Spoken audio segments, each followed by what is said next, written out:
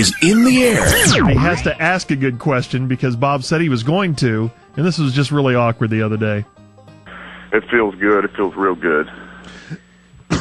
Whoa. Excuse me. Well, I had a great question there. I just about drowned. All right, this is Dan Campbell with us on Sports Radio 1310. The Ticket. Yeah, it's just... Well, here's that great question now. Well, it shows the margin for error in this league, man. I mean, because 3 games you've had and one play in either direction of any of the games, you could be 3-0, you could be 0-3. That's football. That is, and from this point on, I mean... Not really a question, was it? No, not at all. More of a comment. I'm sorry. A comment. I liked it, though. It was a good comment. I don't have you. a problem with that comment. All right. You guys can give comments, too. You don't have to... Okay. Go ahead. I'm sorry to interrupt. Maybe I'll start asking questions, too. We'll just flip it around a little bit. We can just play around with this thing a little bit. It's a long season, man. Boy, oh my goodness. The puck started going back and forth. It is going to be a long season for Dan Campbell. He has to expect that every week. Was Bob choking on his own vomit or what? I don't know. Rotten Radio.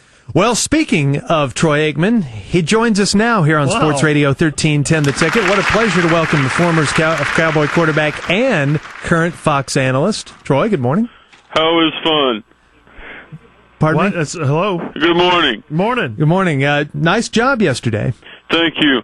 I do not want to broadcast anymore. Why? It was not fun for me. I want to go back to throwing interceptions and falling down. This broadcasting is for the birds and also for people who have something to say. We thought you did good yesterday. I know the Cowboys lost, but I thought you and DJ and Dick Stockton were a good team. I hate my broadcast partners. If they were black, I would yell at them more. Why do you hate them? Dick Stockton flaunted his hair plugs throughout the entire game. Well, that must have been off air. I didn't notice that on the air. And I got tired of stupid DJ Gerald, Daryl Johnston, Moose DJ. Well, why'd you get tired of him? He wears big horns in the booth. Oh, no, he doesn't. And every time I hand it off to Moose, he goes about 4 words and falls down, just like he did with the Cowboys. We're visiting with who we think is Troy Aikman here on Sports Radio 1310 The Ticket. I think we should kick DJ out of the booth. We only need one FWC. What? WC? Former white cowboy. Well, what'd you think of the Cowboys yesterday? Some good and bad from them, I guess. I thought they sucked. Any team without me sucks. New York Giants suck, and the Cowboys suck. Everything sucks except me. Now, come on. That's not a very good way to look at the league or the Cowboys. The only thing Dick Stockton did well was dress down George a week ago about the World Series. Yeah, he did do that. Yeah, sure enough. I heard someone on your station make a joke that said Clint Sterner had an Aikman-like performance. Yeah, probably. Screw that person, too. Okay. Actually, didn't you had 5 interceptions in the Meadowlands last year? Sterner only had 4. Get rid of Sterner. Bring on Jeff, where I can yell at him. I have to go. I requested my payment from last night's game be given to me in $1 bills, where I could spend my whole day counting my money. Good morning. Well, that had to be the fake Troy Aikman there. To give up that bat at the end. And with the flatulent sound. The very best of the worst. It's Rotten Radio on The Ticket. From Channel 5, the traffic reporter Tammy Dombeck and the weatherman something McLaughlin? Steve McLaughlin? I'm John McLaughlin. Had an exchange, and Tammy Dombeck issued a line that she would soon regret. Now, live, this is NBC5 News Today. And there it is, Storm Track Alert. I knew I had to plug something. I didn't know what it was. Storm Track, I wasn't sure if it was the 2-day forecast, the Star T. Weather Plus, Storm Track Alert, NBC5i.com. Hey, Tammy, why don't you take it away now? Okay, I'll take it away now. You can plug me. Oh, Gridlock Busters it is. That didn't sound good, No, it did not. No, it did not. I'm sorry. That's why I paused. So you can promote me. Promote me. Southbound 75 Central, if you're heading down towards that. Was that a mistake or was that a plea? I think that was a plea. I think she not. was. Come she is in on. estrus, and she is inviting. It's a mistake. She is featured this week on Gordo's website, GordonKeith.com, and thank you. She is breastily featured, isn't she? Go to theticket.com, by the way, and then click on Gordon Keith, and I'll take you to GordonKeith.com. So I wonder if she and Steve McLaughlin hooked up later that day. I doubt it. He looks like he's 30.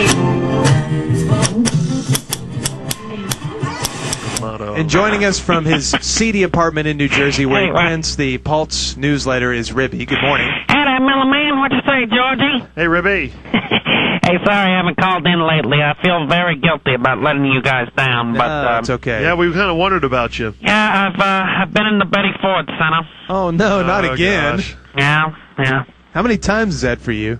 Oh, a lot. Yeah. Well, what you think you've kicked your problem with substance abuse and alcohol abuse? Oh, no. I wasn't going through rehab. I was delivering some Percodan to some old rich broad I was doing. Oh, gosh. And I've also been busy working hard on my new book of famous sports quotes. Yeah? It's called the R.B. Pulse Book of Not So Famous Sports Quotes. And it's kind of those, the sports quotes that really don't get published too much because they're not uplifting or inspirational or anything like that. Kind of infamous sports quotes, I guess. Yeah. That sounds like that might be a good seller for you for once. Yeah, it is, Miller Man. I think it's going to be good.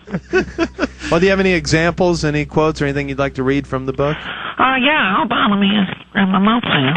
All right. We'll also let you pump up your 1-800 number. 1-800-PULSE. All the sports information you need right there. That you need right there. Here's one for you. Okay. Forget pitching. I need to sling my monetary penis around, so sign A-Rod. That was Tom Hicks said that. I didn't know that was... you sure that's a direct quote? Yeah, these are all direct quotes. Okay. All direct quotes. All right. Annotated and footnoted. Here's one. All right. No, baby, I don't think it broke. That was Steve Garvey of the Dodgers said Oh, my God.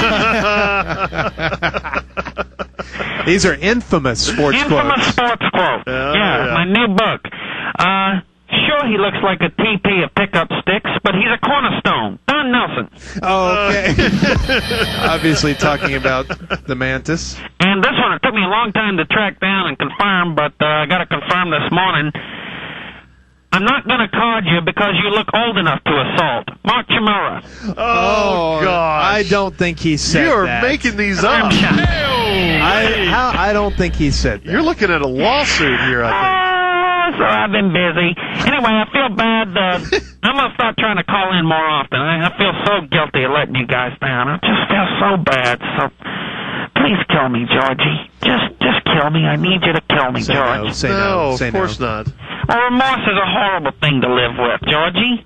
Why, are you feeling guilty just because of not calling us? Yes, that's exactly why I feel guilty. But, I've learned a lot about remorse and guilt lately. I'd like to tell you a little story about remorse. Okay. Something that happened to a dear friend of mine. All right. A friend of mine's a doctor named Marcus. And Dr. Marcus had slept with one of his patients. He felt guilty all day long about this.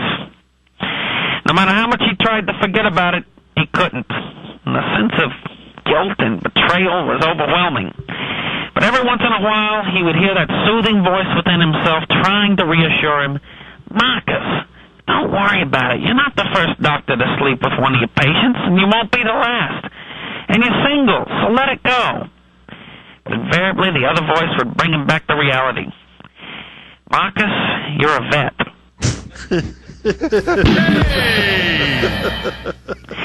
He married that Rottweiler 2 years later, and it all worked out. He did the right thing. He did the right thing. Jeez. Have you done that also? With the Rottweiler? Mm-hmm. Yeah, but I didn't film it like he did. Oh, okay.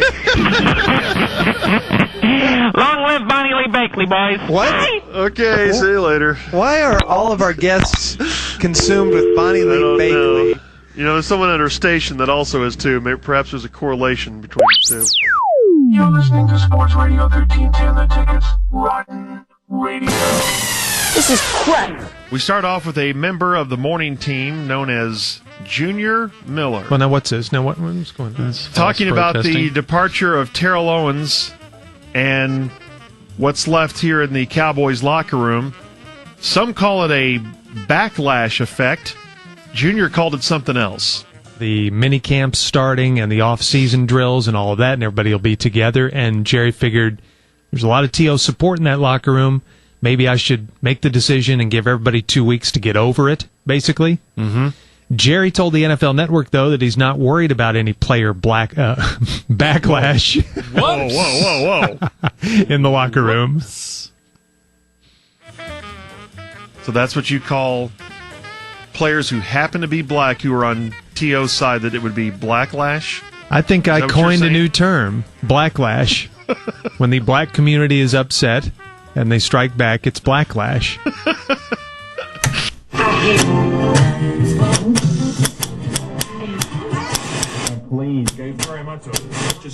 It was a good idea. No. She sounded good. I love it. I love it. And sing Every Breath You Take with the old 97s? Let's give it a listen. Brenda's hanging out with the old 97s. Brenda, are you going to sing this morning, or what's going on over there? What do you got going on? Okay, it's we're a learning TV the show. words. You're on. We're learning the words. Okay. All right. So my son's been working on this song in his guitar lesson. All right. So we're gonna try it out here. You ready? So she's qualified to sing it. Every breath you take, and every bow you take. Okay. Here we go. Every bow you break, every bow you take, I'll be watching you. Get on the mic. Get on the mic. Oh, get on the mic. Every single day. And every word you say. No, that's not what you said. I'll be watching you. Come on. Sing. Come on. Yeah, you belong to me. And I'm a fool with every breath you take. Every food you bake. Every you take. Sing along. Every breath you take, I'll be watching you. Have a good morning, Texas. Gunshot. So again, it's just a 2-hour penalty kill on that show. What are they doing? 1 hour. No, it's poor Gary Cogill. Yeah, you could hear his disgust at the beginning Gary of that. Cogill. TV show. All right, Brenda's got something going on. Go ahead. What the hell are you doing over there? This okay, is you wanna go so sometime unfair. And then today? she is just a laughing, nervous circus of noises.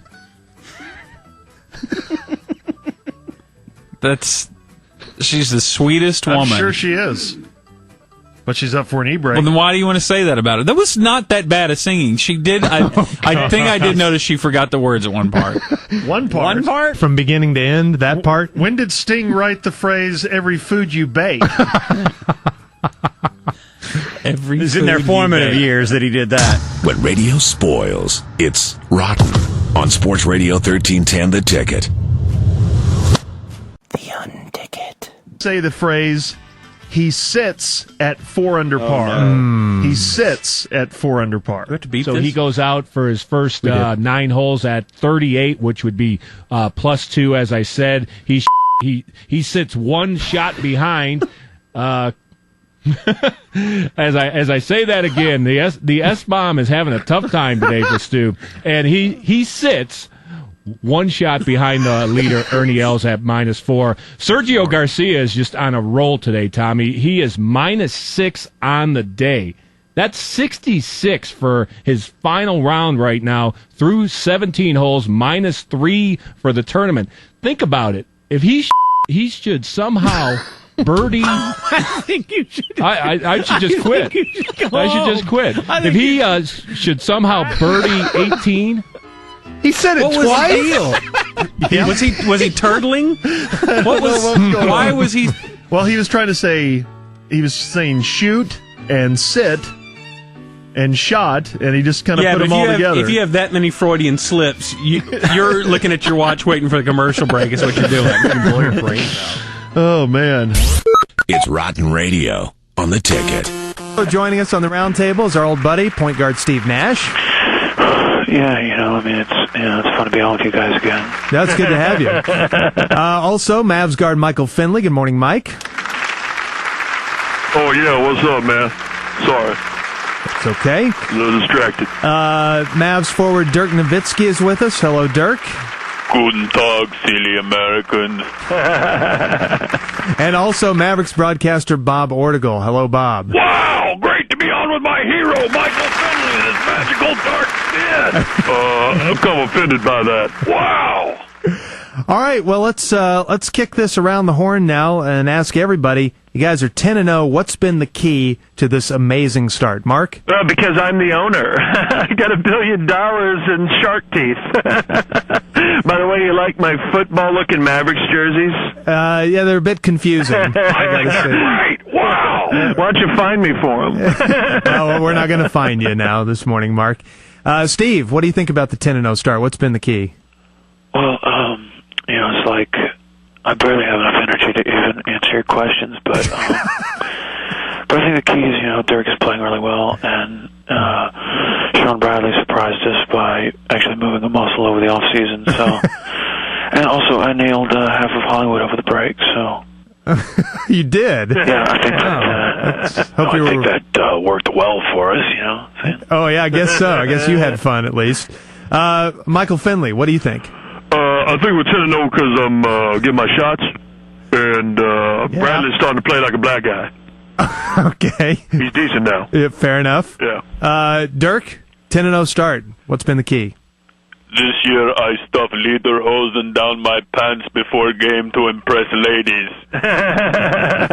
That's a fine. I will kill you. Whoa, okay. Easy. Bob Ortigal, from your perspective at the broadcast table, what's been the key? Great! Thank you for asking me that question. I think it's the great multicultural cast Mr. Cuban has assembled. Mark the sauerkraut Nowitzki. Right. Eduardo the Mexican jumping bean. Michael Blackie Blackman Finley. Hey, man, I'm offended, man. What is that? And Steve, I love the gash Nash. Yep. That's I get it. That's the key. Wow! That's certainly over the top and offensive. Wow! Okay. All right, next question for our Dallas Mavericks roundtable. Whose team is this? Some people say it's Finley's team. He's the captain. Some say Dirk's the best player. Some say Nash, the point guard. It's his team. Whose team is it? Mark Cuban? Who's the owner? Who's got the $1 billion? Yeah, and who dances like a member of NSYNC in his own television show? That's you. That's me. That's my team. Steve, what do you think? I think what controls this team is same thing that controls me, my testosterone-filled balls. Michael Finley, you're the captain.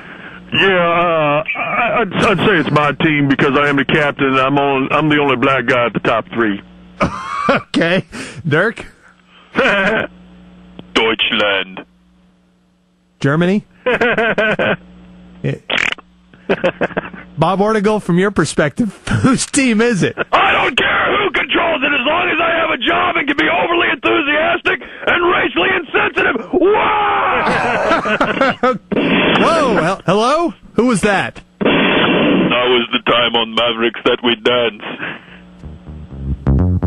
Oh, yeah. Check my groove.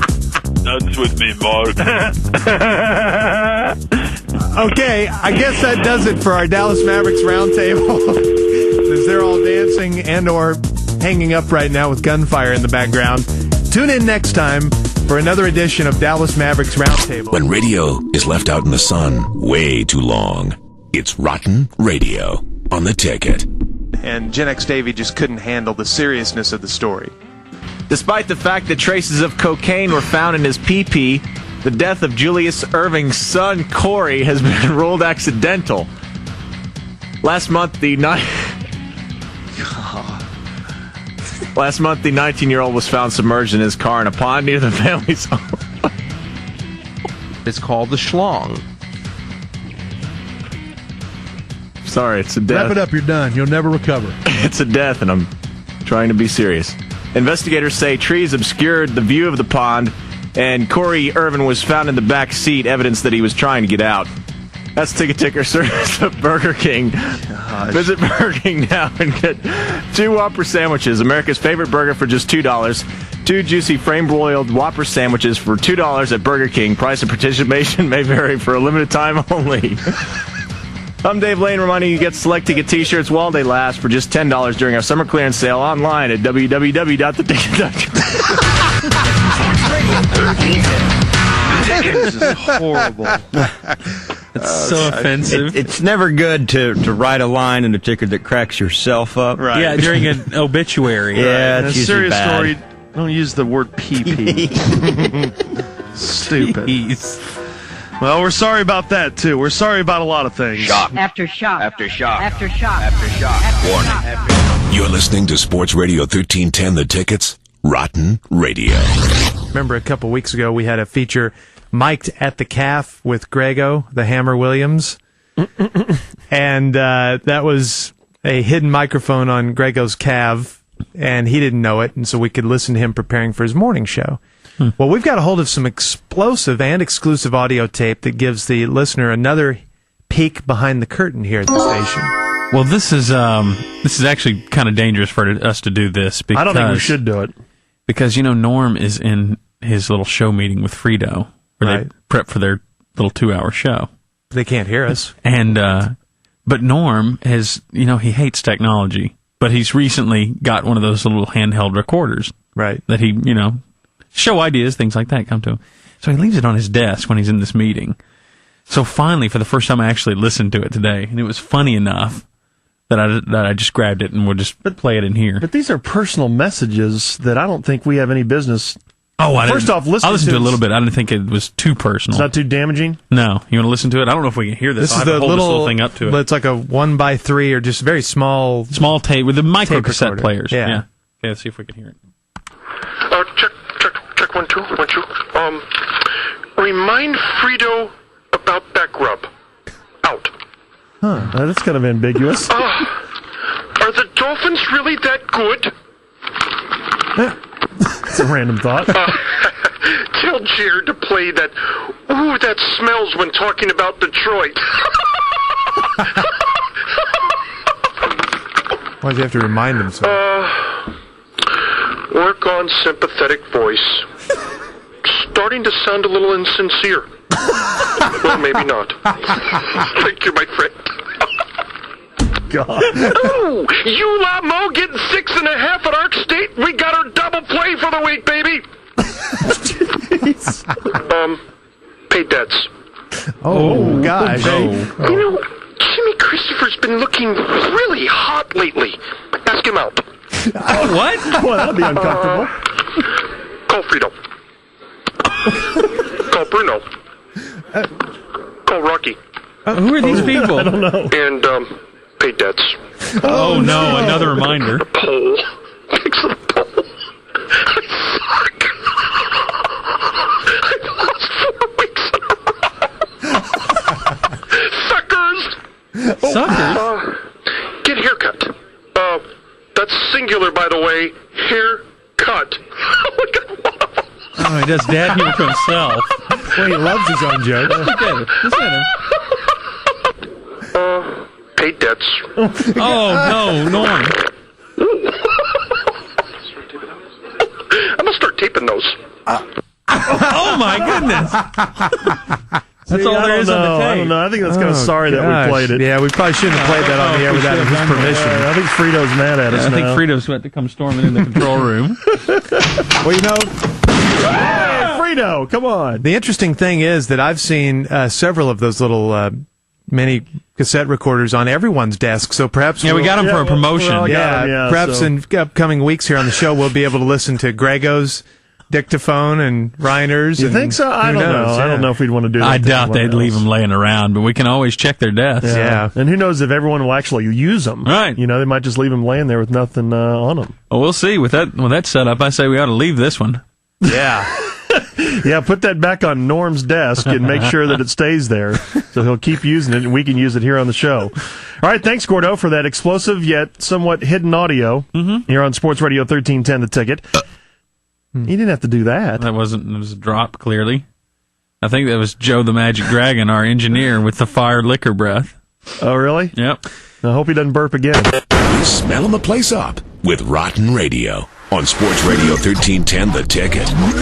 But this is the work of Danny Bayless, who hates everything, and he hated this so much that he had to use this very uncomfortable phrase. Did you watch Saturday? No. One of the Hold on for a worst sec. episodes. They're talking about Saturday Night Live and the whole Palin parody and all that stuff. I thought the Palin parody was funny. Yeah, he liked that, but he didn't like the rest of the show. The rest of the show, yeah. Did you watch Saturday? No. One of the worst episodes of Saturday Night Live of all time. Was Michael Phelps just terrible? It was like watching a second trimester abortion.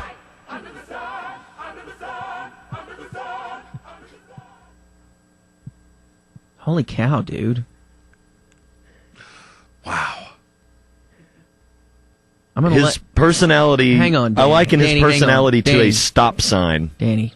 What? Let's hang on here.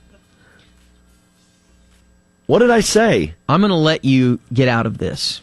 I'm going to give you a free pass that says, I didn't say that. Will you accept it? No. I stand by it. It was horrible. Wow, he wouldn't even take the free pass. Hey, he's always been a fan of second trimester abortions. Well, no, it sounded like he wasn't Yeah, one. he doesn't want to see them. Oh. Yeah. So he's not a fan. I misinterpreted. Wow, that was shocking. You're listening to Sports Radio 1310 The Ticket's Rotten Radio. This is crap. You are listening to Sports Radio 1310 The Ticket's Rotten Radio. You The Unticket. difficulties, but you're probably actually better off because we have Rotten Radio for you here, some classic ticket bits. In this track, we will have lots of fake Bob Ortegel. We will have the worst sideline reporter of all time, Shep Smith's comments on Jennifer Lopez. But first up, Brad Sham is sick of Coach Joe. Let's get back to Rotten Radio on The Ticket. Minnesota player on the near the sideline. And it gives us just a second to talk about Sam Peck. This is a great man in the community, and his dealerships are tremendous. I do business with him. You do, too. I've bought every car since I've lived in the Metroplex from Sam Peck. And Spicy Southwest Supersonic. And then the commercial wasn't for Sam Peck. No, It was for Chipotle sauce or something. Sonic. Guess Brad had heard enough of that. All right, Can we play that Joe. again? Minnesota player on the near the sideline. And it gives us just a second to talk about Sam Peck. This is a great man in the community, and his dealerships are tremendous. I do business with him. You do, too. I've bought every car since I've lived in the Metroplex from Sam Peck. And Spicy Southwest Supersonic. I don't understand. Was it supposed to be a 10-second mention? Was that a live spot? What is that? Or was it supposed or to was be it Brad just working something in because he got a free car? I don't know. Frito, what was that supposed to be, a 10-second mention? What you can do is you can hear the whistle blow. Basically, they didn't know that the referees were going to take a timeout. So Joe's in the middle of saying what he's saying, and you can hear the whistle blow and the referee saying timeout. Mm-hmm. So And Brad's the going minute to go. the referee says timeout, you got to hit the brake because if you don't, you won't get back in time. So Okay, but Brad- why were they talking about Sam Pack? What's that? Why were they talking about Sam Pack? Because it I was a the live spon- commercial. They do live reads during the play-by-play? Sure. How long was that supposed to be? Well, they weren't. It was like an injury timeout. They weren't going to a timeout, until the referee decided. Right, but how long was the Sam Pack commercial supposed to be? About 15, 20-second read. Oh, okay. Or in this case, 9 seconds. All right.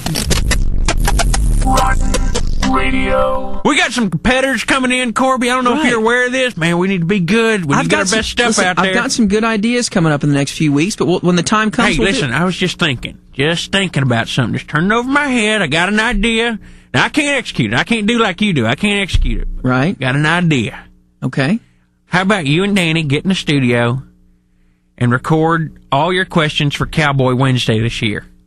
For next football season. That's right. You want to record 16 weeks worth of questions? Don't argue with me. I built this station.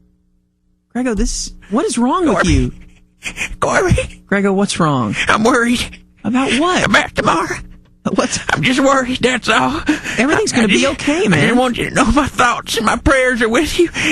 Blessed assurance, Jesus is mine. Grego, stop singing. What a foretaste of glory. Grego, stop singing. What? I'm going to be okay. Pray with me. Take my hand in prayer, Gooby. I don't want to take your hand. Take my hand in prayer. Your hand's all sweaty. This is gross. Prayer. Our Father, who calls in as art in heaven. What? Blessed art thou among women. You need to watch over your servant, Gooby. He's real friendly, Lord. He's real friendly. Corby, everything's do me a favor, be Corby. okay. Corby, please, just for old time's sake, mention one of the big five.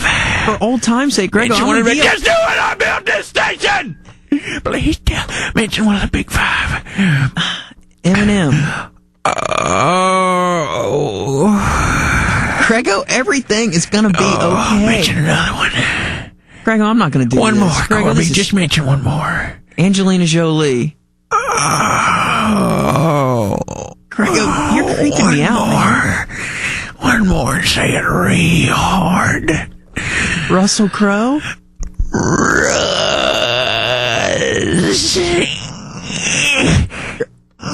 Grego, I'm getting out of here, man. Don't leave me, Carney! We're stinking the place up with Rotten Radio on Sports Radio 1310 The Ticket.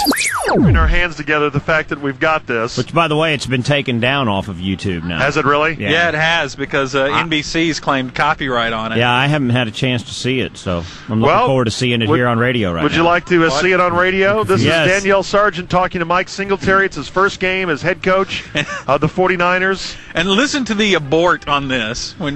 Because someone's screaming in her ear. When her producer screams in her ear, he's been dead for a while. He's been dead. Let's give a listen. I heard that your mentor, Bill Walsh, was one of the first phone calls that you made when you found out that you had the job. What does it mean to you to be head coach of the 49ers? Well, I'm sorry. Oh, I'm sorry. Yeah. I'm sorry. What was wrong? What was wrong? What was wrong? What do you mean, what was wrong? And I like Singletary's reaction to that, too. Yes, okay. Yeah, let's re-rack there. I'm going to graciously allow you to get out of this one. Let's hear that one more time. I heard that your mentor, Bill Walsh, was one of the first phone calls that you made when you found out that you had the job. What does it mean to you to be head coach of the 49ers? Well, I'm sorry. Oh, I'm sorry. Yeah. I'm sorry. What was wrong? What was wrong? What? What do those last two examples of e-breakingness have in common? Women reporters in sports. We're stinking the place up with Rotten Radio on Sports Radio 1310 The Ticket. Calling the always excitable Bob Ortigal. Hello! Wow. What? Interesting phone. Hey, is Bob Ortigal there? Speaking! Hey, Bob, it's the Dunham and Miller Show. Wow, the Musers, great! Yeah, wonder if we can just talk a little basketball with you. How about these Mavs? I'm so excited! I love Mark Cuban. He makes me want to be his wife real hard. I'm aroused. Wow, what can I say? Well, yeah, you certainly are excited every Mavericks broadcast, and last night was another exciting game, wasn't it? Exactly. I'll tell you what I want to do. I want to look at these two teams man by man and make a reasoned determination as to who's better. Pow, splat. Okay. All right, you're going to match up the Kings and Mavs for us. Right. I call this Bob Ortigal's tail of the tape. Okay. All right, let's look at the matchup between Steve Nash and Mike Bibby. Mm-hmm. Steve is Canadian and had so many women he can be called a Mountie, literally. Mike Bibby's got too much cream in his coffee, if you know what I mean. Whoa. No, I don't know what you mean by Plus, he that. looks like Mini-Me. Give me the gash-loving Nash over the fake black man. Advantage Nash. Wow. Crunch, pow, splat, patang. Bob, you are extra offensive this morning. Michael Finley and Doug Christie. Yep. Doug Christie, another false black man. Creeps everyone out by flashing gang signals to his cult leader wife after every bucket. In the meantime, Mike Finley spends all his time being black. Way to go, Finn. Advantage Finley. Way to go, Finn. Wow. All All right, so far he two loves Maverick basketball. 2-0 Mavs. Sean Bradley versus Vlade Divac. Uh-huh. The stick-figured Latter-day Saint is flimsier than a hardline bet premise. Doesn't have much girth, but he's improved for the Mavericks. Unfortunately, that's not quite enough to defeat the genocidal Serbian Divac. Oh, now that's uncalled for. Who, when not committing crimes against humanity, is banging around in the paint. Advantage Divac. He has never committed a crime against humanity. He's a match. Hey, come on. That's the most callous response. Dirk Nowitzki and Chris Webber. Wow, what a matchup. Oh, boy, that's a tough one. The Aryan versus the Pretty Boy. What a matchup. Chris Webber lies to the grand jury, and Dirk lies like a dead fish in bed. Wow, I shouldn't have revealed that. Give me the sauerkraut over the Pretty Boy, and give me the sauerkraut over my expectant and quivering body. Oh, what? Expectant. As I roll my stockings down and wait for the drugs to take effect. Advantage, Dirk, Diggler, Nowitzki. Wow. Boy, you do love the Mavericks. Huge. What? What'd you say? Pete Stojakovic. Yeah. Versus a random black or Mexican Maverick. Right? Of course, Nara hasn't played for a while because his lawn care business is taking up too much time. But Oh, my gosh. so I guess it would have to be the Whitman sampler of black men, Raja Bell or Adrian Griffin. That is the most callous response. And I love black men. They might not have a taste for cat, but they can play basketball like they were bred for it. A taste for what? Give me the Whitman chocolate sampler, Raja Bell and Adrian Griffin. I wouldn't take them over Stojakovic. I think you're off on that one. Splooge, crunch, pat, splat, pow. Wow, good morning. Boy, that was the extra offensive, extra fake Bob Ortigal. I told you he's getting stranger by the day. Those telecasts are really getting weird, and that was one weird conversation. You're listening to Sports Radio 1310 The Ticket's Rotten Radio. You suck. J-Lo's new song, Jenny from the Block, all about Lopez roots, about how she's still a neighborhood gal at heart. But folks from that street in New York, the Bronx section, sound more likely to give her a curb job than a blowjob or block party. The New York Post, sorry about that slip up there. I have no idea how that happened, but it won't happen again. And that's your news. And the G-Block, as Fox reports this Monday, November the 4th, 2002. And still ahead, the most watched prime time in all of cable news. Period! Yes. All right. Gosh. Wow. Radio. We stopped using contraception the night we were married because we were ready to have a kid.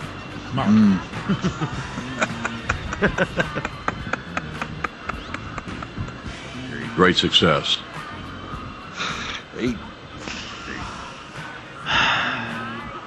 You all right, buddy? So stupid. My contraception was called a butt plug.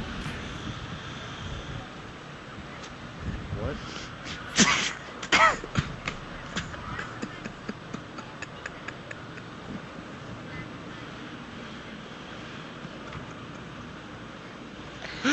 That's the stupidest drop you've ever played. Absolutely the stupidest one yet. It was pretty interesting how he was able to get that wind behind it and everything. Perfect timing, When did too. you say that? Oh, I've about- never heard that about drop before. 10 seconds ago. I think we have the off-air light on. You guys are disgusting. All of you. I don't even get it. I don't either.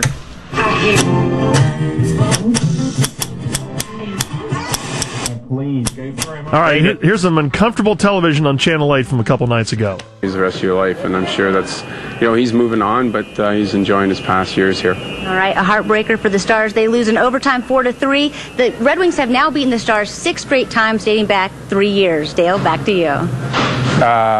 No, that's not right because the Stars beat them in Detroit just a week ago. Cowboys have won 2 in a row. That's 2 more. It's so tense. It's so deflating for poor Jen, and she's. Now I'd say this.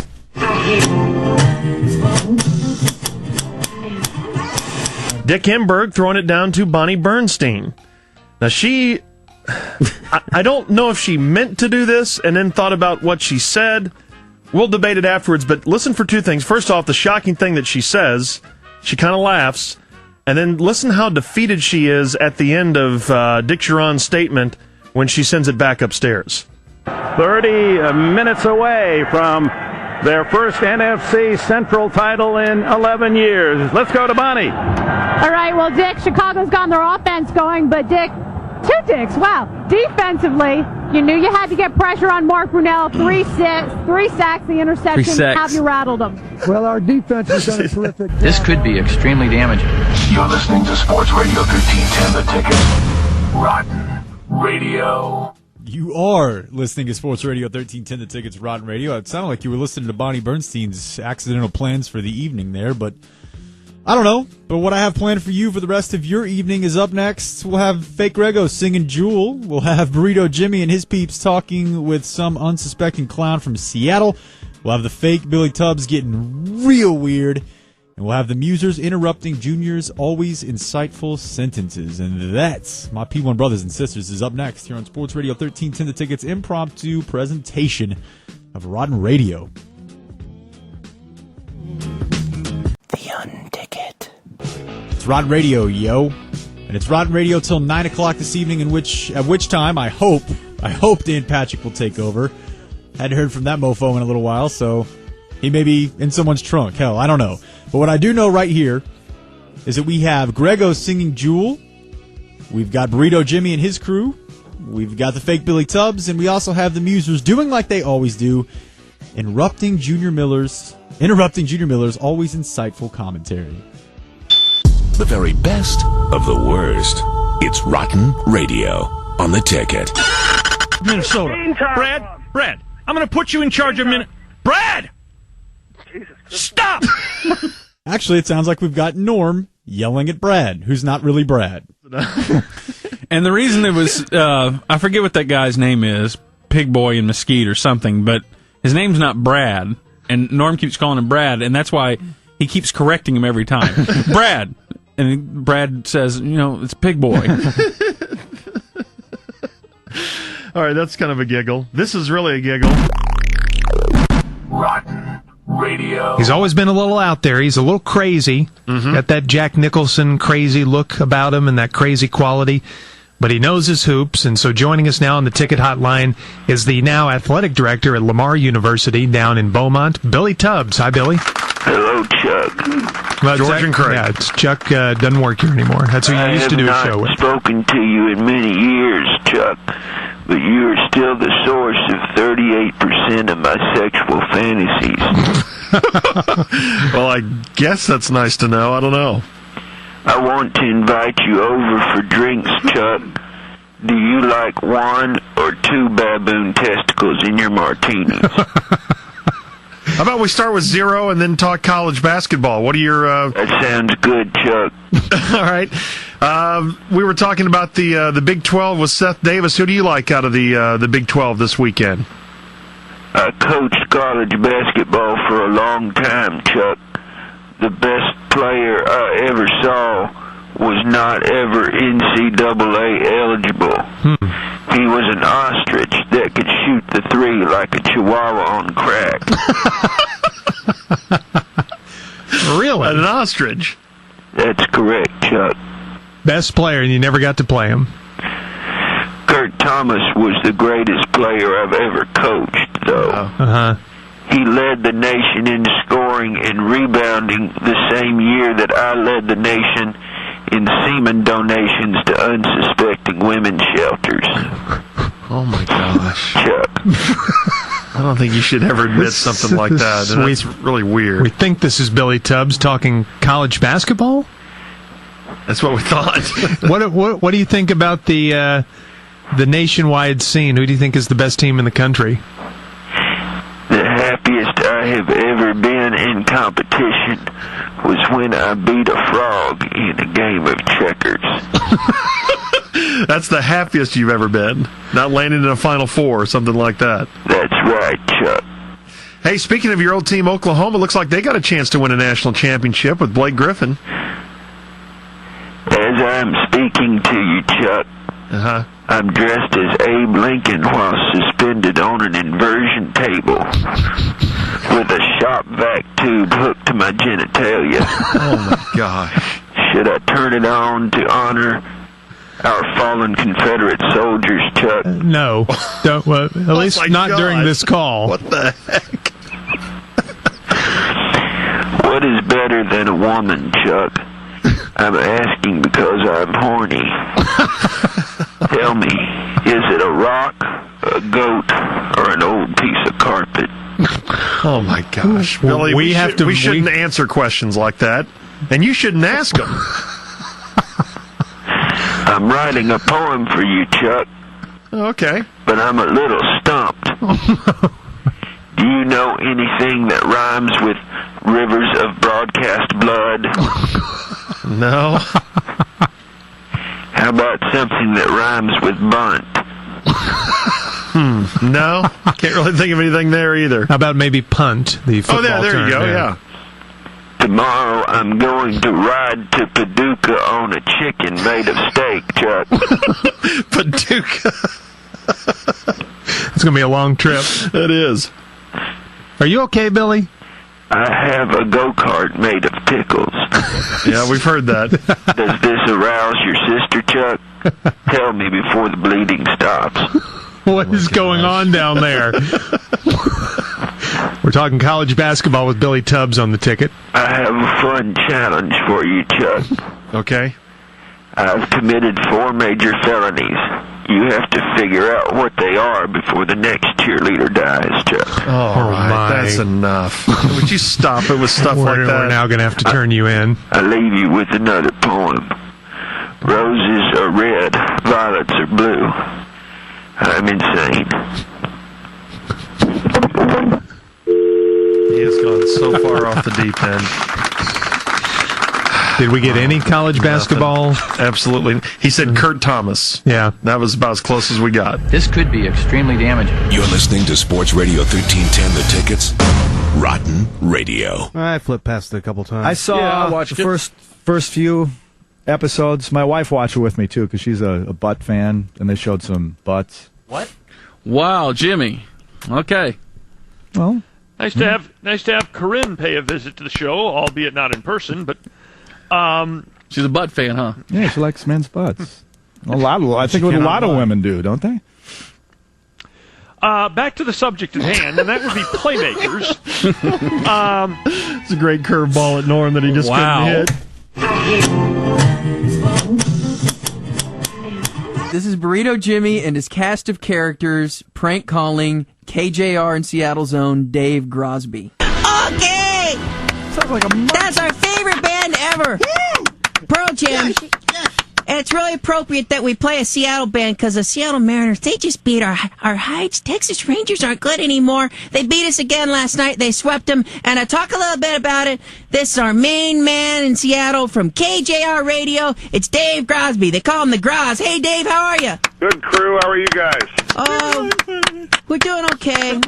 We're not doing good. The Rangers aren't very good. But I tell you what, Seattle's smoking. They're so good. Why are they so good? Why are they good? I wish we knew, and we could bottle it and give it to everyone, because it's been a mystery to all of us watching it up here. It's like magic. Very much like magic. Maybe that's as good an answer as any. It's magic. Yeah, break it in here. Where were you guys? Hang on. What'd I tell you? Anytime Identify with there. Yes. Joe Duggan, B97 over Dave Grove. Why were you guys on the Japanese player? I mean, didn't you see Pearl Harbor? You're in the American League, for God's sake. Because you guys took our other best player. Well, yeah, but he's Mexican. That's true, he is. But down in the Japanese player, I mean, there was a reason we kicked their ass off at all them islands over there, so we wouldn't have to hire no Japanese outfielder. You crazy, man? Nintendo, all that stuff. We love them over here. Yeah, well, I can't say that I approve of it. I'm a Vietnam vet. Sammy the Spelunker here, B97. I apologize, Dave, profusely for Stu's racially insensitive remarks. However, do you think that the Japanese as a people possess superior compact muscle structures, reflexes that allow them to swing faster and run more swiftly? How better cartoons? What was the last part of that? Run more swiftly. No, probably not. What is it physically about Ichiro that makes him adjust to the majors so quickly? God, I wish we knew. I mean, he's not big. He's only about 5'9", about 155. Everyone thought it was going to be tougher. Okay, that's not a sufficient answer. We're going to disqualify your answer. We're stinking the place up with Rotten Radio on Sports Radio 1310 The Ticket. You know, A-Rod, back in 96, won the batting title at 358. Only Ty Cobb, Al Kaline were younger when they won a batting title in the American League. Oh! Well, that's not totally true. Is that the catcher? Yeah, it must have been the catcher. Hit it off the mask. Yeah. That's a good comeback by Berman. Well, not totally true.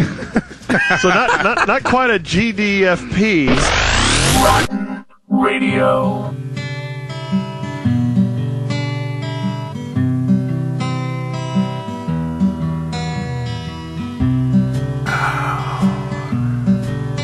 I love you. Right.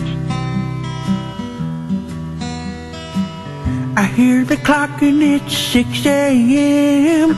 Feel so far from where I've been. BAP. I've got my eggs, got my pancakes too. Got my maple syrup, everything but you. Right. I break the yolks, I make a smiley face. Kinda like it in my brand new place. I wipe the spots off the mirror, don't leave my keys in the door. Never put wet towels on the floor anymore, but dreams last for so long, even after you're gone. And I know that you love me, and soon you will see you were meant for me. Buddy, I was meant for you. Called my mama, she was out for a walk. And sold a cup of coffee, but that sumbitch wouldn't talk. Picked up the paper, it was more bad news. Rusty Greer was traded for Moises Alou, but when radio spoils, it's Rotten on Sports Radio 1310 The Ticket. And listen to the really tense moment where Gordon basically tells him something he's planning to do on his show is stupid. A hotline. Press a hotline. It's who? It's Norm for me. I've got about all right, press him up. Press him, George. Okay. Hello? Jer. Yeah, Norm.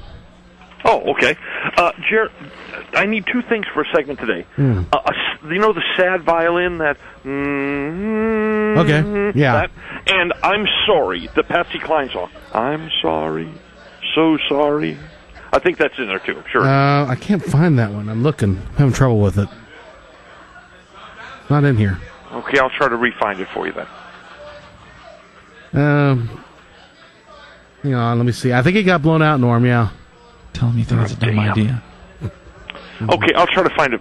If not, I'm sure we can just not worry about it. I'm sorry, you said what? If not, I mean, I'm sure we can find something else or just blow it off or something. Okay, thanks. Hey, Norm. Yeah? How about we don't do those ideas? What? What? How about we don't do those ideas? Why? So dumb. Who's this? Jer. All right, you're right. It isn't Jer. Hi, Norm. Hi, Jer. How are you? Hi, Gordo. Hey, Norm. How are you? And then it just evolved into Giggle Fest there. Fun. Yeah, we are. But you can prod it down there, Jer. The thing is I couldn't convince Jer. I wanted Jer to be the one to be getting in this conflict with Norm. Yeah, we were talking in his ear, telling him you don't have the song and stuff like that. Yeah, we were talking to Jer's ear, saying, tell him no, his ideas are dumb, and Jer wouldn't go along with us. Yeah, which is surprising because Jer pretty much goes along with anything. Yeah. Why wouldn't you have fun with us, Jer? I didn't want to break his heart. Oh. It would have been great if you had told him his ideas were dumb. Well, you did, and it was tense. And isn't it Brenda Lee that sings I'm Sorry? Don't worry about that. Yeah. He does that all the time. I'm impressed. The only reason he knows the name of that song is because it's part of the chorus. Every other song he wouldn't know the name of. Is the glass half full or half empty? Or maybe it's broken. Maybe it's not a glass at all. Sports Radio 1310 The Ticket's Rotten Radio is in the air. The Unticket. It is Sports Radio 1310 The Ticket, where you would normally hear the Ticket Top 10 until 9 o'clock. Technical difficulties abound over here at our new digs at Victory Plaza. So, for tonight, you're having to keep yourself happy with a little bit of Rotten Radio, which, damn it, that should make you happy. Right now, we've got a fellow who is very Brian from Ball State. We've got Fake Jerry on TO. We've got, I believe, Giorgio taking a call from Brandon and Palo Pinto. Seattle Slew here in a minute, but first up, how about a little bit of dose of, Let's get back to Rotten Radio on The Ticket. I slammed into the desk, and then the shirt got caught in the wheel. Oh, okay. See? Okay, and that's something that you have to factor in when you're dealing with the wheels. Now, Squeaky, congratulations. Well, thank you. I almost had to stop to smell Nicole Tilford's chair. Oh my! That's not keeping keeping your eye on the ball, so to speak, Squeaky. Really, when you think about it, I mean that could have really cost you the competition. You're lucky that you were able to stay focused. Joining us via satellite from Baltimore, from Pimlico, where this weekend they will run the Preakness. Ladies and gentlemen, Seattle Slew. Good morning, Seattle. Oh, how are you guys doing? Good. How are you? Good. Do I sound all right? Yeah, you sound a little under the weather, but you sound okay. Yeah, no, I am feeling a little under. Are you? Really? I'm sorry? Never mind. Okay. So how do you spend your days? I mean, what do you do now that you're an older horse? Well, actually, I've been so worried about my horse mortality that I've been exploring many world religions. Really? Yeah. Like what? Well, so far, I've settled on Rastafarianism. Really? Yeah, more for the doobie than the afterlife. I would never have guessed that. You're just joking, right? Oh, George, I'm on a steady diet of pain pills and vodka. Seattle, I've never heard you this dark before. You just sound down in the dumps. Well, I have been. I've been battling depression that's normally associated with old age. But I'll be in Dallas next week. Really? For what? Yeah, I'll be performing at the Richardson Wildlife Festival. Yeah. What is what? Doing what? I'll be with my band. You got a band? Yeah, Seattle and the Sounds. Oh, wow. Yeah, we play Latino bluegrass music. What? Boy, that's unusual. Oh, yeah, we've had 3 hit songs in the Kentucky area. Huh. Yeah, we sure have. You play banjo? No, I play the jug. Seattle Slew playing the jug. I can't picture it, yeah. But we had a number 1 hit with Haven't Had My Oats Today. When I go number 1, Don't Come Near Me. Oh. That was kind of a hip-hop song we did. Right. Okay. And the one we have right now, Hey Jockey Quit Whipping My Ass, is popular in the urban community. All right. Yeah. Well, Seattle, we appreciate the Preakness preview today. Rotten Radio. Coach K and say sometimes things happen and just blame it on me. Years after a while, it's like, oh, that's just him bitching about the refs again because he complains every trip down the court. Brandon and Palo Pinto, you're on Sports Radio 1310 The Ticket. Palo Pinto? It's play. What? He's in Plano and he wants to talk about Pinto. You're on The Ticket. What? Yeah, what? Go. Anyway, I misread it. Just go.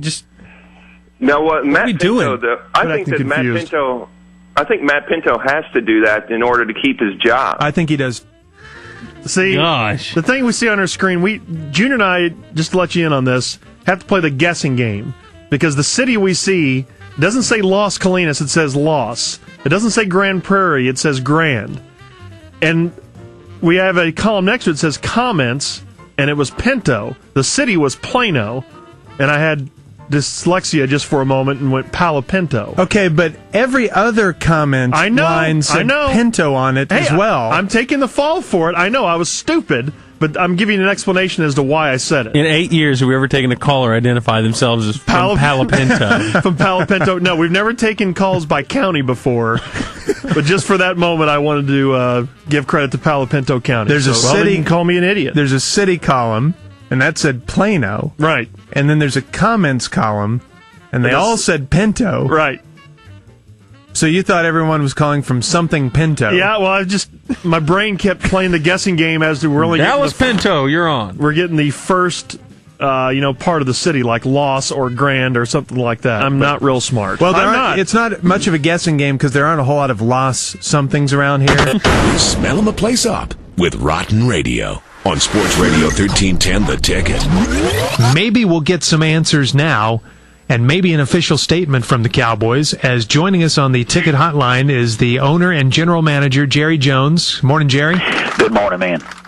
Well, is it true, the reports that are out, T.O.'s been released? Well, I have an official statement to make. All right. Here on the Cowboys official station. Mm-hmm. Well, we were anyway.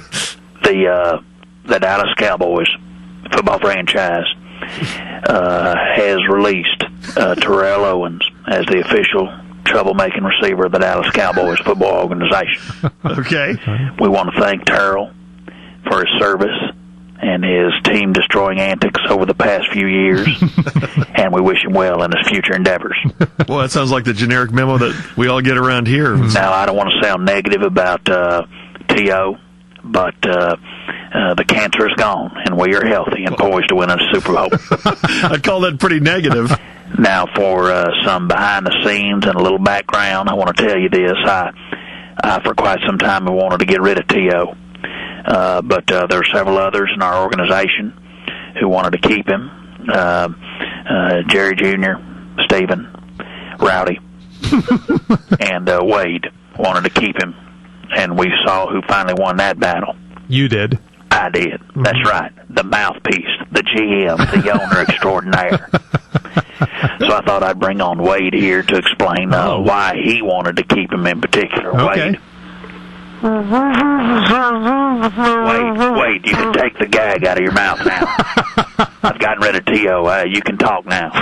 Oh, thanks, Jerry. Damn, I've had that thing in for 2 months. I know, but you lost 15 pounds, so that was good. Yeah. Hard to eat like that. You know, Jerry, I know we're losing a real pain in the ass, but I'm losing my fishing buddy, Jerry. That's my fishing buddy, T.O. He can catch a bass now, and he can catch a football too, Jerry.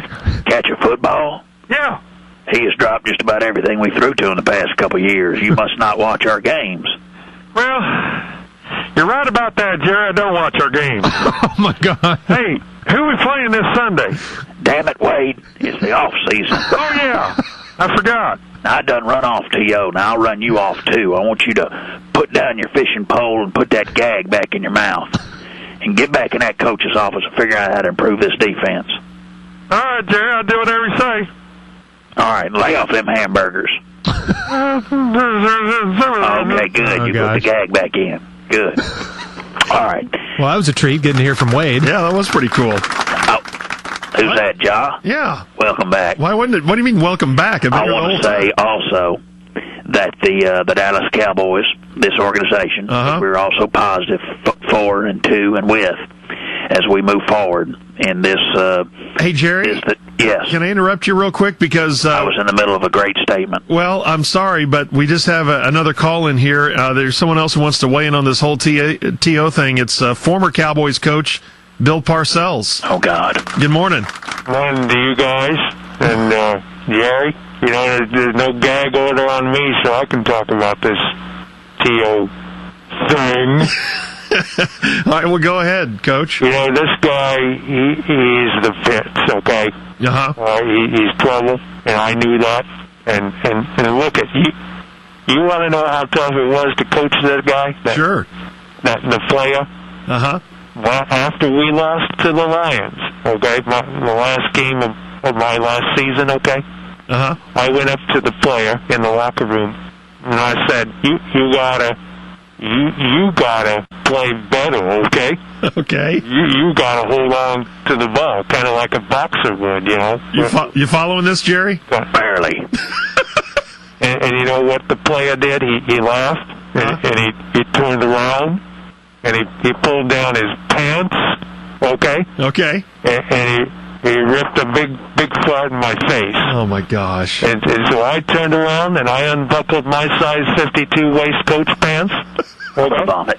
And you know what I did? I fired right back at him. Oh, my God. Oh, God. And it got ugly from there. It wasn't conducive to winning, okay? Okay. And I never wanted him on that team, okay? Jerry? The hell you didn't. That is a lie. The hell you didn't. I ain't taking it in the glory hole on this one. You wanted him, not me, Jerry. You approved of that 110%, you lying tuna. That's not true. I'm not going to get into this. I got to go. We're talking to T.O.'s agent here in Miami today about signing the son of a bitch. So I got to go. Okay, see you later, Bill Parcells. Go to hell, Parcells. Jerry, wait. Good morning to you, John. Oh, gosh. Well, there goes Jerry Jones. He calls you Ja? I guess so. He does now. So there's kind of an official announcement there from the fake Jerry anyway. You're listening to Sports Radio 1310, The Ticket's Rotten Radio. You suck. Just listen, it was a total meltdown on Wednesday. I'm going to make the team. I don't know about one, but I'm going to make it. Anything else? All the new developments on America's new war when they happen on Sports Radio 1310, The Ticket. And I guess we now return to regular programming. And I guess that new war would be the war on baseball. That was the press conference announcing the signing of Juan Gonzalez. Can we please stop carrying press conferences, please? Why? Did you guys see Whitney Houston taken to a hospital in Paris? They said she got ill on a flight to Paris, goes to the hospital for food poisoning. Yeah. You believe it was food poisoning? No, she was on a bender. In a related story, did you see that Paris Hilton was taken to a hospital in Houston? I don't understand it. I really don't understand it. Whitney Houston was taken to a hospital in Paris. Oh, I see. Paris Hilton was taken to a hospital in Houston. I'm a little slow on the uptake there. Speaking of Paris Hilton, did you see the topless lesbian picture she had in her phone? See, I tried to support you, Junior. You know, you guys make fun of that line, but I found out this week that line was nominated for a Radio Emmy. Wow. What's a Radio Emmy? It's a new award. Yeah, it's a new award coming out this year. I didn't know they had that. Listen to the very confusing question asked by a reporter by the name of Jeremy Buck from Jonesboro, Arkansas, to North Texas guard Calvin Watson. This report brought to you by Chili. Oh, Mama. Jeremy Buck, the Herald, Arkansas State. Calvin, you guys lost to ASU twice already this season. You guys were blown out in Jonesboro, led by 11 at the half. And then in this time around, you guys beat ASU in the championship game. Does it mean? Does this win mean anything more? Does this win mean? Is it more? I'm sorry, I'm stuttering. This is on national television and all that. But anyways, does this win mean anything more than just win Sun Belt championship? But does it mean any more beating ASU? Golly, that's painful. I love his quick dismount. I beat ASU. He's the new Brian from Ball State. Yeah. This could be extremely damaging. You're listening to Sports Radio 1310, The Ticket. Rotten Radio. You are. It would normally be the end of the Ticket Top 10 here on Sports Radio 1310 The Ticket, but up next, we may have Dan Patrick, but we also very well may have more Rotten Radio, so... The Unticket. Radio on The Ticket.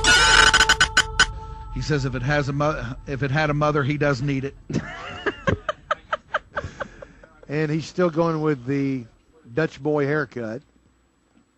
I would have said LaRusso was in his mid-50s, and that Leland was at least 15, 16 years older. Yeah, 4 months. I bet his wife's not too happy about that motto.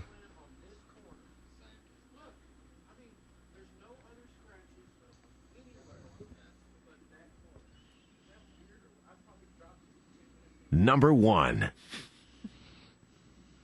Hey, Cowboy fans, Giorgio here. And then they went to commercial. Just ended the segment. Now, was he wronged? No, it was a funny joke. I wish he had said it right after they had said the motto. Yeah. So there's a little bit of delay time, but the joke itself, okay, come on. We're having fun, no? I think it's a very funny line, but his timing was a little off, like you mentioned, and I think it took all those guys a couple seconds to get it because the timing was off. And so they figured... You think up in Grego's head there was just an image of a kitten playing with a ball of yarn? Yes. And so since it took them a couple seconds to get it, they figured, we're already laying out, let's just go ahead and finish it. Man, Danny is funny. Yeah. Yep. I laugh out loud at Danny. He always has the best lines on that show. I love Danny. Hilarious lines. Rotten Radio. This is a big-name guest, the head coach of the Dallas Cowboys, and you introduce him, you're starting off an interview, here you go, and then he misidentifies who's talking to him, and this is really uncomfortable, and then a confusing comeback from Wade Phillips this week. And we talked to him after a big win on Sunday night over the Washington Redskins. Good morning, Coach. Congratulations. Thanks, Craig. Appreciate it. Well, this was George, actually. Oh, that's okay. We're interchangeable. Yeah, you can call us what you want. I thought it was Gordon.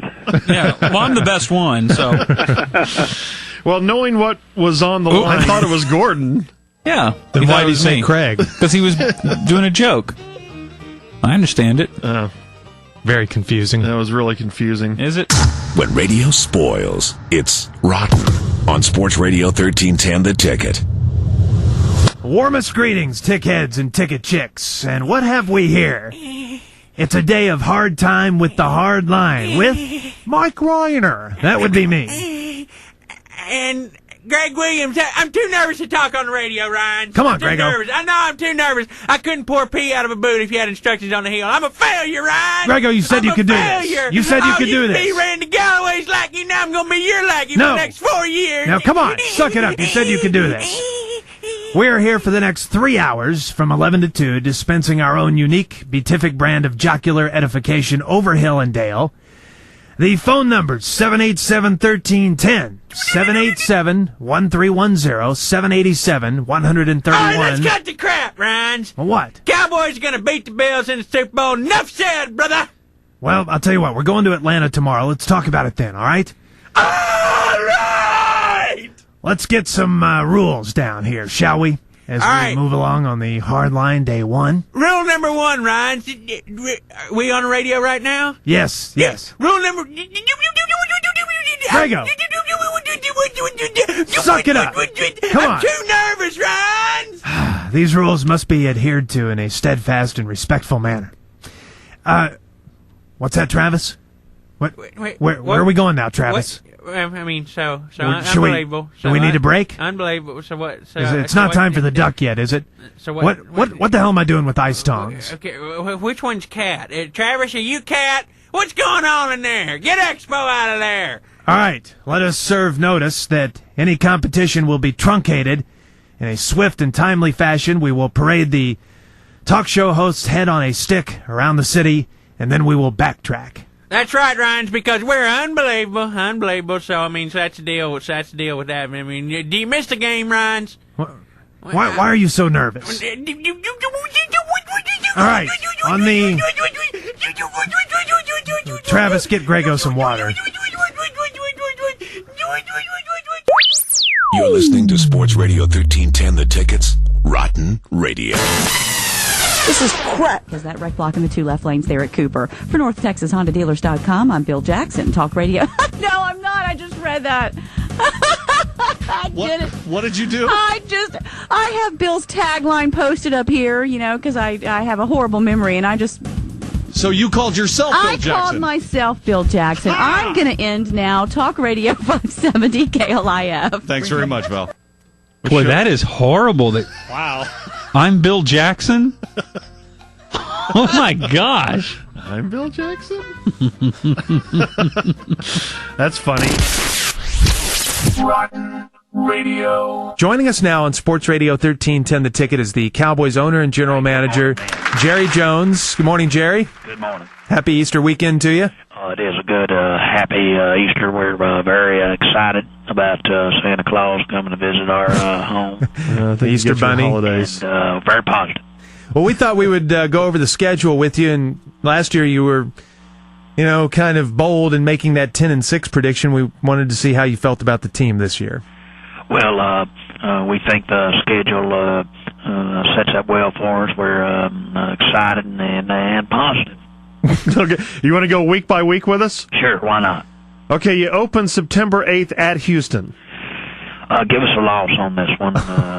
We're gonna fall on our face right out of the box because I think we'll have jitters. It'll just be opening jitters. That's all it is. Okay. All right. That's 0-1. All right. Week 2, home against Tennessee. Wait, I thought that was Houston. Oh, no, Houston got a new team. Tennessee is the old Houston. I think that'll really confuse our team, so give us a loss. All right, 0-2. Then you go at Philadelphia. Philadelphia. Well, we haven't won there since I had a face that looked like an alligator handbag. Gosh. They're a good team. That realistically, and I don't like to speak realistically usually, but give me a loss on that. Oh, wow. Okay. All right, got them 0-3 so far. At St. Louis.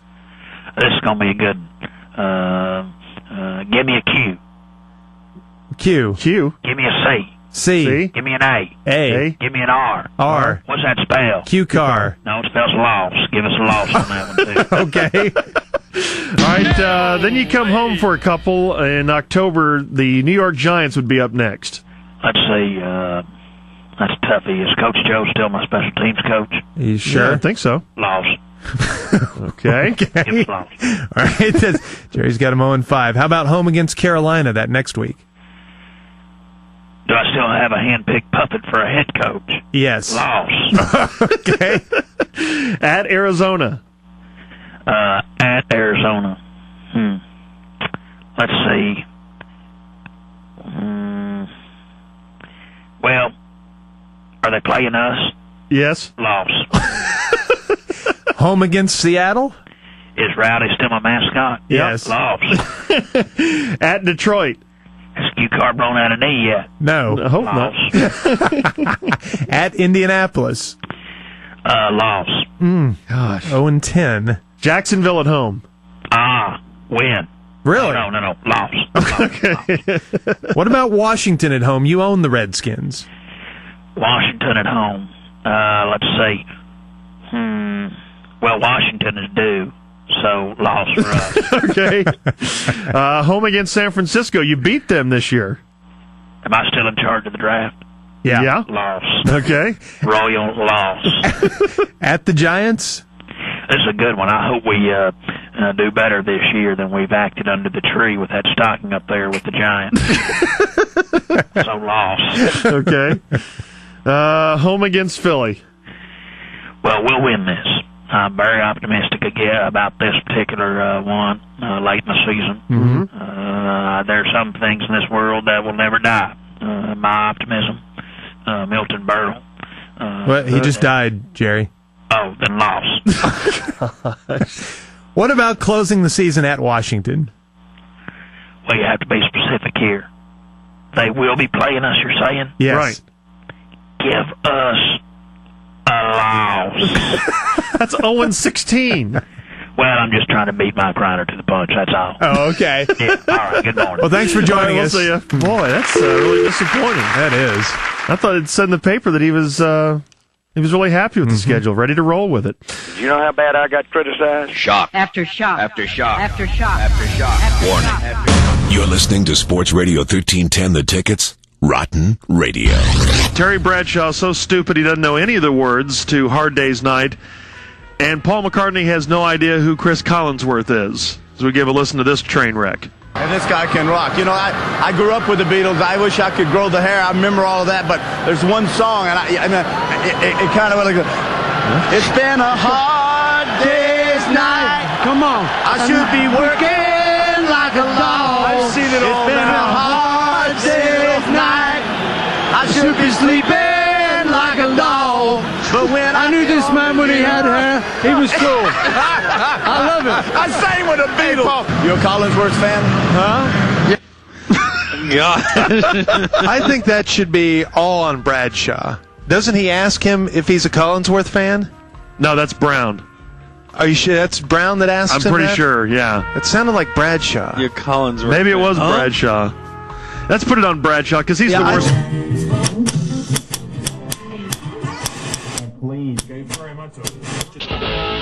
Hey girls, it's just Jason Kidd of the Phoenix Suns.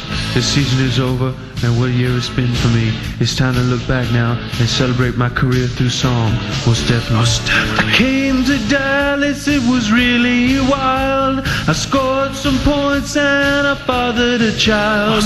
But hopes for the 3 J's, they rose and fell. And friends like Nelly can go straight to hell. I'm so glad that I'm out of Dallas, away from nuts like Jimmy and Jamal. Now all I care about is Nike shoe contracts and Tony Braxton's breast. Coach Mara was a senile dotard, and Jimmy Clemens, he couldn't buy a win. I'm so glad that I'm out of Dallas. The city sucks and I hated your team. Most definitely. Most definitely.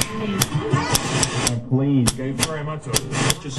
Junior Miller. Well, you didn't tell me he worked for the station. What? Oh. Good. It's about time I get back in the competition. This was from Towel Talk earlier this week, and I think this is during the observation deck on Tuesday morning, and Gordo was talking about toweling off and how long do you use a towel. Yeah. Gordo uses it for like 2 months, which is really gross. Not true. It's not true. 2 weeks. Yeah, I'll go 2 weeks. That's kind of gross. You're moldy Gordo. Yeah, you are moldy Maybe that's Gordo. why my allergies are so bad. I'm basically you wiping dry off with spores Right. every morning. Well, this was a very unfortunate comment made by Junior, and let's continue to distance from it. Well, yeah, you're the one who says you have to dry everything off. No. Not there. I like it wet. Oh, whatever. I hang. What? I'm asking. Do you leave that damp? I'm asking you a question, and I want an answer. I want an answer now. All right, that's Towel Talk and the observation deck. What made you think that as long as it was a question, it was okay? What kind of shield does that provide you? Very weak. You're listening to Sports Radio 1310, The Ticket's Rotten Radio. You suck. The Unticket. And we'll get back to the Ticket Top 10 in just a second, but we do want to remind you about Camp Bow Wow Barktoberfest this weekend, Saturday from 10 a.m. until 2 at the Fort Wolf Dog Park, Beach Street at I-30 in Fort Worth. Thanks to all of our sponsors, Camp Bow Wow, Fina, Man's Best Friend, Munster Natural Dog Food, and Sneaky Pete's. Come on out, admission free. The Rant broadcasting live from 10 a.m. to noon. George and George of the Musers. Shut up. George Dunham. I'm sorry. Sorry, Justin. And Bob Stern will be on site from 10 a.m. to noon. Norm and Dan will be there from noon to 2. So it's Camp Bow Wow Oktoberfest. Kill me now from Fort Worth Dog Park and Sports Radio 1310. The Ticket. Now sports. Now sports.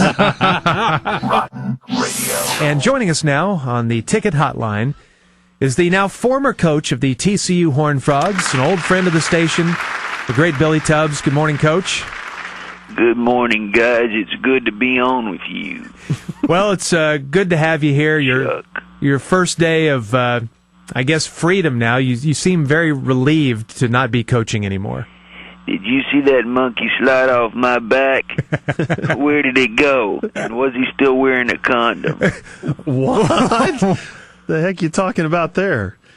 Well, it must have been kind of a weird season because you knew you were going to be gone the entire time. Was it kind of a frustrating season for you?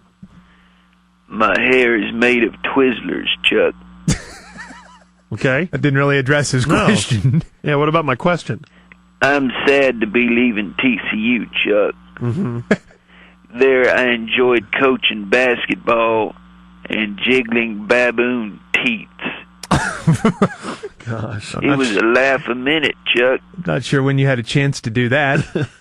Billy Tubbs joining us here on the Dunham and Miller Show. You've always been painted as this real crazy figure because you have this crazy Jack Nicholson voice. In your private life, are you really that nuts? Can you hear me okay? Yeah, we can hear you. It's hard to talk because I've got my dingus strung up like a field-dressed deer. Gosh. Why? Why would you do that? I will miss the AD, the dean, and the mummy hand I kept in the basement, Chuck. Gosh. Did you keep all three of those in the basement? You know what women want more than anything else, Chuck? What? A screwdriver in the neck. Oh my God. What in the world? I don't think that's right. Awful. Don't say something like that. By the way, we're not Chuck. He doesn't work here anymore. This is George and Craig. Oh, I was quoting somebody on that last one, Chuck. Oh, okay. Yeah. Sorry about that, Chuck. I have big plans today, Chuck. What are you going to do? I'm going to leave TCU in my go-kart made of pickles. And I'm going to wave to the students with my frozen kangaroo paw. Gosh, that's crazy. Why not just use your own hand? They gave me a real good severance package, Chuck. Oh, they did? Yeah, what'd you get? They gave me $20,000, a big screen TV, and a head job. At another college. Oh, a head coaching job at another college. Right. Right. Well, where do you think you're going to coach? BJ University. What? Where is BJ University. Where is that? In Moorhead, Kentucky. All right. It's called Moorhead State, I think, is where that is. Well, Billy, we're going to miss you around these parts because you're such a colorful character. I'm writing you a farewell letter, Chuck. Oh, good. I'm not Chuck. You did the show with Chuck about 7 or 8 years ago here on the station. But I'm having problems with it. How do you spell your bowels make great popsicles? My gosh. You have lost it. All of those words? So long, Chuck. You will always be my Valentine, Chuck. I will love you, Chuck, always. Okay. I always have and I always will. From the day you were born until the day I stick your body bag in a grain silo. Golly, that's crazy. I love you. I'm too crazy now, Chuck. No, now stop that. I think he missed. Yeah, he did, and that was very fake. Very, very, very fake. Yeah, it was. Yeah, maybe it was. I was on to it, but I just thought we'd keep it up for comedy reasons. When radio is left out in the sun way too long, it's rotten radio on the Ticket. You know what they have out there. Oh yes, I knew where you were going. Skimpy outfit, I love that. They have the schoolgirl, the Catholic schoolgirl uniforms. I love that. What all of the pedophiles on our cruise tend to like is the adult woman dressed like a child going to school. Apparently, is what you're number one hottest outfit of all time. Yeah, I paid for my mama to be in one like that. For your mother. Mm-hmm.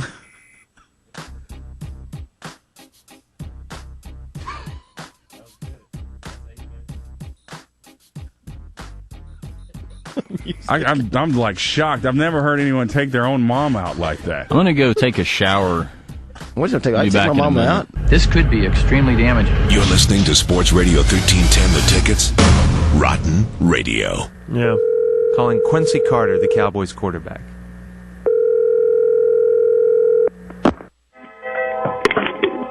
Hello? Yeah, is Quincy Carter there? In the house. Who this? Hey, it's the Dunham Miller Show on Sports Radio 1310 The Ticket. Oh, man, why you guys blowing me up, man? You just gonna rag on me or something? No, we're not How'd doing you get that. his number? Fernando chased it down. The private number here. I bet you probably want to talk about my game last night. Yeah? Yeah, wasn't very good. Yeah, I'll give it. Hold on, let me turn down this Nelly, all right? I mean, the Outcast. Let me let the Outcast on the CD changing. Okay. Here we go. What's up? Yeah. You know, the problem was I forgot to practice before this game. You what? I forgot to practice before this game. What do you mean you forgot to practice? Well, I just forgot. I forgot we had a game coming up, so that's why I played so bad. But I'll be ready next time.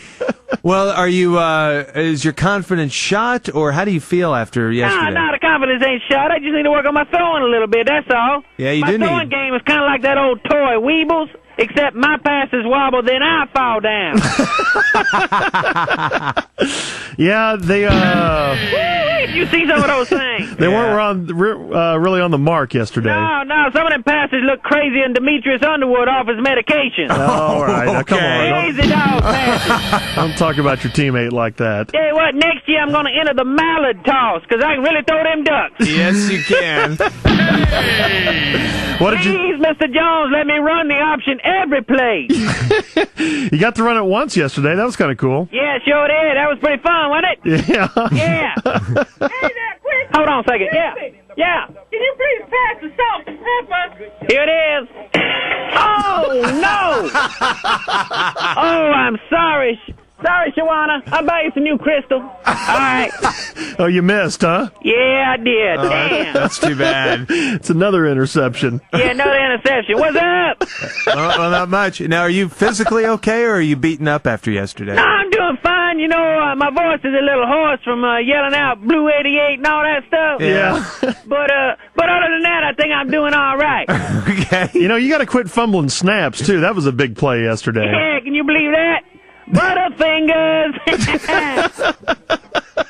You know, I'm going to get out there and do my best. Hopefully we'll win next time. Yeah. You know, the other problem I had was that I was picking up Jerry's radio headset with all the metal in my mouth. Oh, that's right. You have braces, don't you? Yeah, sure do. Can you believe that? No, I can't. I'm like 23 and have braces. That's kind of wild. Yeah, I got more braces than FDR's legs. Oh, Jeez, that's an old reference. Yeah. Quincy! Yeah! Hey, can you please pass the butter? All right. Oh, no! Oh, no! Sorry, Shawana. I'll buy you some new bobblehead dolls. Oh, that was heavy butter. Man, I tell you, Bob Dole's got a better arm than I do. Oh, come on. Yeah, the way I throw, I might as well try out to be the drummer for Def Leppard. Hey, listen, boys, I gotta go. I gotta get some metal taken out of my mouth, because after last night's game, I don't want to cut up Jerry's ass when I'm kissing it. I throw with a baby arm. Panic. What? All right. Baby arm panic, all right. I think that was a fake Quincy Carter, now that I think about it. Yeah, the more you think about it, the more you think it's double, maybe even triple fake. We're stinking the place up with Rotten Radio on Sports Radio 1310 The Ticket. Morgan stumbled into her studio and proceeded to grab her arms, kiss the back of her head, and lay his head in her lap. She pushed Mike him. Reiner. She pushed him away, and his entourage escorted him out. She said that he smelled like he had been drinking booze. Right, Mark. And, of course, he is scheduled to be fitted with a SCRAM unit, a secure continuous remote alcohol monitoring ankle bracelet. We got to get you one of those, Danny. I don't want one. You need one where we get to monitor you.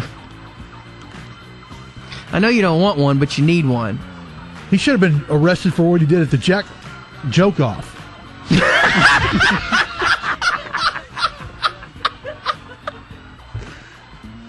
Should we get that? No. I was marking it. He recovered. I wish you'd have stuck with your original thought. It was like a cough, a mispronunciation, a pause, and a recovery. Congratulations.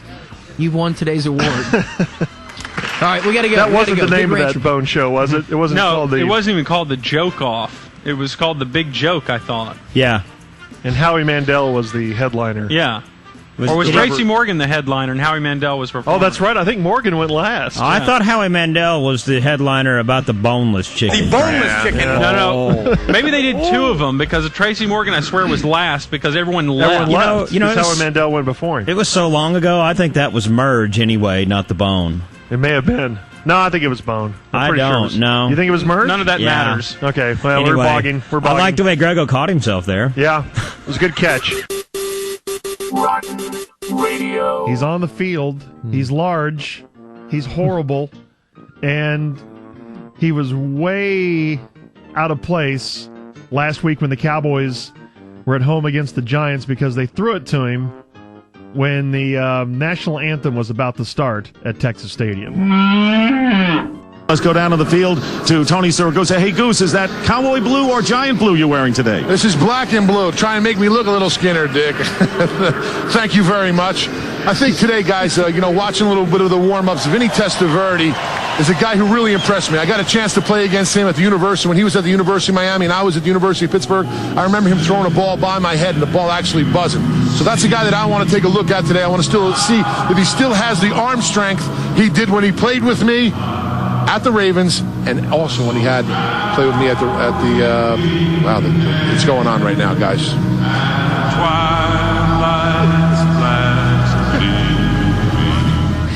Oh, it's so funny. Just hearing the wheels wobble and then shoot off at the end. And just to note, the crew at Texas Stadium was on time as far as the timeline goes. Mm-hmm. So Fox screwed up there as far as throwing it to a guy when the anthem's about to start. You're listening to Sports Radio 1310, The Tickets. The Unticket. Radio on The Ticket. All right, now this is funny. This is Norm at spring training. And it was weird. I think this only happened once this week where Mike Bassick, who's Norm's new producer, was telling him about his days in Major League Baseball. No. That happens 7 times every day. But this is a real funny moment when Norm was asking Bassick about spring training. And Norm was trying to get to the fact, hey, did you ever get to the stadium, at the break of dawn? And it really did sound like Norm said something else. Mike Bassick went to spring training for 10 years? 12 from 1997 was my first one through 2008. Okay. How many times did you see Dawn? Did I see Dawn? Dawn. No, well, I'll tell you what, I did one time because as a rookie I wouldn't do that. It did sound like he said that, didn't it? I think he did say it. He did say it. Yeah. Norm thinking of something else. Yeah, thinking of showering. How many times did you see Dong? Tell me, please, slowly. And Mike's reaction, did I see Dong? Let's hear that again. Mike Bassick went to spring training for 10 years?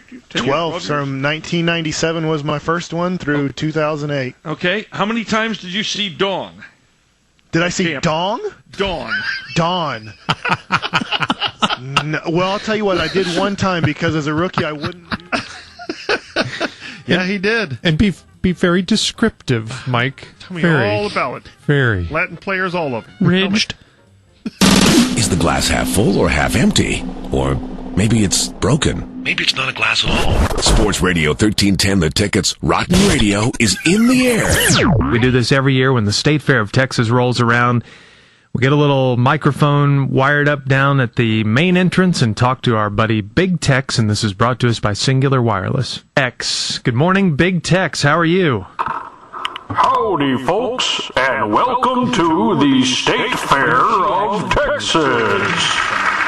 Wow, it is so good to visit with you again. Good to visit with you, George and Craig. So how's everything at the fair this year? Sucks. Why?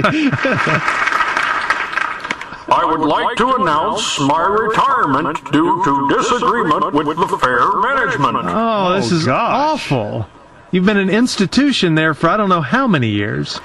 I'm all for social progress. I just don't understand why every day has to be Hispanic and Black Appreciation Day. Big Tex, I don't think it is. Let's face it out, people. I don't think it is so much. Hold on, I have to make an announcement. All right. Hola, amigos. Bienvenidos a la Estado Fair de Tejas. No fumar mota, por favor. Mucho policia. That's just one of the announcements you have to make, huh? One of the many. It's a nice warning for the kids. I was hoping the Cowboys would have moved to Fair Park. Oh, yeah, they talked about that for a while. I wanted to score some of that cheerleader tail. Oh, gosh. Big Tex. Not sure they'd be interested in you, but... I love girl ass.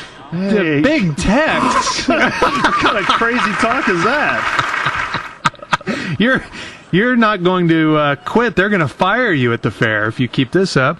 That's what I understand. Oh, you're getting then I get full benefits. And I need them. You do? I'm HIV positive and an addict. Right. Oh, no. That's It's true.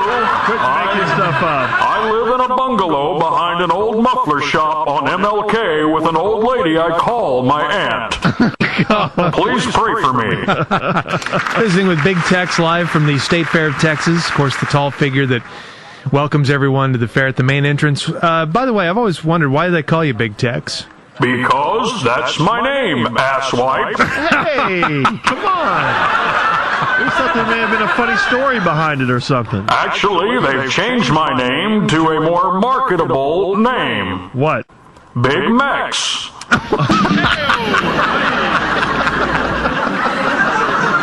Hold on, I have to make an announcement. All right. Okay. Gizza Gizza G's. Welcome to the Stizza Fizza Otizza. Yo, word up. Leave da chronic in da ride so as the popo don't bust you mother fizzas. That is not an announcement at the state fair. I have to go, no funeral. Oh, Big Tex. Gosh. No. You're listening to Sports Radio 1310, The Ticket's Rotten Radio. You suck. This is on the Mavericks head coach Rick Carlisle. Now, understand, the Mavericks had played in Phoenix. They got on their plane. They went to Portland. They got there like 3 o'clock in the morning. When Norm had him on, it's about 9 o'clock in the morning Portland time, 8 o'clock in the morning Portland time. So it's early. Mm-hmm. And Carlisle probably had 2 hours sleep, something like that. But he was not really that interested in getting a congratulatory greeting from Norm. Here for his Wednesday visit is Rick Carlisle. Good morning. Hey, Norm, how are you? Good, good. Congratulations on a key win last night. Yeah, thanks. You don't sound as excited as I thought you'd be to put distance between you and Phoenix. That win last night, you can numerically, Phoenix can catch them, but that win gives you a wonderful cushion in assuring a playoff spot. Yeah, I said thanks. You know? We were at the game last night. Oh my God, that is awkward. And then Norm tried to cough. Oh, that is painfully awkward. He sounded ticked. Even more awkward than they're normally, because Carlisle hates Norm anyway. It's normally the most awkward segment of the week. You know, and Ryan's even did a segment on this week and What's on Mike's mind. Why is Rick Carlisle so miserable? Why can't he have fun? Why can't coaches in general have fun? I think, yeah, he's one of those coaches that just kind of just lives in that state of misery. He's like Eeyore on Winnie the Pooh, just a buzzkill. I've never seen him smile. And even after that huge win, he wants to make life difficult for Norm or anybody who's interviewing him. Thanks. Yeah, no kidding. Huge win. You know, 5 games now separate the two teams. Hey, congratulations. Yeah, thanks. That's right, one more time. I said thanks. Listen to the how Norm tries to cough over Carlisle's cough, too, at the end. Here for his Wednesday visit is Rick Carlisle. Good morning. Hey, Norm, how are you? Good, good. Congratulations on a key win last night. Yeah, thanks. You don't sound as excited as I thought you'd be to put distance between you and Phoenix. That win last night, you can numerically, Phoenix can catch them, but that win gives you a wonderful cushion in assuring a playoff spot. Yeah, I said thanks. You know? We were at the game last night. Gosh. Poor Norm. Yeah, thanks, Val. Dude, I said thanks.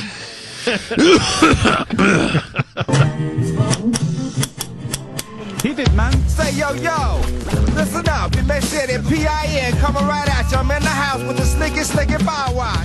Don't need no titanium. Don't need no more Big Bird. The Unticket. Is the glass half full or half empty? Or maybe it's broken? maybe it's not a glass at all. Sports Radio 1310, The Ticket's Rotten Radio is in the air. The Donovan Miller Show. I'm George Dunham. I'm Craig Miller. Later in the show, we'll talk baseball. Harry Callis, the voice of the Phillies, and Ken Singleton, the voice of the Expos, coming up here in about 6 minutes or so. Spring training underway in Major League Baseball. Starting to get into... Oh, it's Clarence Murphy, our maintenance man. Oh, no. Hi, Clarence. How are you? Donovan Miller. Hey, how you doing? Yeah, I was just down in the boiler room giving the pipes the old once-over with the Monkey Wrench. And, Clarence, we're doing our show right here. Yeah, and I was just down there watching videotape from the security camera mounted in the fourth floor women's bathroom. And you can't do that. Yeah. I heard you boys talking about football and baseball and reminded me of an old sports story I want to tell you, fellas. All right, keep it short and make sure it has a point. Well, this must have been 10, 15 years ago or so. Now, come to think of it, it was when dinosaurs still roamed the earth, so this must be longer than that. Yeah, no, it was in the 50s. It was in the 50s because Harding was president. Anyway, what? He wasn't president then. Anyway, it was me, silent film star Harold Lloyd, Vlade Divac, Alanis Morissette, the nubile songstress who has recharged the Gen X music scene with her brand of egg-stritten turbo pop. How would you know that? Yeah, and, who else was with us? It was old, I must have been on Channel 8's health reporter, Dennis Johnson. Anyway. Oh, really? Yeah. Are you okay? Yeah. There we go. You need some water? No, I'm fine. Anyway, we'd all taken summer jobs delivering pancake breakfasts to the wealthy. What? And, yeah. Well, no, actually, come to think of it, it was gold bullion we was delivering, not pancakes. So you can imagine our surprise and the responsibility we felt. Anyway, well, we was delivering this gold bullion for the Colombian government, which was merely a paper front for the drug cartels. What? You and Vlade Divac? No, wait a second. No, it was pancakes we was delivering. I'm sorry. They were described as golden brown pancakes. That's probably why I was confused. Oh, okay. Yeah, we're delivering Columbia House Blend coffee. So anyway, that's where I got the government thing. Anyway, Vlade Divac and Alanis Morissette were pretty hot and heavy at this point. Sure. Yeah. So Harold Lloyd and I decided to play a trick on them because Harold had a thing for one of them. He's lying again. And I didn't know which one of them because, Harold couldn't talk. He's a silent movie actor. Let's just say it was Alanis, just for... Well, it could have been, Well, let's just say it was. Yeah, all right, move on. Yeah.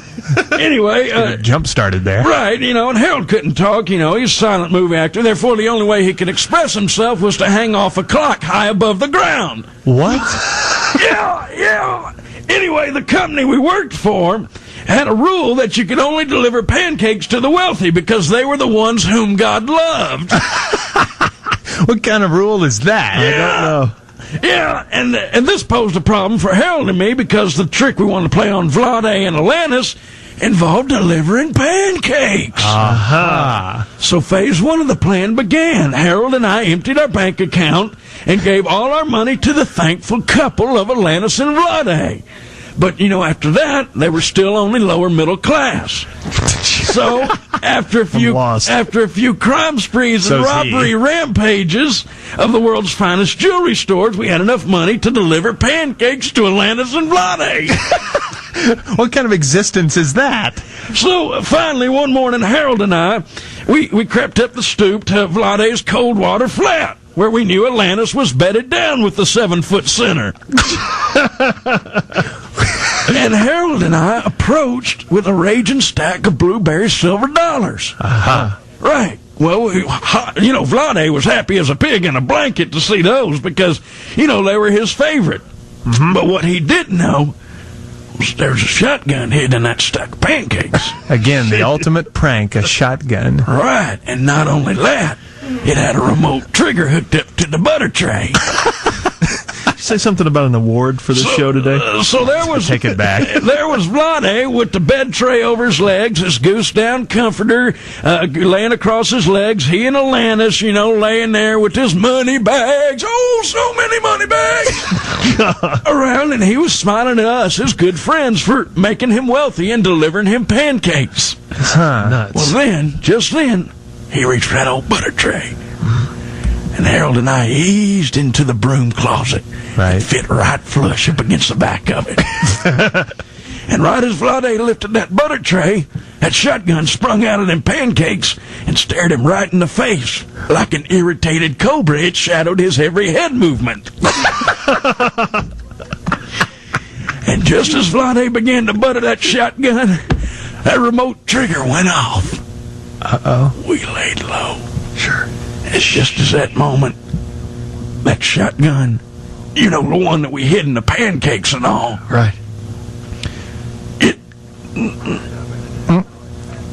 Fired up in the air and all them pancakes and money sacks went everywhere. Anyway, it's a sports story I want to tell you fellas. Come on down to the boiler room. I just got a fresh cookie sheet of pralines. Okay. Again, how's that a sports story? I got lost about 3 minutes ago. Bye, Clarence. Rotten Radio. Set. Blue 88. Blue 88. Get ready, Dallas, as Sports Radio 1310, The Ticket presents the Homer Call of the Week. They're going to say I'm a homer. Here it is. Another change of momentum. You and I. It's all or nothing here. Yes! Tim McCaffrey at service ace. The fans storms the court. Oh, my God. Oh, my goodness. You and I win. He's quarantined. That's a touchdown. Oh, my. I tell you what, we're going to get the Homer Call of the Week again because I don't care, baby. That's another touchdown. Yes! At the buzzer, the Boots nails the tray at the buzzer. The ball game is over. How sweet it is. You gotta be kidding me. Si, senor. Si, senor. Tony Womack. The Mean Green bench erupts. The Mean Green Nation is going wild. We just stepped on their face with a hobnail boot and broke their nose. We just crushed their face.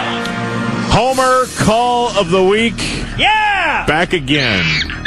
Every Thursday. Although we have a programming announcement for you, this will be the last Thursday. We'll be on at 1:50. Just plan accordingly. Next week it'll be on at 12:50, an all new time. We do it every year at Fall Back. Do what? Yes. We're going to fall back an hour. So it'll be 12:50 next week. realize that. To begin to accommodate for the Generals show, Bob Knight. Yeah, and for the sunrise. And for the sunrise. So, Homer Call of the Week. We look for cheerleaders. We look for people really happy when their team does well, who are really sad when their team does poorly, and we vote, and it really doesn't matter what the vote is, and away we go. All right, the good ones that happened in college and pro football this week, we're moving to next week. And I apologize to all the SMU fans, especially Rachel and Sam, who wanted to hear Rich Phillips and his big SMU call on a win. Well, because maybe next week. Because we're doing something special this week. Many people have emailed me, hey, have you ever heard the calls from the Plano East versus John Tyler playoff game a few years back at Texas Stadium? It's one of the best games ever. And I've emailed many people back, no, I've never heard it, but I'd like to. So P1 Larry Tippin dropped off the videotape. Okay. P1 Larry Tippin. Yeah! This is considered to be one of the greatest high school football games in history. You know a guy who's on the team, right, Carlos? I knew Terrence Green. He's a star wide receiver, and we'll hear him in a number of cuts. Okay. Terrence is gay. Carlos who's gay. You are. Grego was at this game. Many listeners are aware of this game, but many people are not. I remember seeing it in Wisconsin or wherever I was on Sports Center. You just saw a little clip, though. Oh, sure. I'm going to give you the whole story here, okay? Oh. Now, here's the bit. Tyler is rolling. John Tyler. Doesn't suck. Not that Tyler. Is just killing this team. In fact, play the first cut. This is just one of the announcers coming back from the break, and this is so he can intro all the guys who are in the booth. Everybody, welcome back to Texas Stadium. Denny Garver, Mike Saputo, Eddie Clinton. Along with Earl, the Cookie Man Miller, Tom the Apprentice Porter, and Steve the Statman Minich. All right. That's a big booth. That's a big booth full of 6 guys, all right? Couple now, Eddies. On this play, Tyler goes up 41-17. There's only a few minutes left in the game. Listen to this. Jay Goodell in motion. Whitley rolls, blitz, hit, fumbles. Ball is picked up. Oh, my, can this be? Oh, my! Touchdown, David Warren. Is that right? Well, I don't know how long you can somebody hang onto your leg before they call you down. Like I said, I'm going to sound like a Sour Grapes homer on this one, but I'm going to tell you what, that big rascal stood there for about 5 minutes and somebody draped all over his leg before he took off. All right, what happened That there big rascal. was the Plano East quarterback was standing there almost getting sacked. Somebody stripped the ball out of his hands and runs it back 90 yards for a touchdown. That puts Tyler up 41-17, and there's just over 3 minutes left in the game. Question. Yeah. Was this a radio broadcast? No. This is on TV. Okay, good. Well, because that wasn't very descriptive. Well, just these are the homers, though. Just wait till you hear. I would have voted for it anyway. It was just a one call. Okay. All right. So, like I said, it's a 90-yard strip, ball, fumble return, whatever you want to call it. Tyler is up 41-17. There's just over 3 minutes left in this game. 41-17. Well, Plano's not going to give up. It's probably lost, but they figure they'll try an onside kick. Here's an onside kick attempt. Onside kick. Going to be He's got it. All right. This ball game ain't over, baby. Great job. And for all you fans that left at the 4-minute and 51-second mark, you deserve to be gone. Shame on you. All right. We got it, baby. All right. Oh, we got it. We're building up. Okay. We're certainly building up in this Plano and Tyler. Now, Plano how far East, behind Tyler, is John Tyler. How far behind is Plano right now? All right, it's 41-17. They get that onside kick. They're able to drive very quickly for a score, okay? And so that means they have cut the lead to 41-23 with 2:42 left. Come on. Can't catch up, right? 2:42 left, and they figure, well, what do we do here? Obviously, everybody knows we're going to do it, but let's try another onside kick. Here's the audio. Come on, baby. Onside kick. Easy, slow down, man. It's up. Yes, sir, they got it. Plano East. They touched it. Yes, sir. John Tyler touched that football. Footballs. Plano East football. I don't know that it was going. It was 10 yards. No, that's a mistake by the Tyler player. It's a live ball if it doesn't go 10 and Tyler touches it. All right. So all 6 guys in the booth are play-by-play guys? I don't have any idea who's talking most of the time. But as this game wears on, they all do get into the action. Okay. Now this is, remember, they're now down 41-23. We're under 3 minutes to play, and Plano East trying to get another touchdown. Here's one of the plays on the drive. Daniel Macias wide to the right, Terrence Green to the left. In motion, Rico Hall blitz, Green pass to Green. Go. Oh, yeah. He's got Terrence Green, 30, 25. He's swirling. Oh, he's still looking. Oh, baby. Oh, he stopped the clock. Good gosh almighty. What happened? Minute left in the game. I'm telling you, Terrence Green is Superman. Is that your buddy? That is my guy. I played college baseball with him. He told me all about this game. Okay, yeah. What a game. Okay, so that was just a big play that led to this Plano touchdown, which would bring them within 4. All right. Woods in motion. Whitley. There it is. Yes, sir! Touchdown, John Braddock. And a baby. There it is. Touchdown, John Braddock. Not over yet, boys. We were talking about what? Huh? I'm telling you. They don't quit. No, sir. We're selling them on. We're getting ready to tell them they weren't going to win. I want everybody that watches. This could be extremely damaging. You're listening to Sports Radio 1310 The Ticket. Rotten Radio.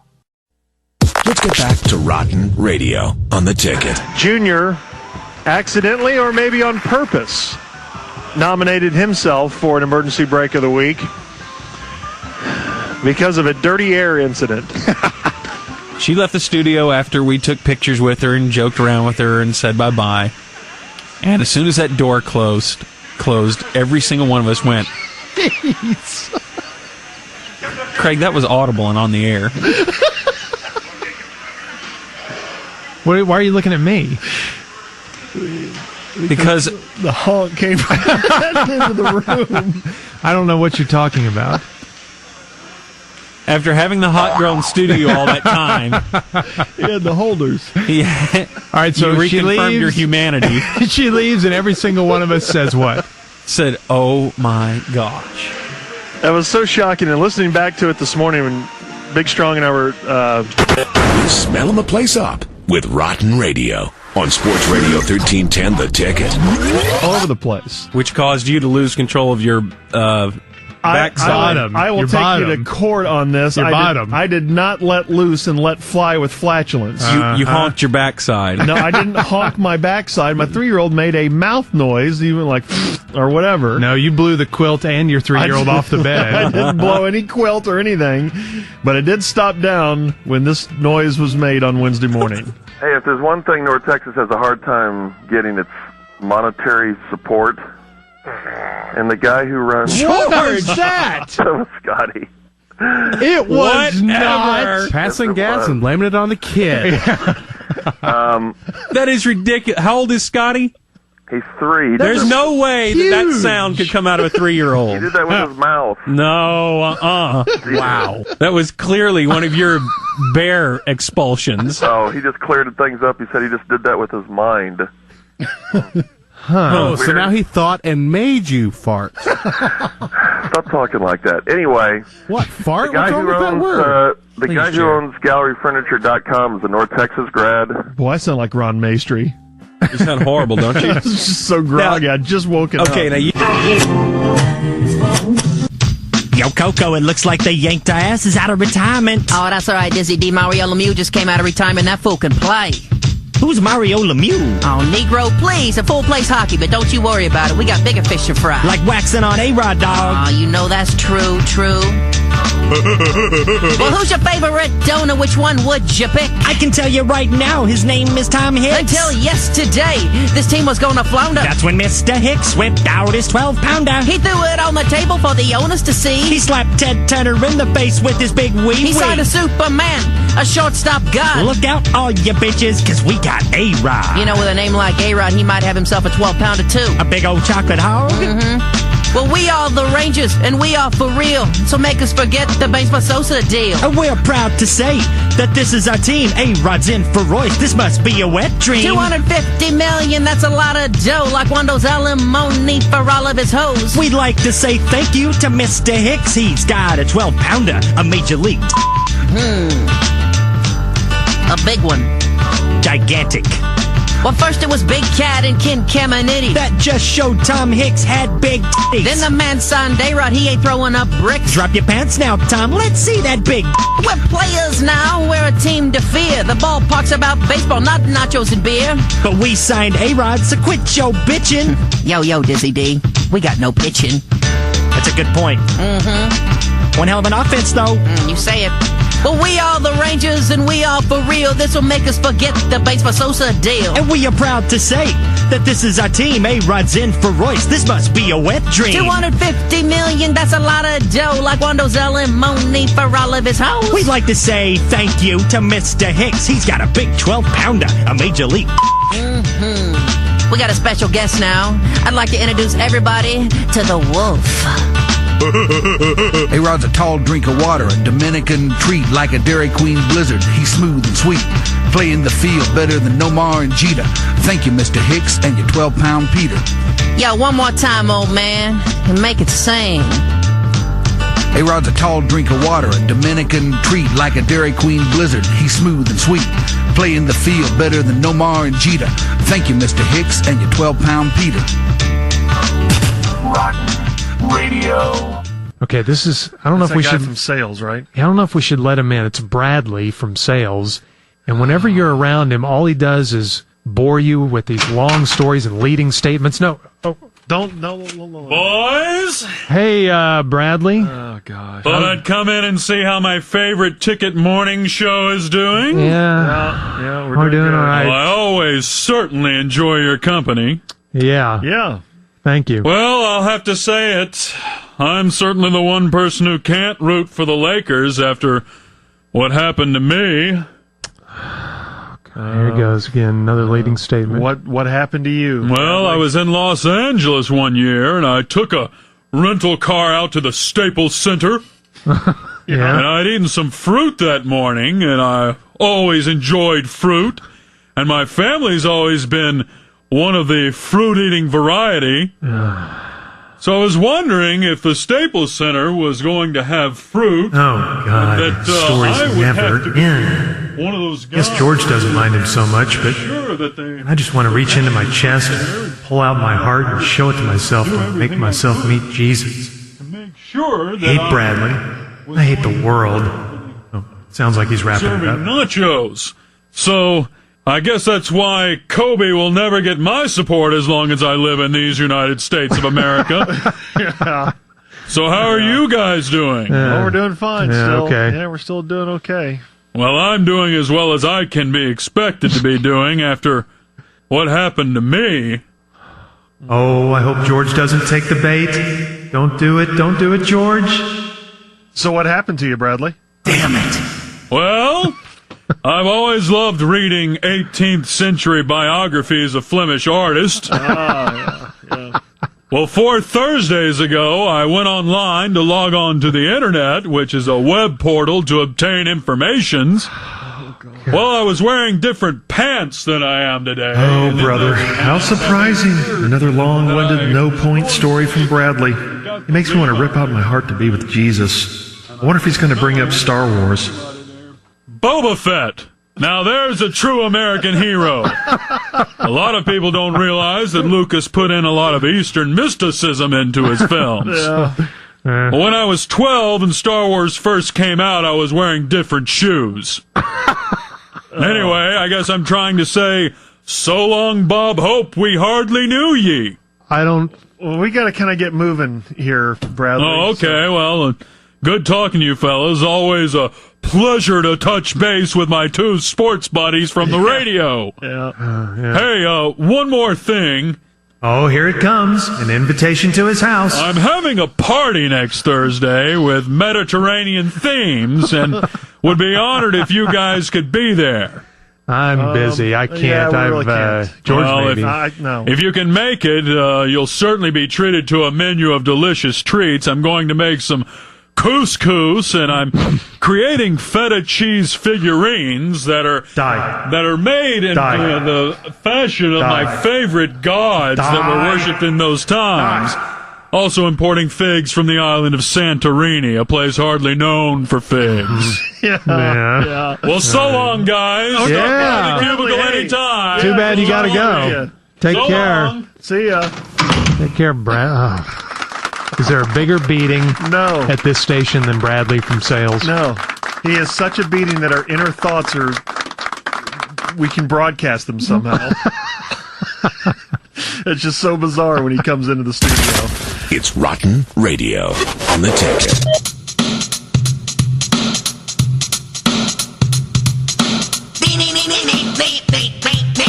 Hey, Mr. Hart, are you listening to me? Are you working on a contract for Bruce Lee? It seems you're signing everyone from the Far East. Take out the foul pole and plant a bonsai tree. No more barbecue, just sushi and sake. Who's the new coach? Mr. Miyagi? Who's Mr. Miyagi? Karate Kid, bitch. Hadn't heard that one in a while, have you? That's so old school. John Rocker's our closer. I guess he's the man. He played winter ball at Georgia pitching for the Klan. Carl Everton for Gabe, but Gabe's muscles are bigger. We heard Rucker thinks Carl's a crazy ass. So go! I can say that word. Not on the ticket. I'll save it for the hot spot then. Good point.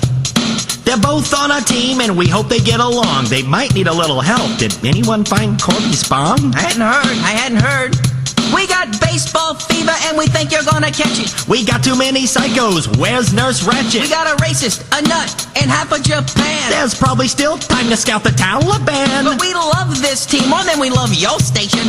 The brand new sponsors, the United Nations. Take the Bud sign down and the Kroger sign too. Put up a Jackie Chan poster eating egg drop soup. That's what they like over there, egg drop soup. I don't get it. And Mugu Gaipan. Right. With rice.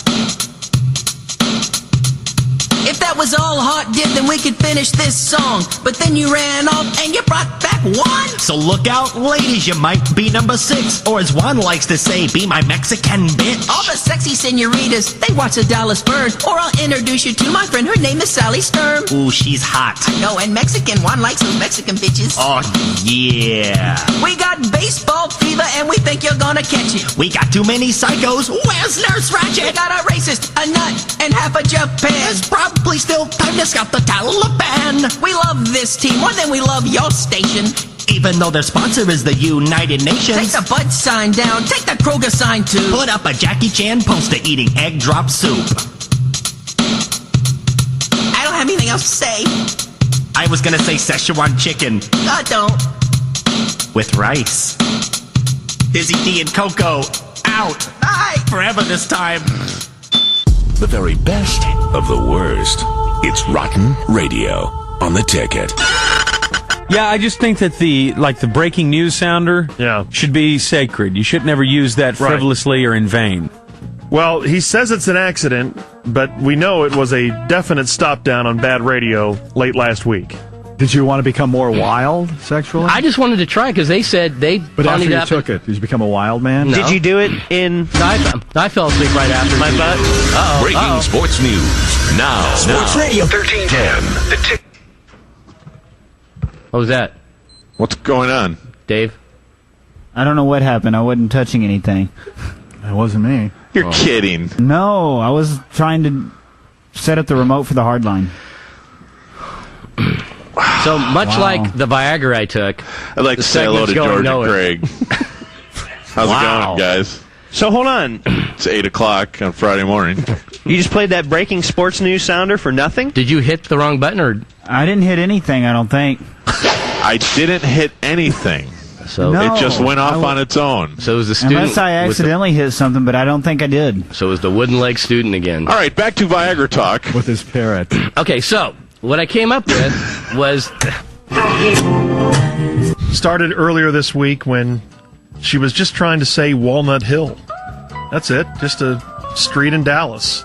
But that was really difficult for her. Stick it up your tailpipe. Walnut.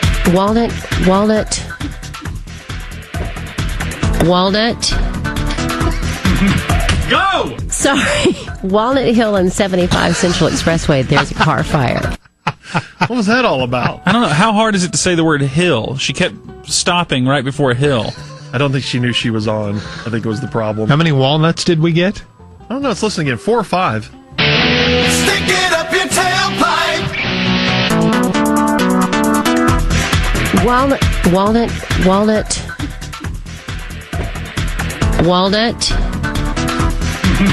Go! Sorry. Walnut Hill and 75 Central Expressway, there's 4 false start walnuts before the 5th one fired in.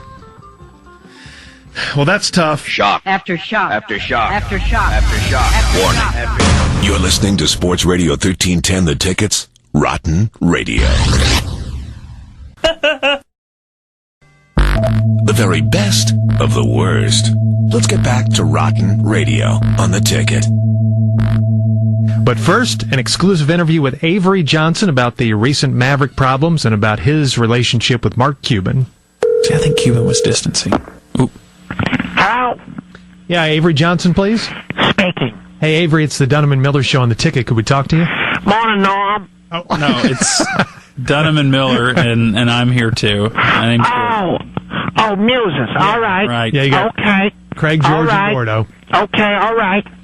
Well, we got to ask you about some of the stuff that's been going on. This may be a little uncomfortable to talk about, but Sunday, Mark Cuban had a T-shirt on. It said Avery's team as he stared you down wearing that T-shirt. What did you think about that? Well, Mark's T-shirt, it was better than it was going to be. What do you mean? Well, he was going to wear one that said, I'm with stupid. Oh, that would have been really insulting to you. Of course, I had an idea. I gave him a T-shirt to wear before the game. It said, I'm an effeminate jackass. Okay. Oh, now, Good boy. Lord. He didn't want to wear that one to the game. Oh, that sounds like some tension between you why two. not? Yeah, well, maybe. Well, what about, by the way, are any of these T-shirts going to be available at the Mavs Pro Shop? Oh, yeah, Mark, he's always up for turning a buck. You got all sorts of T-shirts like that. With my picture on it, his picture on it, stuff like that. Like what? And Red arguing with one another. And, yeah, they're on sale now. Okay, good. Well, I got to ask you about your one of your star players there, Dirk Nowitzki. What is the update on Dirk? Well,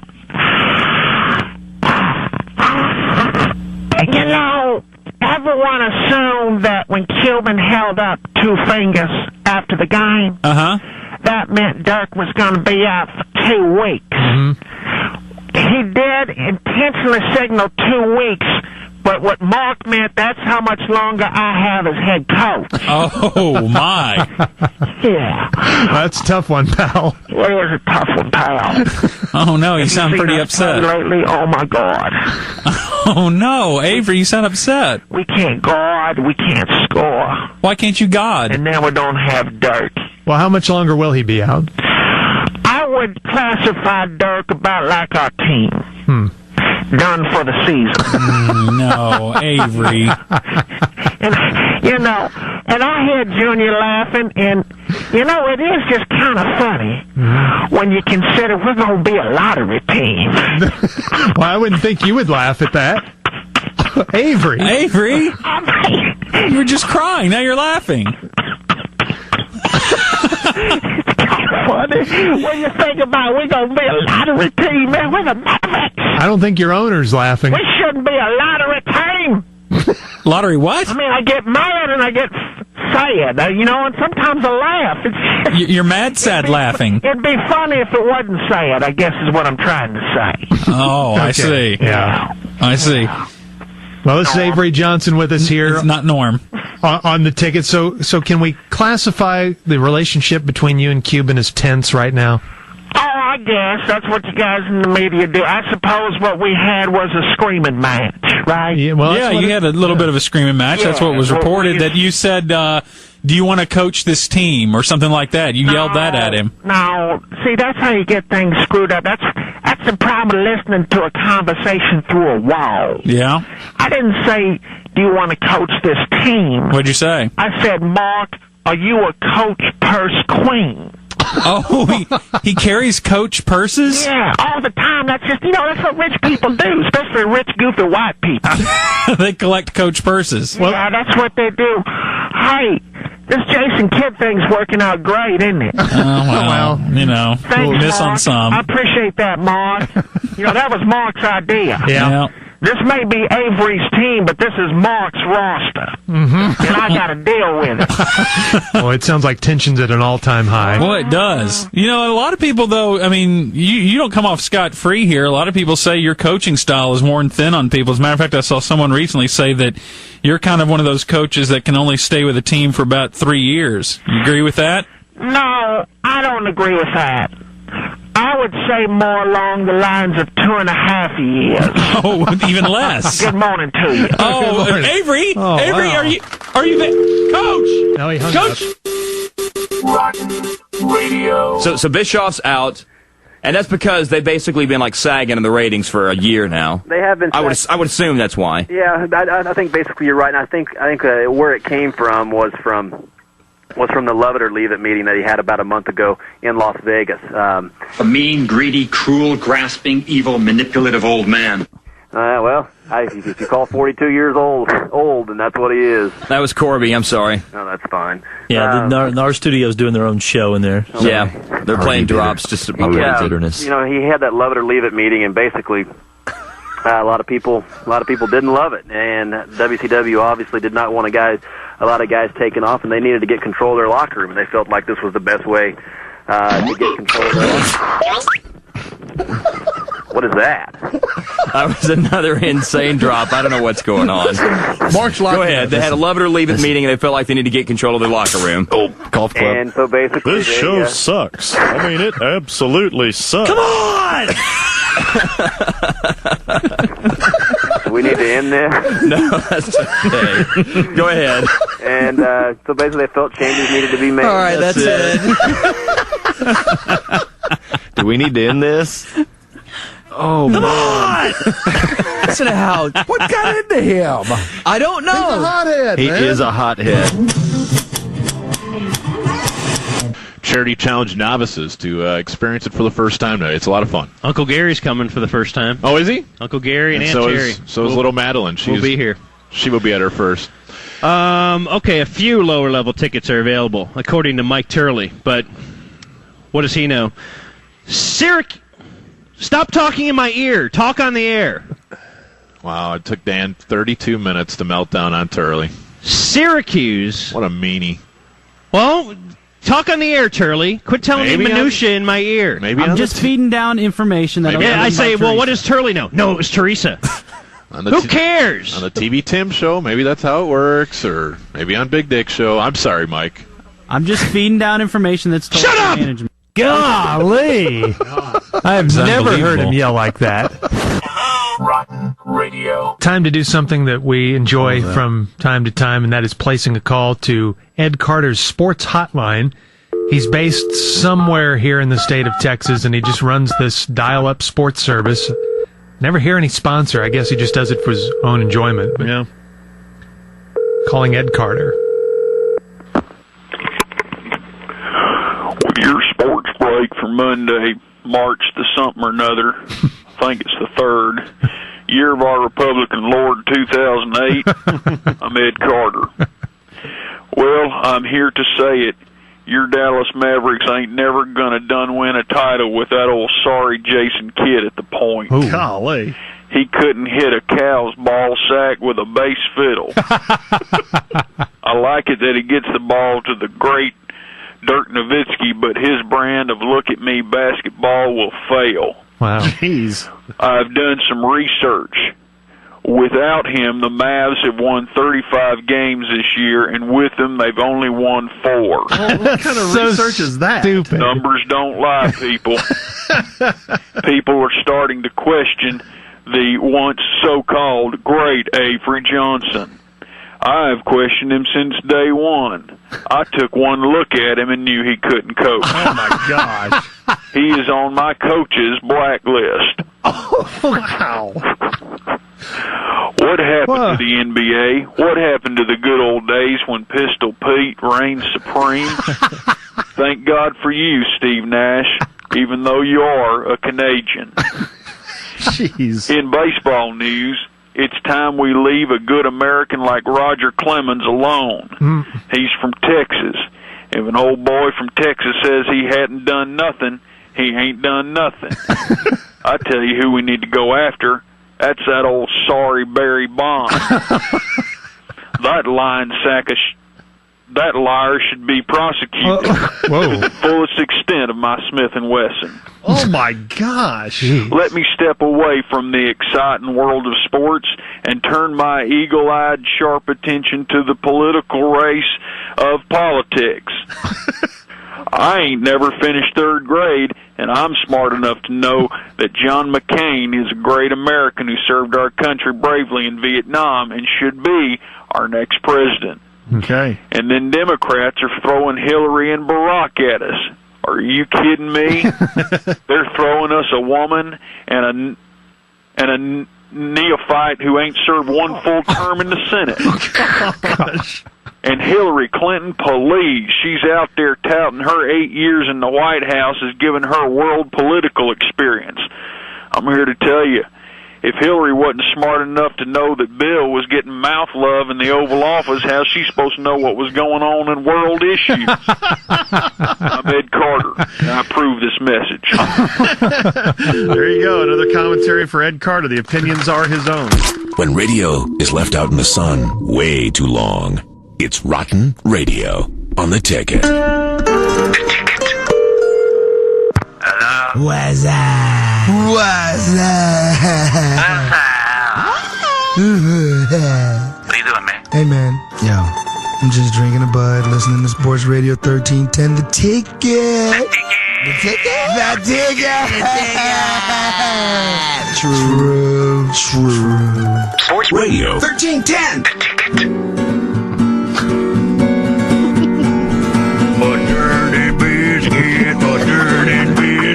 Little old squirrel, buck on Christmas, a buck on Christmas, that girl from Walmart,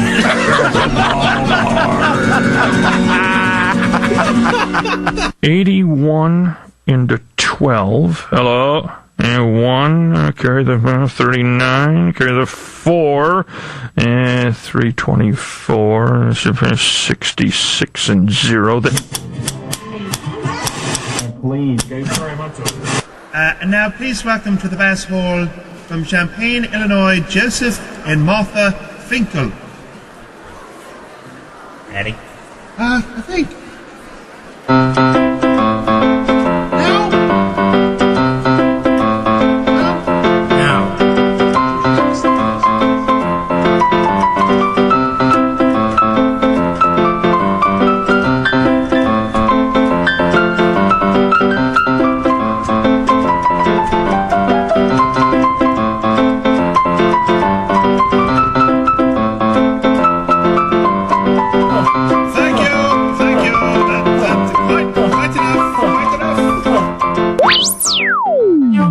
Sports Radio 1310, The Ticket's Rotten Radio. This is crap. Is the glass half full or half empty? Or maybe it's broken. Maybe it's not a glass at all. Sports Radio 1310, The Ticket's Rotten Radio is in the air. So here we go, Norm trying to go to the phones on Tuesday morning. Here's Ray. What happened there? What did I do? That must be me. Wait a minute, what's that? Drop that guy. Okay, where are we here, Frito? How did I lose everybody here? This is why I never played piano. This is why I never played piano. If when the guy said hit an E sharp, I hit an E sharp, an F flat, and a G minor all at once. So with one I finger. pressed the white thing, the white and black thing. See, I had this board down. I've been doing well for weeks, Jer. Yeah? How did I disconnect two people in 10 seconds? You're the great Norm Hitzges. It's unbelievable. I'd like to say hi to George and Craig. It is unbelievable. Hi, George and Craig. Do they ever do this? No. Actually, Oh, wait. You're the only guy that... I've seen George's nimble nubs. They're no smaller than mine. He never does that? Why do you think the telos is always on that side? Because he lets Craig operate Exactly. it. Oh, the story Can now. Craig play piano? Look, Craig has those fingers that looks like he could play piano. What a bog. I can't listen any longer. Coming this fall to The Rage, a sitcom like no other. What happens when an uptight managerial android is forced to share an apartment with a slovenly, short-tempered mustachio Canadian? You get the all-new Strong Real Odd Couple. Starring Texas Ranger manager Johnny Oates and Dallas Stars coach Ken Hitchcock. Earthling Ken, get your feet off the coffee table. I just dusted that thing for genomes and lysosomes. Johnny, why don't you take off that apron and put down that feather duster and sit down and relax? You're getting your antenna all bent out of shape. Yes, it's a match made in hell as a Tom Hicks mandated pay cut lands these two skippers in a cramped 2-1 rental in Las Colinas. Just look at this place. It's a mess. Burritos, bonbons, Skittles, gravy boats, lamb droppings, Funyuns, pornography. I can't even move around here. Hey, Johnny, isn't it about time for you to phone home? Yes, not since Troy Aikman and David LaFleur has there been such bad chemistry. You'll follow every trial and hilarious tribulation as the all-new Strong Real Good Odd Couple discover each other's peeves and peccadillos. Carbon-based, Ken, you have been using my soap. How do you know that? 'Cause I can smell whale ass on it. From the same comedy network that brought you Hammer Time and Keith Leibowitz comes the all-new, fun, strong, real Odd Couple. Television hilarity for the whole family. Humanoid Ken, did you eat my double anchovy deep dish New York crust extra cheese Chicago styled Sicilian pizza? Who? Me? The all-new, strong, fun, good, real good Odd Couple, only on The Rage. Rotten Radio. This was David Robinson singing Let's Get It On, and the last half of this song was performed shirtless by David Robinson, who's always looking for an excuse to disrobe. And he brought up this really hot black girl that was up there dancing with him. Is he dating her now? Is that the story? There's something going on there. He told us yesterday he actually knew her before that. So, and earlier in the evening, he was dancing with a white guy, slow dancing with a white guy on stage, and then he was dancing with this black chick who was really hot. And he sang the song. Now, for audio files, George, we have to apologize for this recording. This is just a 2-track recording we made of this, so it's unmixed and all that sort of thing. So half of the vocals may be turned way down during this, and then they'll all of a sudden pop up. And so it's going to be odd to listen to it. But let's take a listen. David Robinson. I've been really trying, baby. What is it, Q-Sharp? Trying to hold back my feelings for so long. Oh, my God. And if you feel like I feel, baby, come on. Whoa, come Everybody, on. put on your seatbelts, guys. I don't know where this is going.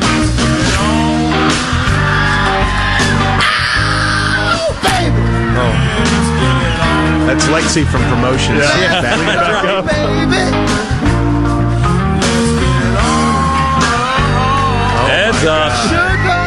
Listen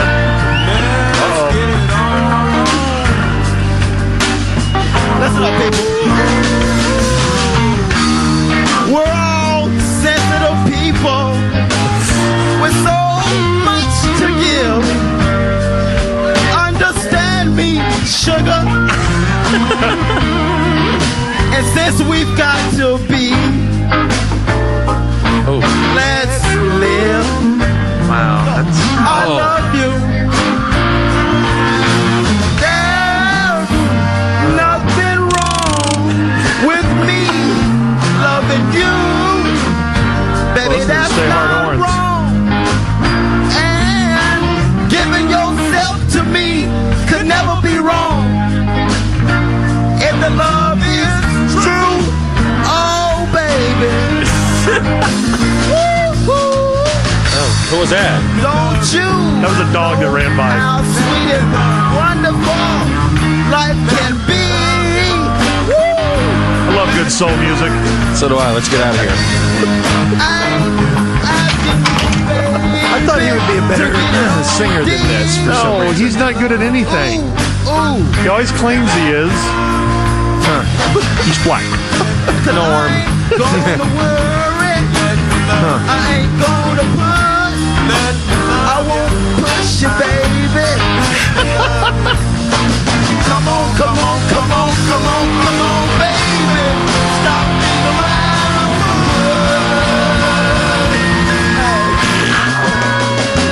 Let's get it on.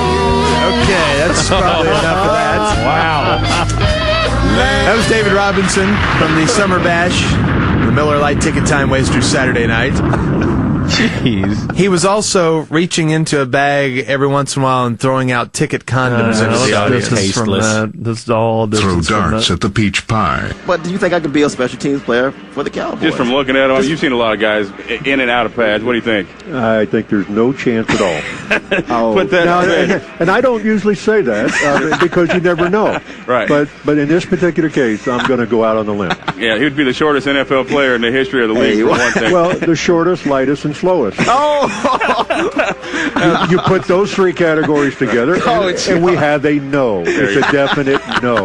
Hey, you can't get it any more clear than that. Coach Joe, we appreciate you hanging out. One last question for you. Yeah, let's not end like that. That's a negative. Yeah, we don't want to end on a negative there. Radio. Well, joining us now is a special panel to discuss special teams. Ladies and gentlemen, welcome to the program, Cowboys special teams coach Joe Avezzano. Morning, Joe. Hello. How are you? What's going on? Oh, not doing too good. We suck. Yeah. We suck. We sucked. Okay. Also here this morning to discuss special teams is our own Dunham & Miller special teams expert, longtime deep snapper in the NFL, Nick Skinlanen. You know him as Nick the Deep Talker. Morning, Nick. Good morning. What's up? Thanks for having me on. It's our pleasure. Haven't seen you since the Super Bowl. Hey, Joe. Take my hand there. I'm not going to take your hand. Of course, Nick used to deep snap for the Cowboys, and Coach Joe coached him. There was a bit of tension in that relationship. We'll get to that later, though. And I've gone on to win the rings. Look at my Super Bowl rings. I got them too. Check Nick out my Skinlanen has 9 rings. Super Bowl rings. He's been very lucky over the course of his career. Yep. First, Coach Joe, what happened yesterday? What went wrong? Basically, we sucked. We sucked. He sounds so And we sucked. All right. Hey, you want a joke? Sure. Our special teams. How's that for a joke, huh? Why did the chicken cross the road? I don't know why. Because he was stapled to the football submarine he snapped over Mike Nor's head. That's why. All the way across 183. Yeah, that guy's bad. Yeah, no, Nick, you're a former deep snapper. What's Chevrier doing wrong? Chevrier? Yeah. I wrote down some things yesterday. Oh, okay. Because I was observing the game. First off, his pants are too tight. Really? Yeah. If you don't have proper pant placement, you're not going to be very good. Proper pant placement. Yeah, by the way, Nick, your voice sounds almost worse. Did you get hit in the Adam's apple again? No. Oh, I'm sorry. I know of. It just doesn't. He does have a pretty screwed up voice. It just doesn't fit a guy who's 6'7", 320. Listen to Avezzano's voice. Yeah, what does that mean? What does that mean? Much better. Much mouth. Anyway, His pants are too tight, especially in the groin area. His baloney's like really pulled up tight and stuff. Yeah, I noticed. I mean, not that I was looking there. Right. Not that I was looking. Don't go there. Don't go there. And plus, when he snapped it, okay, his deep snap. Right. Punts are okay. Punts are okay? You think he's okay on punts? Punts are okay. I know, that's a little dicey, isn't it? I agree with you, but the field goal snaps. Yeah? The field goal snaps, they're too hard. They're too hard? Yeah, the first thing I would say to him is, hey, Randy, not so hard.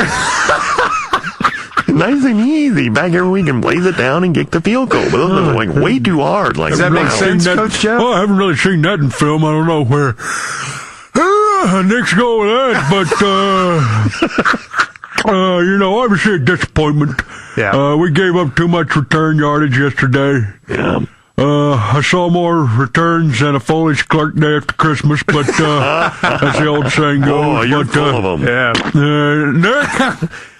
Anyway, and of course, the Tickets weak signal had more coverage than we did yesterday. It's just an absolute pitiful performance by our staff, and we sucked, and I have to go out looking for more personnel. We can't get it done with Chevrolet team.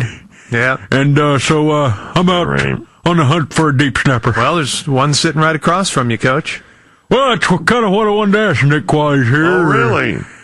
I hate to come crawling back to you because I ran you out of town on a rail, but would you please come back and deep snap for old Coach Joe? No. Please, come on. Nick, come on. No, you're too mean. I apologize for the way I treated you, and if you come back, we'll give you the veteran minimum, your own car, a bed for your little gay buddy to live in your silly dung house or whatever you got. And let me tell you something. Your treatment of me was so unfair when I was with the Cowboys. When you would hit me with the 2x4 just because I'd have a bad snap and throw the marbles out of your mouth at me. That's motivation, and I promise this time I'll keep the marbles in my mouth. You're a mean, crappy Italian coach. Hey, watch it there. I will never play for you. Tell you what, you big old flabby ass. Come here. We better go to break because Coach Joe and Nick Scanlon are in a big fight right now. We'll talk to Mickey about that Cowboy mess yesterday coming up next. It's Rotten Radio on the Ticket. Yeah. Instead of that was me? Yeah. Huh. That was I. That sounds too highfalutin. I know. Old English. Way too awkward. Yeah. That was me. George? Oh, it was? No, I was talking. No, that wasn't me. That was stupid Jeremy. I was just saying. You said it was you. You owned up to it. You said it was you. That was not me. You owned up to it. Everyone knows those are computer generated and they're played way too much. No. You marked that, didn't you, Jeremy? Oh, yes. You made that sound and then you claimed it. The show is 5 sixth graders. You just had to have an Giorgio, didn't it? This could be extremely damaging. You're listening to Sports Radio 1310 The Tickets. Rotten Radio. Sports Radio 1310. The Ticket. Let's get back to Rotten Radio on The Ticket. When he asks a question, your answer's never good enough. You try, but he's critical and tough. No, he's not a film director. No, he's not a health inspector. And he's not a child molester. He's my one and only friend. He's the corrector. All right, we're here with Dan Dicko, Atlanta Hawk, and a big game tonight. And you guys have struggled for the first half of the season. I mean, it's a young team, but what I know it's you're not experienced enough to answer every question, but what do you think the main reason is that you guys have struggled? We just haven't had enough consistency throughout the year. Still getting to know each other on this team. I mean, we got a lot of new faces. Theo being out most of last year, Glenn being a big key pickup this summer, and then for myself, just getting in the NBA groove for the first time. Actually, probably the correct answer is that you guys hadn't really protected the home court, but that's okay. Now, talk about the biggest differences between the pros and the colleges from your perspective. What's the main difference? Well, everybody in the NBA is a great player and a great athlete on top of that. And so, I mean, just the spacing on the court is less as far as what teams are trying to do offensively and defensively. It's probably more the travel than anything else from your perspective, I'm assuming, but that's cool. Talk about Jason Terry and the type of player that he is, and maybe some of the things that you've learned from him, or maybe the main thing you've learned from him. JT's a really good scoring point guard who's able to get a lot of guys the ball at the same time as getting his shots. He's done a good job for us this year. He's still an up-and-coming point guard. A lot of what I learned from him is just watching how he kind of tries to control things during games. To me, it's more of poise that you probably learned from him than anything else. I mean, he seems to have more poise than most of the guys. Did I read somewhere where you were engaged or married or something like that? Yeah, I got married this past summer to Heather Nevener, who is now Heather Dickow. Now, you're, 23, something like that? 24. 24. Was that a good move, young, with all these girls chasing after you? Was that probably a smart move on your part? Oh, yeah. I don't have any girls chasing after me at all. I'm a low-key guy who likes to just stay around the house. I'm going to go ahead and say no, that was a major mistake in your life, Dan, but we'll let that ride, okay? Another one of your opinions. What about Sharif? Talk about his game and what he brings to this team and maybe his biggest asset. I don't even know if you need my answers anymore because you just keep changing whatever I'm saying is it's wrong and you're right. So, if I say one thing about Sharif, you're just going to turn around and say another. Well, don't I have the right to have an opinion? I mean, don't I have that? That's what reporters are for, right? Sure, go ahead. Actually, the answer is no. I don't have the right to say that. So, all right, Dan, I appreciate it, man. Rotten Radio. Hello, Fieldhouse. Yes, is Coach Foolery there? This is the coach's office. Oh, hey, Coach Foolery. Hey, guys, how are you? Doing good. Craig left the show for some unknown reason this morning, so it's just me and Gordo. He's gone forever or just for the morning? Just for the morning, yeah. He's supposed to be back tomorrow. What kind of deal's that? Vacation time or what? No, we don't know. He won't tell us, but we think it may be some sort of legal trouble. Uh-oh. Yeah. Hey, I've been there. So anyway, what's going on down there? Did you win last week? We're 0-5. Oh, my gosh. They're going to chase you out of town.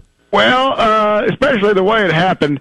Tie ball game, last minute of the game, we're driving, we're threatening on their 10. Mm-hmm. And we're 10 yards from punching it in, and I decided to go for the field goal in the last seconds to win it, and our deep snapper snaps it basically 90 yards for a safety.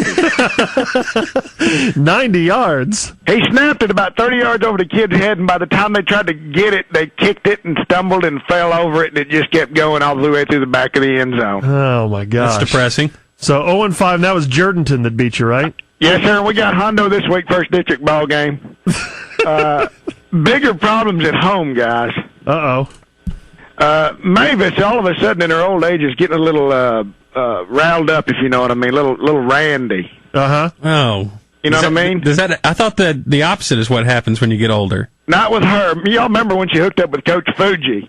Yeah, that was an uncomfortable episode. She's still got some wild oats to sow. And as I get older, guys, I noticed that I'm erotic and she's kinky. Huh. What's the difference? Well, the difference is I like to use a feather and she likes to use the whole chicken. Okay. I guess it all goes back. It all changed after my vasectomy. Hey, by the way, Giorgio, did you get that done yet? Not yet, but it's on the docket. Hey, I'm glad Craig's gone today because we need to talk about this. What's that? You going to suck it up or you going to end up with a whole daycare center over there at your house? I think I'm going to have the procedure, Coach, and I think 3 is all we're going to have. I'd like to tell you it was a piece of cake, but I'd be lying. What happened? Well, let me just tell you how the cow ate the cabbage, sweet, all right? What happens is you go in and the doc shows you some bad instructional video made in the 70s, complete with that bad graphic art drawings of the privates. Oh, man. He has a gonad the size of a watermelon. Exactly. Now, after you see the bad video, the doc explains how you're going to keep making the fish, but he dams off the stream so that they never cross the falls. Now, the falls continue to flow, they just ain't got no fish in them. Right. And you still have just as much river in the falls. Everything's the same, just no fish in them. Yeah, okay, gotcha. Thanks. Now, after he explains all that, he wants to know if you're a candidate. And that's the tough part, guys. What he does is he tells you to drop the drawers, and then he squats down like Pudge Rodriguez. And he takes one of them and puts him between his thumb and forefinger. Hey. And at that time, he basically turned into a human inertia nutcracker and tries to crush the pecan, if you know what I mean. What, you mean he just kind of tries to explode them to see if you're a candidate? That's what I thought he was doing. I jumped about 3 feet, and he says he's just feeling to make sure everything's intact. I said, well, heck, they were before you did that. Anyway, he says the procedure is this quick in the office deal where you stay awake. Uh-huh. That's where I had a big problem. I said, well, what about the anesthesia? He said, oh, that's all right. We do that with a local. So I'm thinking, Giorgio, as you are right now, I said, okay, so I get like a shot in my thigh or in my groin or something like that? Right. What they do is he gives you a shot on each side right in the Schroeder. Oh. I'm a P1. Oh, good. Yeah, thank you. I said, what? He said, yeah, the worst part, that's the worst part about it. It only burns and stings for about 15 seconds. In the Schroeder. You know what I said? What? What's the anesthesia for that? All right, Coach, good luck against Hondo. Okay. We'll see you. There's Coach Tom Foolery from Mollygang High. Yeah, I do need to have that done. Rotten Radio. Fernando apparently recorded this song, and it's a version of Sean Mullins' Rockabye. You ever heard that song? Yeah. Which is a real creepy song anyway, because especially adding Fernando's voice into it. Right. It's kind of weird, right? Because it's talking. So this explains what Fernando's been doing after the show. Going to that studio. And he's changed the lyrics, apparently. Oh, really? Apparently, it's a testament to his man crush on Daryl Ray. Oh, really? And he's changed the name from Rockabye to Razors By. So I wish we'd have debuted this when he was on. So let's take a listen at this. It's a very rough recording, so see if we can make some sense of it. All right.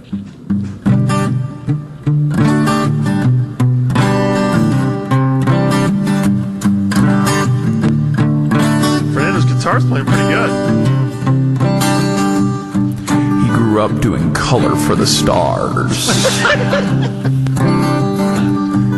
Valley Ranch Green Boulevard. He threw big parties and everyone was there. Langs and Moe and Hitch and assorted spares.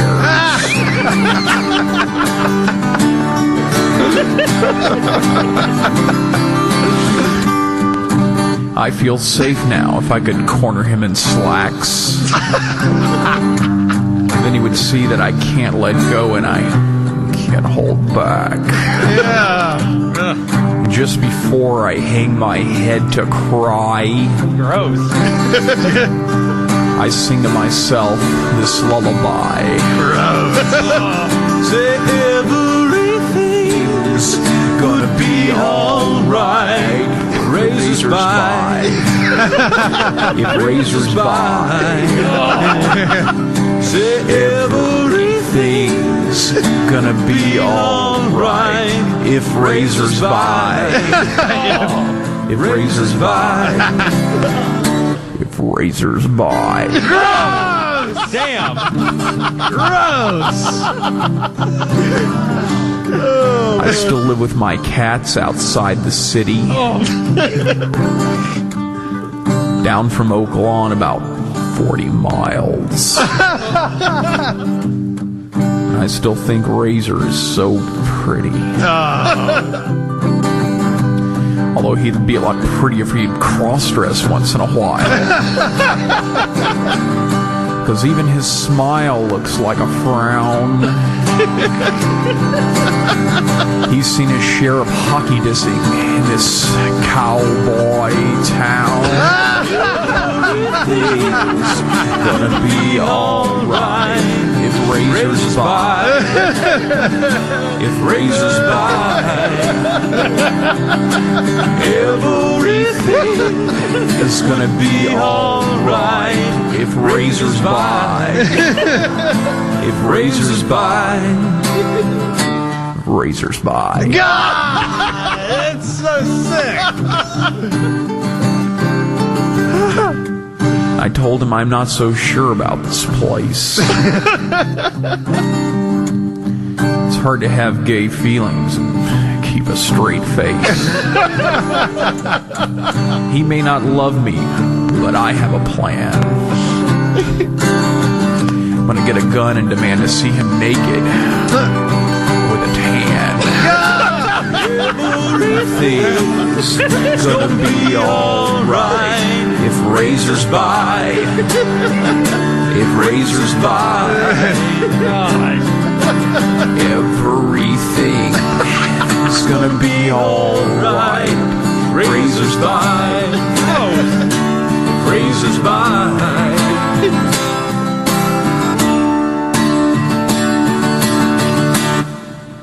Razors by. Wow. There you go. Wow. You're listening to Sports Radio 1310, The Ticket's Rotten Radio. You suck.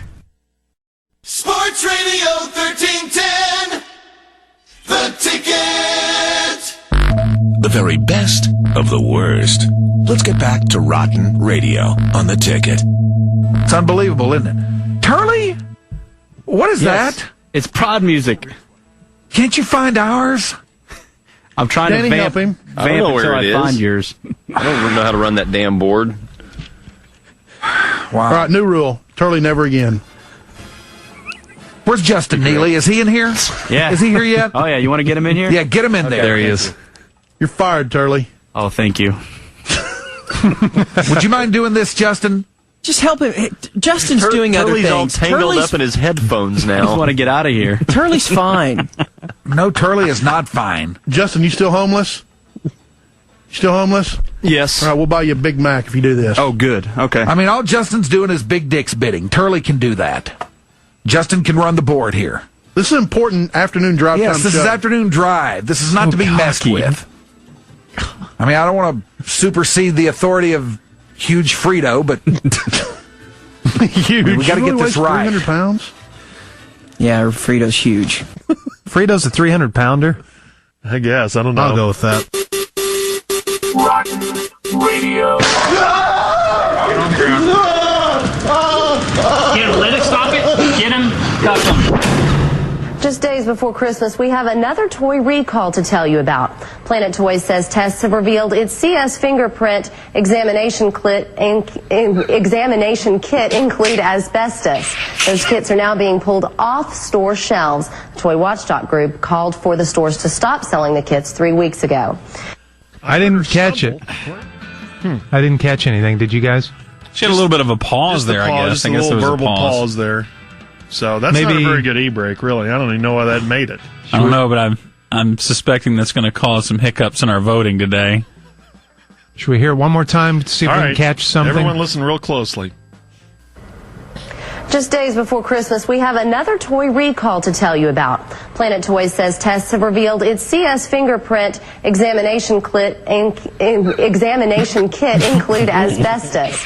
Those kits are now being pulled off store shelves. And what's her name again? Group called Lindsay Wilcox.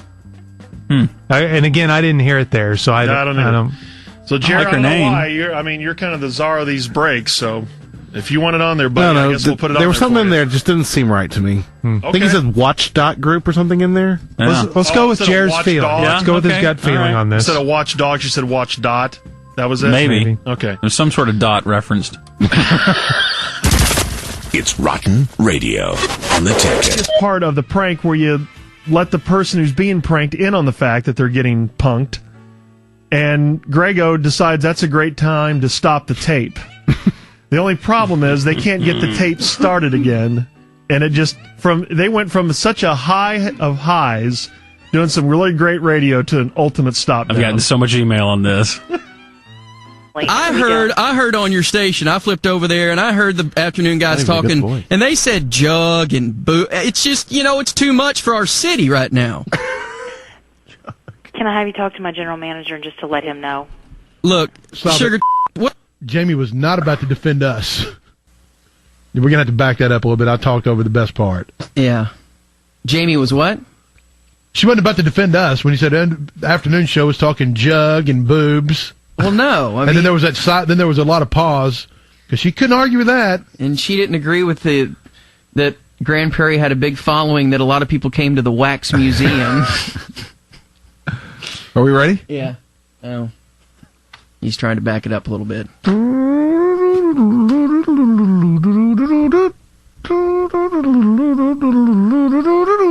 Is it working, Psycho? Grego! I know, I screwed it up, I did. Wish I hadn't, but I did. Danny, just talk to us. What's he trying to do? Danny? Can you play it from where we were? Well, I mean, it kind of ruins the whole punchline. He can't back it up at all. Basically, I called her Sugar Tease, okay? I said, well, she wanted me to talk to the general manager, and I said, hey, listen here, Sugar Tease. But you said the T word, right? Yeah, I said the T word. So. That's part of talked over. If you can't back it up, don't worry about it, Psycho. Just play the damn thing. Yeah, this is painful. Now just play it. Go ahead and play it, Psycho. God. I'm sitting on the floor in the lobby. God, you jumped forward like 20 seconds. What the hell happened? Danny. Oh. Radio listeners couldn't hear that. I couldn't hear. All right, more next. We'll end this next. That is minute awful. 15 of just nothing. At the best part of the prank, we're going to let the person in on the fact that she's being pranked. Stop it. I know you just called her sugar, whatever, but stop it. Stop it. I mean, she's just on the phone with you. Isn't that weird? As they're struggling to find the tape, the appropriate spot, and get it going again, I just picture Grego sitting there pouring sweat, realizing his mistake. Right? I wish I did. I wish I hadn't stopped about it. Wow. That's a true That's a good one, isn't it? Yep. And why did Corby, I mean, that's what I've always called Jamie. And now he's getting to use it in a bit. Yeah, I guess so. Rotten Radio. Candidate for vice president, Joe Biden, thought he would give a shout out to a state senator, Chuck Graham. And in fact, he was so excited he wanted Chuck Graham to stand up.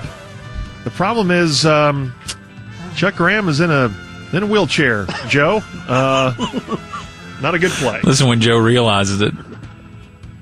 And I also am told that Chuck Graham, state senator, is here. Chuck, stand up. Chuck, let him see you. Oh, God love you. What am I talking about?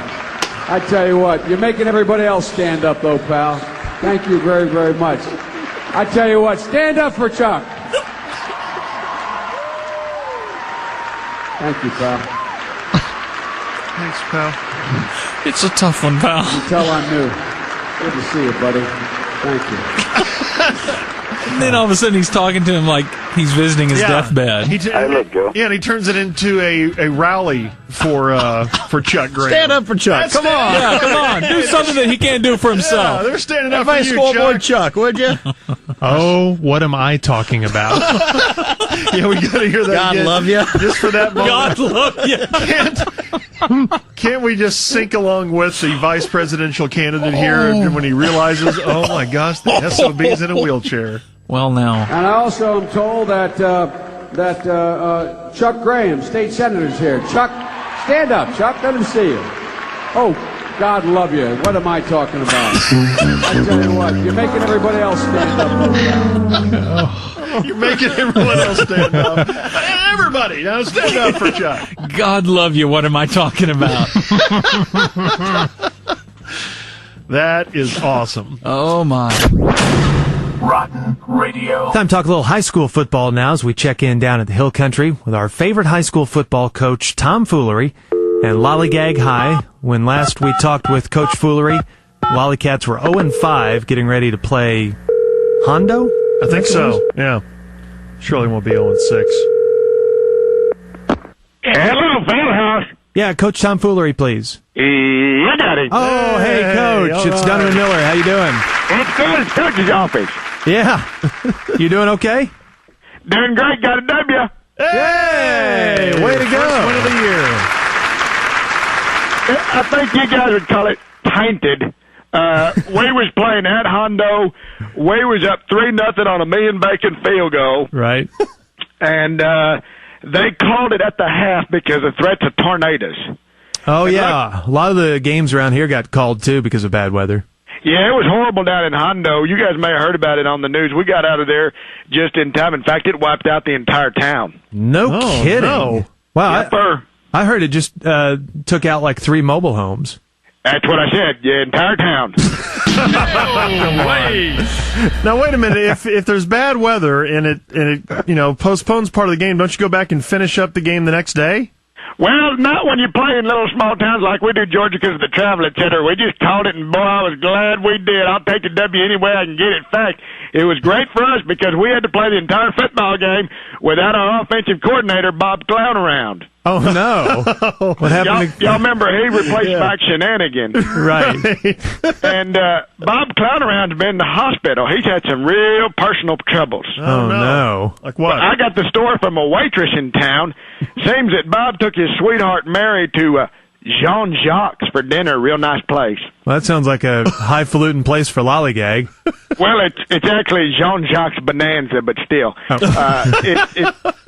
It's still a pretty nice place for Lollygag. Right. Yeah. And the waitress noticed that Bob kept sliding down in his chair further and further, and he was sliding down lower and lower, and sure enough, next thing you know, his chin's just barely above the table, and she walked by again, and he was totally gone underneath. And the waitress went over to his sweetheart, Mary, and said, ma'am, your husband's under the table. And Mary said, no, he's not. In fact, my husband just walked in the door. Oh, no. So Bob got it handed to him. He was in ICU for about a week. Wow. And that's just about half the story. His wife, Nancy, still didn't know why he got it handed to him. Mm-hmm. Just thought he was in a fight. While he was in the hospital, she tried to cheer him up, so she went over to buy him a parrot to surprise him when he gets home from the hospital. Uh-huh. And the parrot was only $50 at Earl's Second Chance Pets. Not a bad price. Exact, great place. You know, this place, Second Chance Pets of Earl's, is a place where they take pets that, Peter Carpet and stuff like that, and people don't want them no more. Right. Only $50. Nancy said, heck, Earl, why is it only $50? And Earl said, well, because his parent used to live in a house of ill repute, if you know what I mean. Oh. The red light district. You guys know what that is? Oh, yeah. No, you had one Lollygag, though. Pooty parlor. Right. You know what I'm talking about? Right. Yeah. House of prostitution. We got you. Exactly. Right. Well, she said, I don't care. $50 is $50. That's a great steal. I'll retrain him. So she gets the parrot home, and she walks through the kitchen, and the parrot goes, meep! New house, new madam. And Nancy was a little offended at the implication of her being a madam, but she thought it was kind of funny, so she laughed it off. Mm-hmm. And then his 2 high school daughters come home from school, and the parrot goes, meep! New house, new madam, new hookers. And the girls were all a little put out by that, but then they started thinking about it, and they thought it was kind of funny. Yeah. Well, they go pick up Bob Clownaround at the hospital, bring him home, and when Bob Clownaround comes through the house in his wheelchair, the parent takes one look at Coach and says, meep! Hey, Coach Clownaround, hadn't seen you in a couple of weeks. No.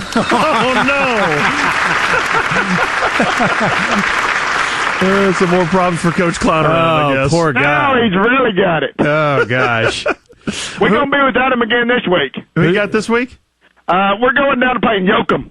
Oh, good. You'll beat Yoakum. District ball game. Yep. All right, well, good luck, Coach. Talk to you next Thursday. Okay, hey, George, you get the snip? Not yet. I'll let you know. Okay. All right, we'll see you. Bye-bye. There's Coach Tom Foolery from Lollygag High. This could be extremely damaging. You're listening to Sports Radio 1310, The Ticket. Rotten Radio. Sports Radio 1310. The Ticket. Dallas Fort Worth. Sports Radio 1310. The Ticket. Is the glass half full or half empty? Or maybe it's broken. Maybe it's not a glass at all. Sports Radio 1310, The Ticket's Rotten Radio is in the air. Tommy Tompkins with us, competing in the figure skating championships down at the American Airlines Center. We don't really know much about you. You're not one of the bigger name male figure skaters, so tell us a little bit about yourself. How old are you, first of all? I'm 38. I'm a little old for competitive figure skating. I'd say so. Yeah, But I still try to get out there and do my best. So, have you ever won anything? Have you placed in any of these competitions? Never placed, but I got my fingers crossed. This might be the week, right? It just might be. Yeah, in fact, I'm looking at the statistics, and so far you're in last place through most of the competition. So sorry to hear that. Do we have to focus on bad things so early in the morning? Well, no, we don't. We don't. Well, what's the figure skaters fraternity like? Do you get along with all the other skaters? I get along with the guys wonderfully, but not the girls. Yuck. Well, aren't there a lot of Sarah Hughes, Michelle Kwan? There are a lot of big They seem name like nice girls. Nice girls. Oh, gross. Girls have periods. Okay. Makes them moody on the road during competition, so it's hard to, get a good friendship going. Yeah. Uh-huh. Hey, can I say I wanted to thank you guys for having me on, because it's very rare that people have figure skaters on sports stations with all the testosterone. Right. Yeah, that's true. I think that you're the first figure skater we've ever talked to, as a matter of fact. Thanks. Yeah, I'm glad we were able to set this up. Can I ask you something? I don't mean this to be rude or anything, but this is always rumored when you talk about male figure skaters. Can I ask you straightforward, are you gay? What? That offends me. I'm an artist, sir. It has nothing to do with my personal life. Okay, all right. Why would you ask that? All right, well, I'm going to hang up on you right now. Well, please I don't. wouldn't blame you, Tommy. Please if you did. don't. All right, well, Straighten up. Well, okay. Since it is art, can you tell us a little bit about your art, like your moves? What are you famous for on the ice? Well, I'm known for the butt slap. What is that? That's where I hop up in the air and pinch my nipples and land and skate backwards, slapping my butt for 15 minutes. For 15 minutes? No wonder you're in last place. I've never seen that performed in figure skating before. Also, I'm the first guy to ever attempt the triple Lutz toe touch knock'em nuts. Now, what is that exactly? Well, that's where I jump up and I do the splits in the air and hold my feet to my side, and I spin around 3 times, and each time I come around, my friend nails me in the nuts with a tennis ball. What, just like throws it at you? Yeah, from the stands. So you can have help like that from outside people. He must have quite an arm, too. As long as they're registered, yeah. Oh, okay. I understand. And in this competition, I'll be skating an Old West routine. Oh, you will? I'll be wearing buttless chaps and a vest with a smart sheriff's badge and a large 10-gallon hat. And I'm going to give the guns to the audience and priss around with a stick horse, slapping his imaginary fanny. All to the bonanza thing. So, wow. It's it sounds like your strength is maybe your creativity. That's what I'm known for. I'm not good at the moves, but I got them on creativity. Figure skater Tommy Tompkins with us here on the ticket. So have you been able to enjoy any of the Dallas nightlife this week? Not too much, because I've been concentrating on the competition, but I have made it out a few nights. Been to some popular clubs in town, that sort of thing. Uh-huh. Where have you gone? Well, Big Daddies and Zippers and Moby Dick. Okay. Matter of fact, I met one of you guys there. You did? Who'd you meet? I don't know. He's a guy who said he was single and horny and looking for love, not married. Well, I'm the only one on the show that's single, but I don't think we met. Well, this guy was tall, blonde, chubby, and introduced himself as Mean Green. George? That's not me. I haven't been out this week. I thought I recognized that voice. No. You're the one with the big mole on your neck, right? I haven't met you. George, what club was this at? I don't know. I have not met this Tommy Tompkins. I don't know anything about his triple Lutz nuts knocker or whatever he calls it either. Hey, listen, guys, I hate to cut it short, but I've got to go participate in the all-males couple competition today. Oh, that's this morning? Yeah, it's this morning. I'm skating with Brian Boitano. Mm-hmm. Oh, okay. And we're debuting our new move. What's that? Well, I'm going to ride on his shoulders facing backwards. As a friend tries to toss a dead buzzard into his pants. Bye. Boy, he is creative. You got to give him that. I mean, some of the stuff he came up with there is really creative. Backwards. It's Rotten Radio on the Ticket. And he's trying to say the phrase, he sits at 4 under par. He sits at 4 under par. So he goes out for his first 9 holes at 38, which would be +2, as I said. He sits one shot behind. As I say that again, the S-bomb is having a tough time today for Stu, and he sits one shot behind the leader, Ernie Els, at -4. Sergio Garcia is just on a roll today, Tommy. He is -6 on the day. That's 66 for his final round right now through 17 holes, -3 for the tournament. Think about it. If he should somehow birdie. I think you should. I should just quit. I should just quit. If he should somehow birdie 18. He said it twice. Was he turtling? Why was he? Well, he was trying to say, he was saying shoot and sit and shot, and he just kind of put them all together. If you have that many Freudian slips, you're looking at your watch waiting for the commercial break is what you're doing. Blow your brains out. Oh, man. We have courtside reporter Claudia Trajos. What? Who was reporting in the Spurs-Mavericks game, courtside, kind of. She did several very confusing reports, including this halftime interview with the Spurs' Roger Mason. Now, keep in mind, he had 15 points at the half. That's not really extraordinary. He had a nice first half, but it's not exactly record-breaking. And the Spurs led by 1 point. Not 50. No. By 1. But she was just blown away by the fact that the Spurs were up 1 over the Mavericks and the fact that Roger Mason scored 15 points in the first 2 quarters. And she brought up a new player known as Terry Mason. And we're not sure which team he plays for, but give a listen to what Junior thinks may be the worst network television interview ever. And here's Claudia. How's it going? How do you feel? It's amazing. How many points up to now? 15? I don't know. No, we're trying to win the game. It's an extraordinary game right now for you guys. Is there any way to stop you at this time? Well, we got enough points, but right now we're giving up too many. Dirk got hot. We gave up too many easy shots for them. So second half, hopefully we take care of the ball a little bit better, and scoring is okay for us right now. It seems like there's Terry Mason is having a very good game as well. Is there a way that you're going to stop him? Yeah, I mean, I think our thing is defense, and we play team defense, and Dirk's hit some tough shots, but second half, I'm sure Pop will correct it. Thank you so much. Back to Mike. Okay, Claudia, thank you. Or whatever the hell that was. I don't know where to start with that. Terry Mason. Who is Terry Mason? I guess she was talking about Jason Terry. I guess. It's been an amazing game for you guys. You're up 1. Extraordinary. An extraordinary game. You guys have never led before. It's amazing. Is there any stopping you?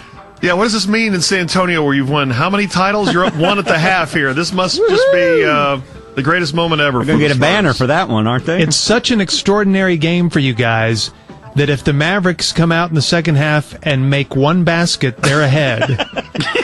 That's how extraordinary it's been. So you guys are jerks. English is her second language. She's learning. Why are you bagging on her? She shouldn't be on a network broadcast if that's the case. She's a reporter, and she's asking a guy who's just come off the court, how many points are you up to now? Well, like 15? I mean, you're only 85 behind Wilt's mark here. Did you realize that? Don't give her that much credit, because she probably doesn't know Wilt's record. Right. Well, I don't think you guys are giving her enough credit. Who's to say the Spurs won't lower a banner next week that says we led the Mavericks 57-56 at the half? I'm to say they won't. And maybe we don't know the Mavs roster as well as we think we do. Maybe there's a Terry Mason maybe there is. Playing for them. She knows more than we do. All right. Who was the guy who played Terry Mason on TV? Raymond Burr. Raymond Burr, Mason. That's right. Sure enough. Says this is why Tom should be more off air. Let's see what okay. he's talking about here. Georgetown UNC was good. Well, hold on. Let's work chronologically, Hotshot. So then, early Sunday, Florida just rips off Oregon's arms and makes them try to play with no arms, which is really tough. Well, that's what happens when you play a team of Wookiees. Wookiees. Huh? Why are the Oregon Ducks Wookiees, may I ask? Because Wookiees rip the arms out of people they compete against. Wait, Tom's being extra aggressive this segment. I'd like him to back I think he needs off. to go work out or something. Get rid of that lactic acid or something. I'd like him to take over. He's like... All right, I want to hear more. You're on the Tom Show. I want to hear more about it. And then in the... You think Bob's nightcap- right? You think Tom what's should be going more on? off air? I don't know. That was a mess, though. You think Yes. Bob's right? Yes. Tom should be off air? Yes. It sounded Why like he didn't thought Bob he had just- a really good line, and at the last second he pulled up like, I'm not sure I should Yeah. go through this. Yeah. Woogies. Woogies. Okay, there's Tom. Now, why is he making a Star Wars reference? I thought we weren't supposed to make reference to anything but sports. I don't know, but wasn't he the boss of our chief competitor at Right, the time? that's what I'm- Yes. And he left that station being the program director of it. Who used to rip us for talking about graveyards and stuff. Making Right. comments in the paper about us getting off the sports track all the time. Right. Yeah. He knew how to really do sports radio. So he leaves there's being the proof of boss it right over there. there to become the producer of a midday show here. Right. Rotten Radio. He's on the field. He's large. He's horrible. And he was way out of place last week when the Cowboys were at home against the Giants because they threw it to him when the national anthem was about to start at Texas Stadium. Let's go down to the field to Tony Siragusa. Hey, Goose, is that cowboy blue or giant blue you're wearing today? This is black and blue. Try and make me look a little skinner, Dick. Thank you very much. I think today, guys, watching a little bit of the warm-ups, Vinny Testaverde is a guy who really impressed me. I got a chance to play against him at the university when he was at the University of Miami and I was at the University of Pittsburgh. I remember him throwing a ball by my head and the ball actually buzzing. So that's a guy that I want to take a look at today. I want to still see if he still has the arm strength he did when he played with me at the Ravens, and also when he had played with me at the it's going on right now, guys.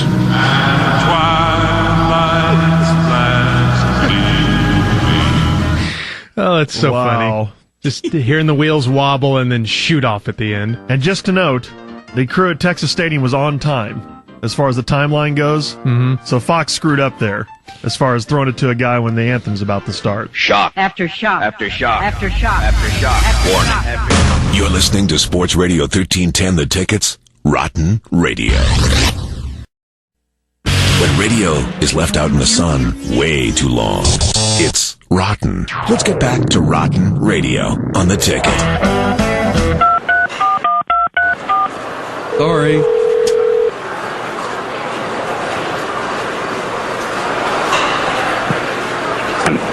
What the f***? We're sorry. Your call cannot... We're calling Ramjack. Don't. We are, right I'm now. not going to talk if you call Ramjack. Why? Because, not on the first one. What does it matter? All right. Oh, everyone hates you. Corby's got a bit that's unbelievable today. Idiot. God, I've got to go home. My Twinkie drawers, too. Who's the sponsor? I don't know anymore. You're on your own, dude. Shut up. All right, if it doesn't work by 12. No one buys it. No one buys it. First of all, you shouldn't be. Hey, Chet Baker from Washington. Should I just talk normal? Can you just kind of do more of a wimpy voice? Yeah. Yeah. We'll do it. We'll call someone. And Okay. We'll do it. All right.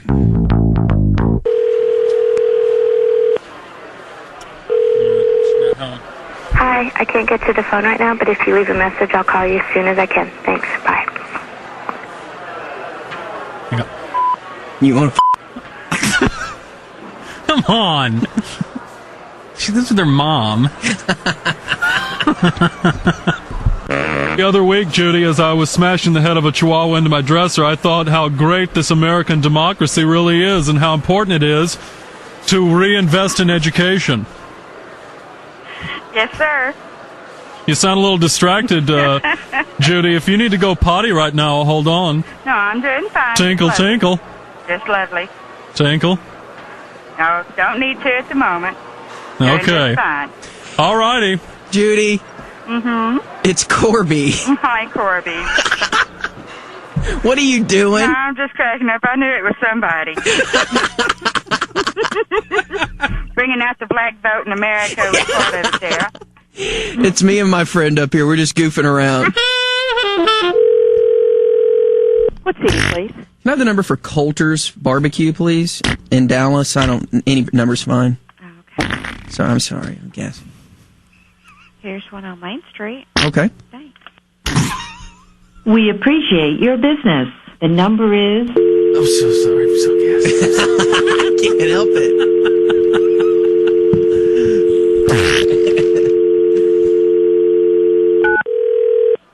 Coulter's, this is Peter. Can I help you? Yes, Peter, my name is Carl Everett. I'm calling from the National Democratic Party. Okay. We're just wondering if you've made it out to the polls yet. Yeah, I have, and we're in the middle of lunch at the restaurant. Oh, I'm sorry. Go Bush. Talk to you later. Okay. Last night, as I was slapping around Tipper, I thought that voting is really important. Right. You were slapping around, huh? No, just kind of talking about things. Oh, okay. Yeah, it's kind of a hip term there. All right. Thanks. Smash a chihuahua's head. All righty. Bye-bye. Can I help you? Connie, hi, it's Corby Davidson over at the Ticket Radio Hello, Station. Corby. How are you? I'm doing good. How are you? Good. That was me and my friend Gordon who just called you. I knew Hello. something going on. I'm like, wait a minute, he's slapping Tipper around? Yes, Yeah. that's right, Connie. I'm violent now. Oh, you are unbelievable. Thanks for calling Picasso's. May I help you? Yeah, my name's Roman Holiday from the Democratic National Convention. I'm just wondering if you made it out to the polls yet. A Roman holiday for the... yeah, actually, we all voted for Nader. You did? Yeah. Okay, well, we were just wondering. We have a special treat. We're, Hello. What's the matter with you? Why'd you bail out? If there's anything that you want, is there anything I can do? This is Peter. Peter. Yes. It's Corby Davidson. I knew it. God, I knew it. You got busted again, didn't you? No, it was Gordon. Oh, it was? Say hi. Hello, Gordon. Hello, Peter. I figured. Pranking T-Speed. Well, we're trying to prank sponsors. I appreciate it. Yeah. What's that? Am I going to be on the radio now? Yeah. Okay, do we have your permission to use it? As long as I don't sound like a jackass. No, you don't. No. We sound like jackasses. We can't fool anybody today. Hello, this is Roman Holiday. Please. Yeah, what number do we need? What were we looking for? The VFW. VFW in Dallas. Veteran of Foreign Wars. Okay. Just a second. Okay. What is that? We have a elephant back here.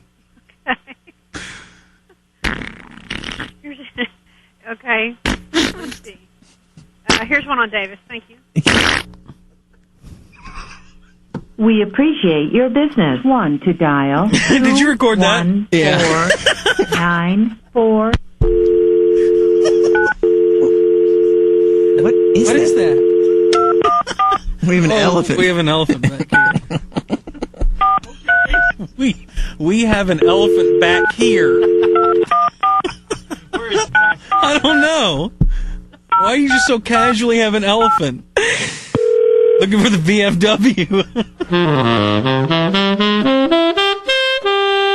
I tell you what, my bowels are so full right now, I'm going to have to cut this conversation a little short. Well, that's good. I'm glad to talk to you. Okay. All right. Okay, Edna. All right. Hey, I smudged a gopher with my car. Huh? What? Okay, bye. All right. Edna? The very best of the worst. It's Rotten Radio on the Ticket. Kind of dicey when you throw out a joke that only one person gets, and it's really dicey if that one person doesn't get it, as we find out this week on the emergency break.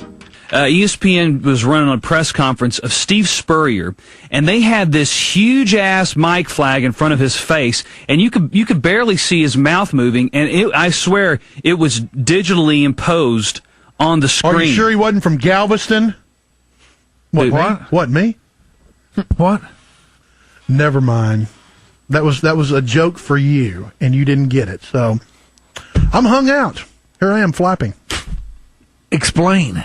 That dude from Galveston. Oh, with the big mic. Oh, okay. All right, yeah. Okay, now I get it. With the big mic flag. Well, it looked like it was digitally imposed on the screen. God. Everybody call me on that one. Jeez. Man. And Sorry.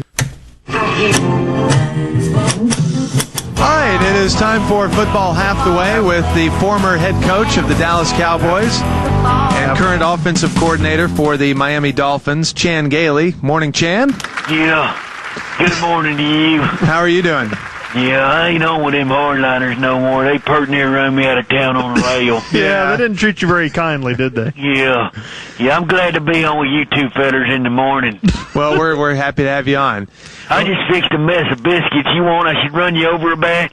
Well, it'd take a while all the way from Miami, so... I got a pan full of sausage going, too. I ain't had nothing else for breakfast in the Coons age. What do you think about your matchup with the Colts this week? That's a big one in your division. Yeah. Yeah, Daddy hung all my britches from the line last night.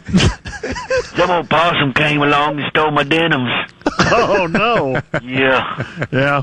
Well, how does that relate to the game that I was talking about? Yeah.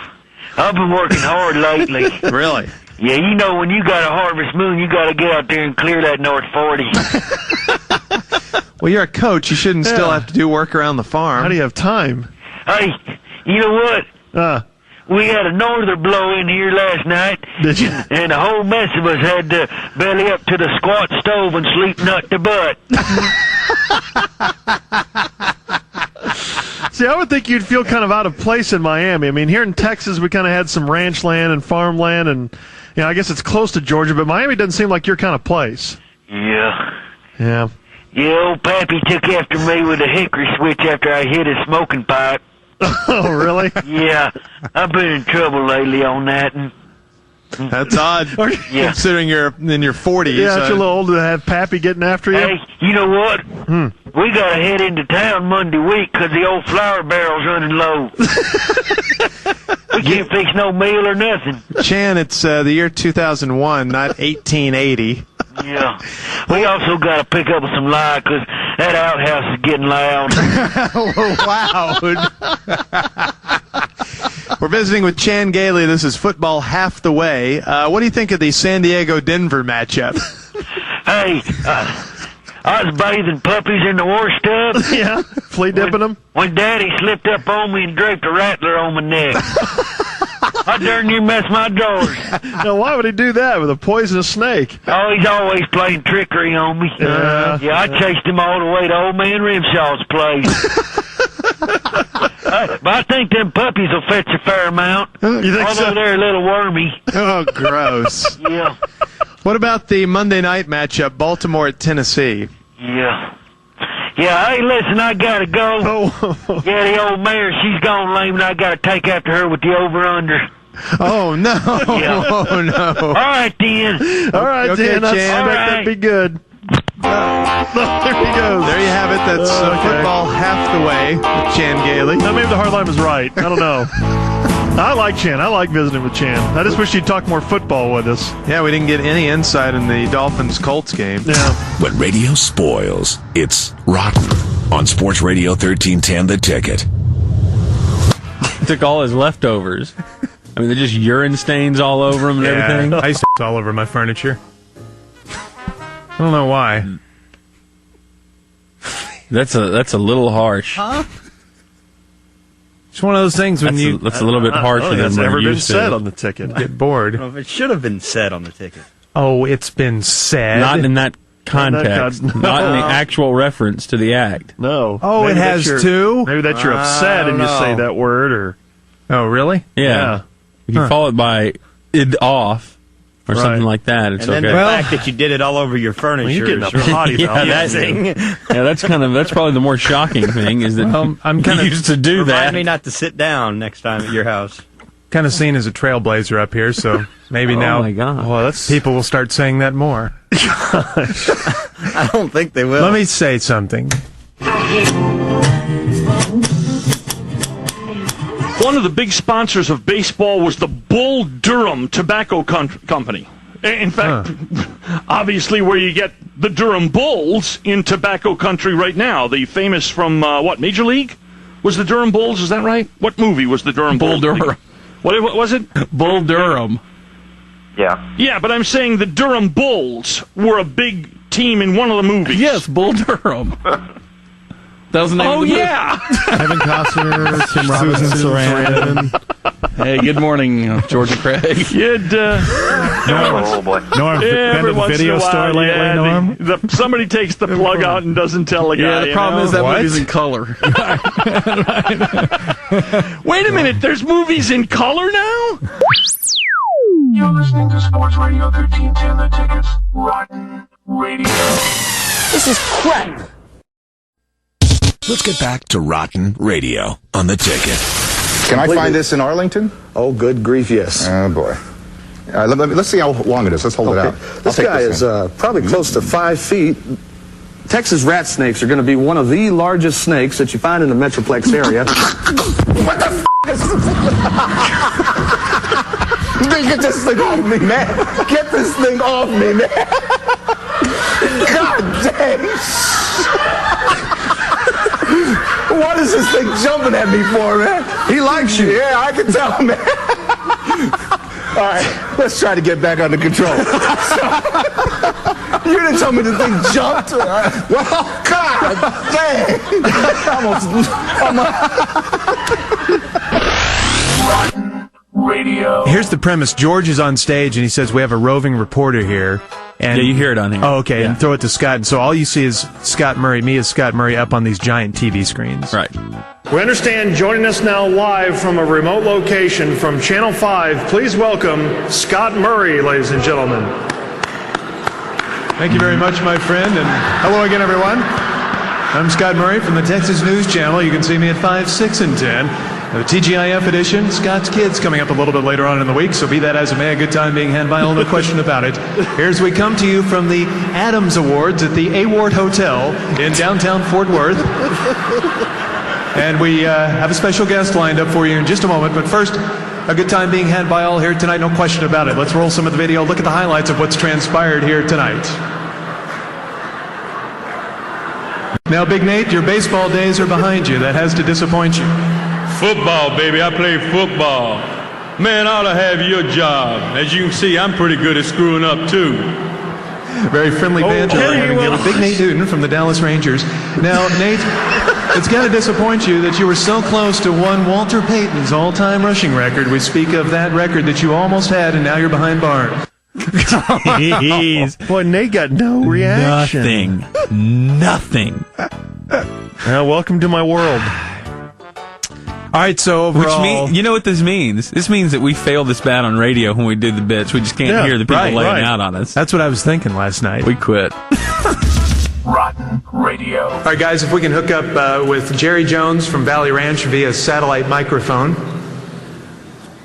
Oh, boy, that's kind of an outdated picture, isn't it? It's before his plastic surgery, the picture was. What was that? I heard you. What? Oh, no, I'm sorry. No. Good evening, Jerry. Thanks a lot for joining us.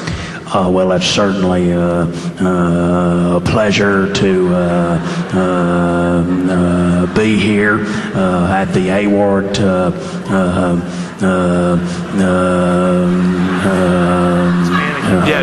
Jerry. Banquet. Yeah, thank you.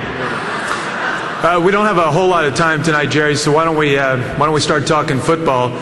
You went through a lot of changes in the off season. Who told you I had plastic surgery?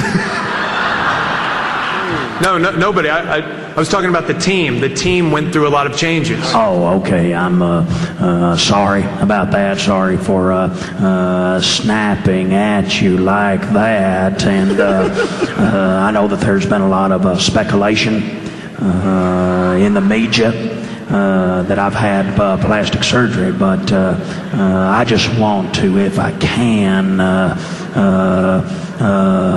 put those rumors to everyone's leaving at this point. Rest? To rest. That's right. Yeah. Rest. All right, Jerry. Well, you made news today, in fact, and that's probably why you're still out at Valley Ranch. You signed Larry Allen to a long-term contract, big money. I got a question for you, though. Thank you. I got a question for you, though. As an owner, does it make you nervous to pay... This is my real hair, by the way. It's not a toupee. Does it look fake? I don't wear a toupee. Who told you that? Dave Campo? He'll be dead before sunrise. No. Jerry, you didn't let me finish. Does it make you nervous to pay a veteran player like that, an older player that, a lot of money? Because I know things are... a little tight around there these days. You mean my face is tight, don't you? That's what you're referring to, you little twerp. I never had any surgery on my face. I want to make that very, very clear. Now, sure, I know that a couple years ago I looked like a Shar-Pei puppy. Reissue. Now I look a little more like Joan Rivers or maybe the puppet madam. But I never had surgery, you understand? Please. Yes. I got it. All right, I got it. Good. Okay, I'm sorry. Please, we're clear. If you could stop being so sensitive about the whole looks thing, we'll get back to football if that's okay. All right, fair enough. I know the last few years have been really tough for you because you've been way over the salary cap, and it was, I know, nip and tuck for a while. But don't say that. Hey. Jeez. What is your problem, young man? You better watch yourself, because I can send Jason Williams over to your house to show you a shotgun in a second if I wanted to. Okay, all right. You don't mess with me, you understand me? Some groans. Nobody gets in my way. I get my way every time. What? I know. I apologize. Except when I'm stopped in Highland Park. That worked. We kind of need to hurry it along because we're paying for this satellite time, Jerry. Just one more question. Did you also get fake teeth? All right, now, hold on. Rotten Radio. You're the expert on Uranus. George, they're not talking about Uranus. They're talking about Uranus. Well, I don't know. You know what, George? You should know about Uranus more than anybody. George, you made the comment after you failed on the jambalaya run that your colon fell out. We should have inspected it further. What? For the diamond. So famous. Oh. You proud of that one? Laying down boy? Laying down boy. You gotta, Grego, it was an odd nickname for Corby, and Corby's on this kick now thinking that he's real famous. Yeah, why does he always utter that? I don't know. It's really odd. Rotten Radio. And then somehow Rich tried to relate that to Gordo's sex life on the ticket. Oh, that creeped me. That really creeped me out when I was a kid. Me too. Seeing this kind of big old fat guy wearing a bonnet. That was funny. But I think that's where I got the seeds of the idea for Little Girl Grego came from that. Right. Jonathan Winter's wearing a bonnet. Something funny to Also, it. some of your sexual activities, I think, came from that.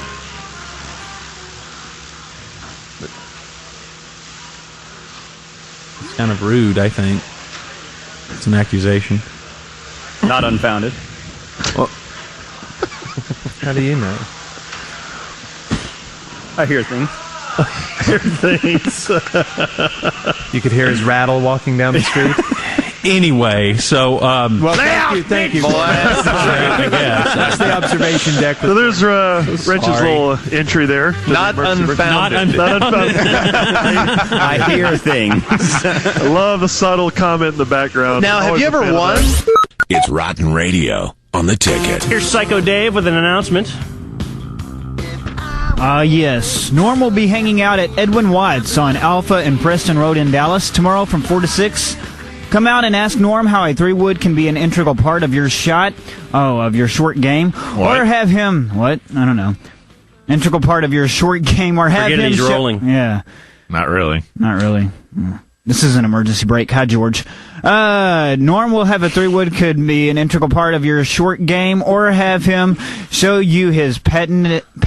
All right, listen. Where is he going to be tomorrow? When? Where? Right. When? He's going to be at Edwin Watts, 4 to 6, at Alpha and Preston Road in Dallas. Good. It's Norm, That's really all Edwin we need. Watts tomorrow. And remember, forget Frito's wacky writing of those liners. Hooked on Phonics works for him. That's right. All right. Rotten Radio. And also, Sunday night at the Smirnoff, it's Foreigner, Bad Co., and Night Ranger. And if you need tickets to those great shows, those great games, Texas Tickets can help you out at 214-696-8001. Also, Mike. Also? E-News is brought to you by Silver City Cabaret and Taco. The question always is, What about you? what about me? What the hell is going on back there? We've had a lightning strike, boys. What happened over there, Grego? We had a little lightning strike right outside the window. I think everything's okay, but it's definitely set off the alarm. Also, E-News is brought to you by Taco Bueno. So we'll reset everything and get the alarm turned off, and we'll just sally forth with E-News. So you can get it. Well, our little friend Kelly Osbourne of the Osbourne family, Ozzy's daughter, is doing quite well for herself right now. Her new single is up to number 28 in national top 40 radio play. And according to an LA station, it is the number 1 or number 2 most requested song on the station for a month solid. Ron, I got to break in here a second, okay? Because Norm has to go back to the station, and I've got his cell phone, so I'm going to have to find me a new cell phone. All right. I will be back in just a second. All right. So if it was an emergency break candidate, it is now. Yes. Golly. God. Grab a fajita. We're sending Norm back to the station. God almighty. What is happening? Grab the hotline, Justin. Just fight through it. Oh, wait, how can you fight through this crap?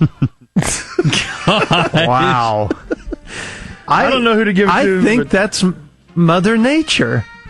I think for the first time ever, Mother Nature is nominated for an e-break. Okay. Or is that bad karma? Shock. After shock. After shock. After shock. After shock. After Warning. shock. After shock. You're listening to Sports Radio 1310 The Tickets. Rotten Radio.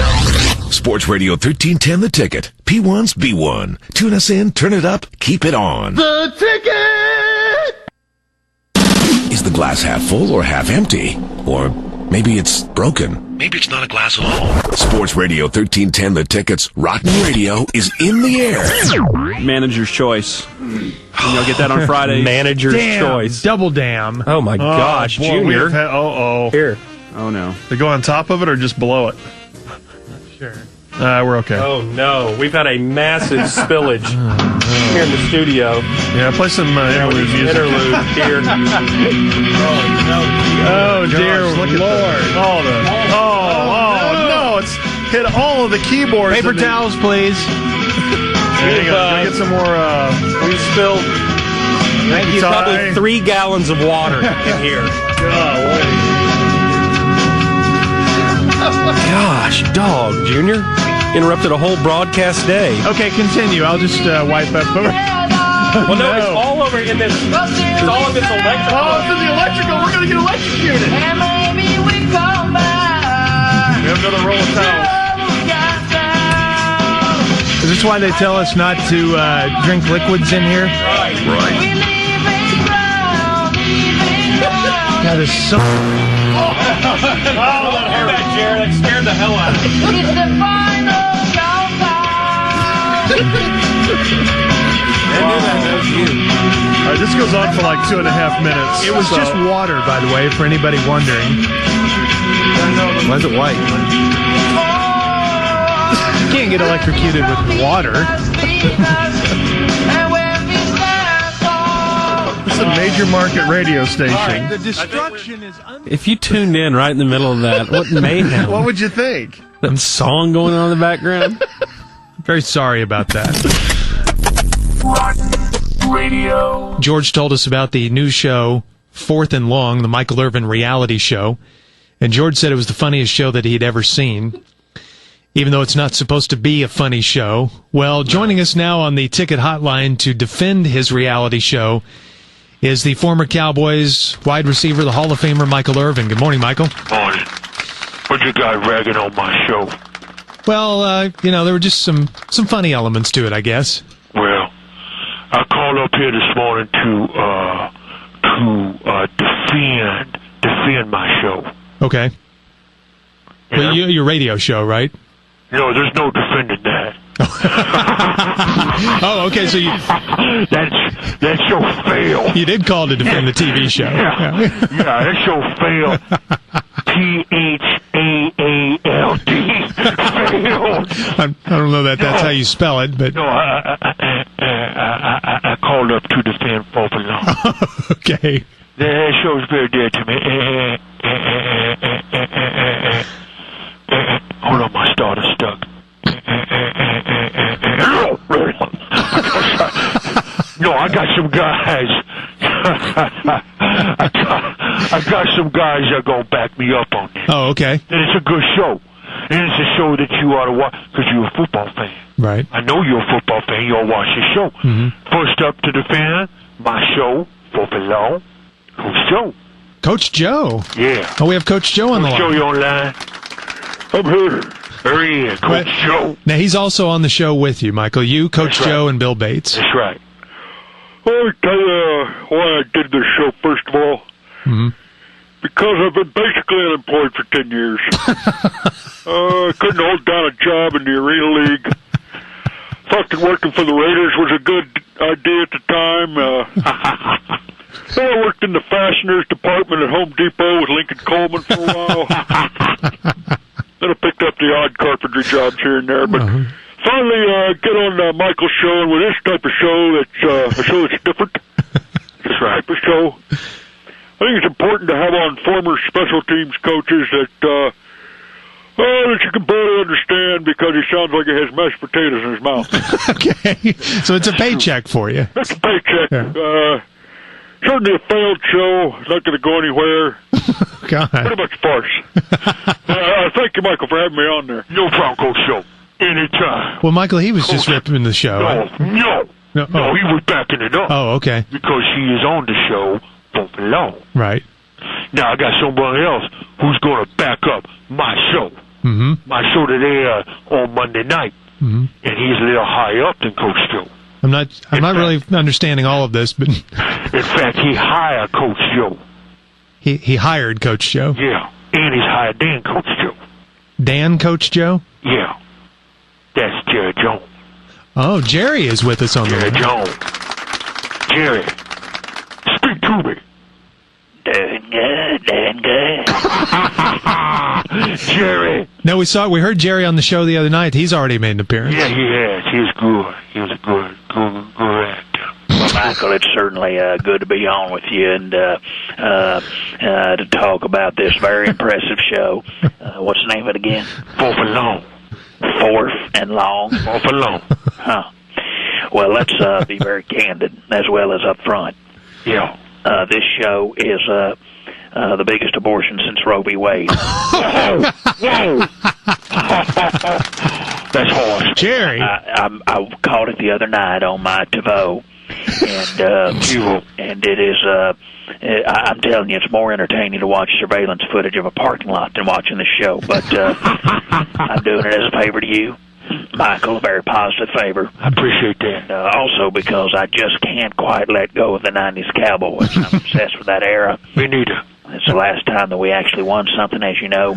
Right. It also helps me promote the new stadium, which, by the way, good seats still available for a very good price. Please make offer. Almost for free. Oh, wow. Go to Cowboy Hotline. And the stadium, very nice. We've even put in a boat slip for Tony Romo. Oh, Michael liked that. Why does it sound like the devil's laughing? You funny, Jerry. You've all been funny.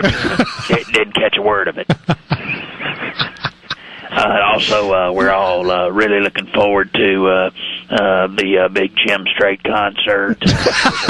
No, I think that's George Street. Of course, yes. Yeah. He's very popular with all the, the skateboard teens and yeah. I don't know. Whatever kind of music he plays. More like white people with cowboy hats. Did you watch that Jim Street? But we're very excited about the stadium, and of course it costs more than expected. in about 3 months, I predict I'll be wearing a barrel and having a "Will Work for Food" sign on the side of Stanford.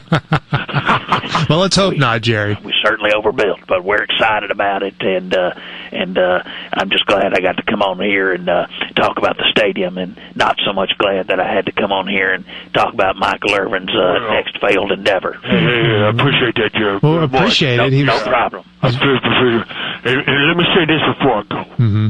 Junior Miller, you like football. I like football, yes. You love football. Yep. But you cannot play in Dallas. You have been cut. I've been cut. Oh, God. Wait, you got cut? I got cut by Michael Irvin. No, with the dramatic just like on the music show. and everything. Man. But I'm not even on the show. No, you're never going to play in Dallas. When radio spoils, it's rotten. On Sports Radio 1310, The Ticket. In the game, playing as Matt Pinto tells the listening audience and his broadcast partner Bob Ortigal, but apparently Bob wasn't listening. He was just hell-bent on getting this medical update in on Dirk. Nowitzki's back. Spin lob to Stackhouse. Swatted out of there by Przybilla. 3-point game as Stoudemire hit the technical. And the crowd is aroused now at the Rose Garden. Folks, we have just been informed that Dirk Nowitzki has a sore right ankle. We do not know whether he'll be back or not. He's on the floor, Bob. Oh, I'm sorry. I just handed that slip. I was reading that. He's not limping at all, is he? Well, he just scored, so he looks okay since re-entering. I just read that. Oh, poor Bob. That's greatness. Oh, man, I don't like funny. it when Matt Pinto says the crowd is aroused. Yeah, it bothers me a little bit too.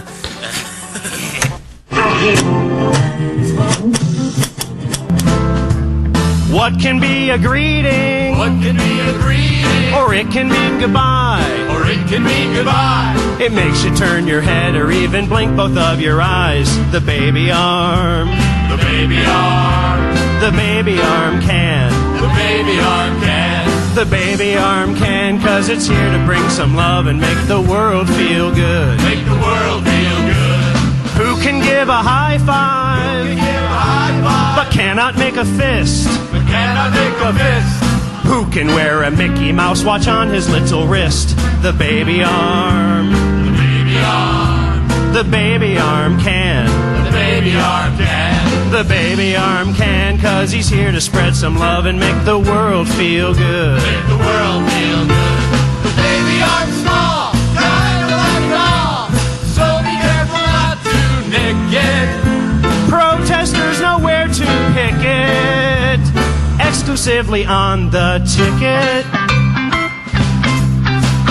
Who can look giant? Who can look giant? Next to a toothpick. Next to a toothpick. Who has been a nickname for Liam Neeson's stick? The baby arm. The baby arm. The baby arm can. The baby arm can. The baby arm can, 'cause he's here to spread some love and make the world feel good. Make the world feel good. Rotten Radio.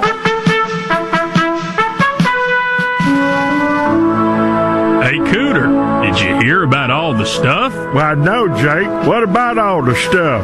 Well, it appears that the Democrats are trying to pull a fast one on all us good folks who didn't go to Ivy League schools. How so, Jake? Well, their leading candidate is a black guy named, get this, Barack Hussein Obama. Hussein Obama? Isn't that the terrorist we just defeated in our continued commitment to the war on terror? You bet, Cooter. And now the Democrats want us to vote for him. Well, that's dadgum insane. I'm not going to be voting for any old black terrorist, even if he does wear a flag lapel pin. That's just the thing, Cooter. He don't even wear a flag lapel pin. Plus, he wants to meet with Iran. What?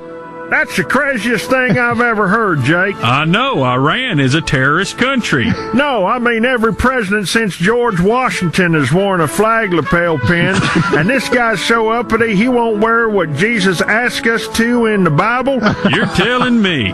That's why I'm going to vote for old John McCain. He was a prisoner of war, so he knows a little something about battling hip-hop Arabs who want to break into our houses and steal our freedom and TVs. Tell me more about this John McCain. Does he wear a flag lapel pin and cling to important things like guns and religion? You bet, Cooter. And is he a common man who grew up driving a truck in the Republican South? You know it. Well, he sounds like the guy for me. I want a president who is not so black and hateful of our freedom. Wow. Where do I vote? That's what I wanted to hear, Cooter.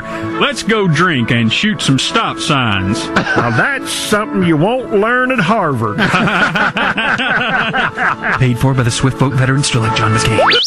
You're listening to Sports Radio 1310 The Ticket's Rotten Radio.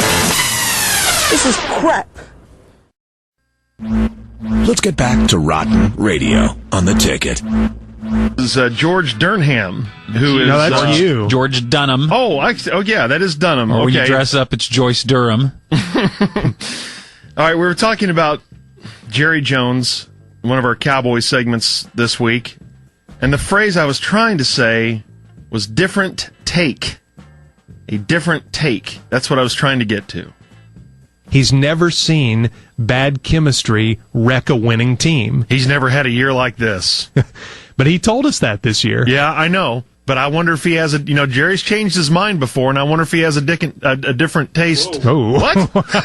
Take on it. Whoa. Wonder if he has what? A different take on it now after going through this season. Sometimes I short circuit, okay? That was just a short circuit. Let's all just move on and pretend like I didn't say that. It's just an odd Freudian slip. I don't know. It's really strange. This is weird. Let's just forget it happened. This is all just move on.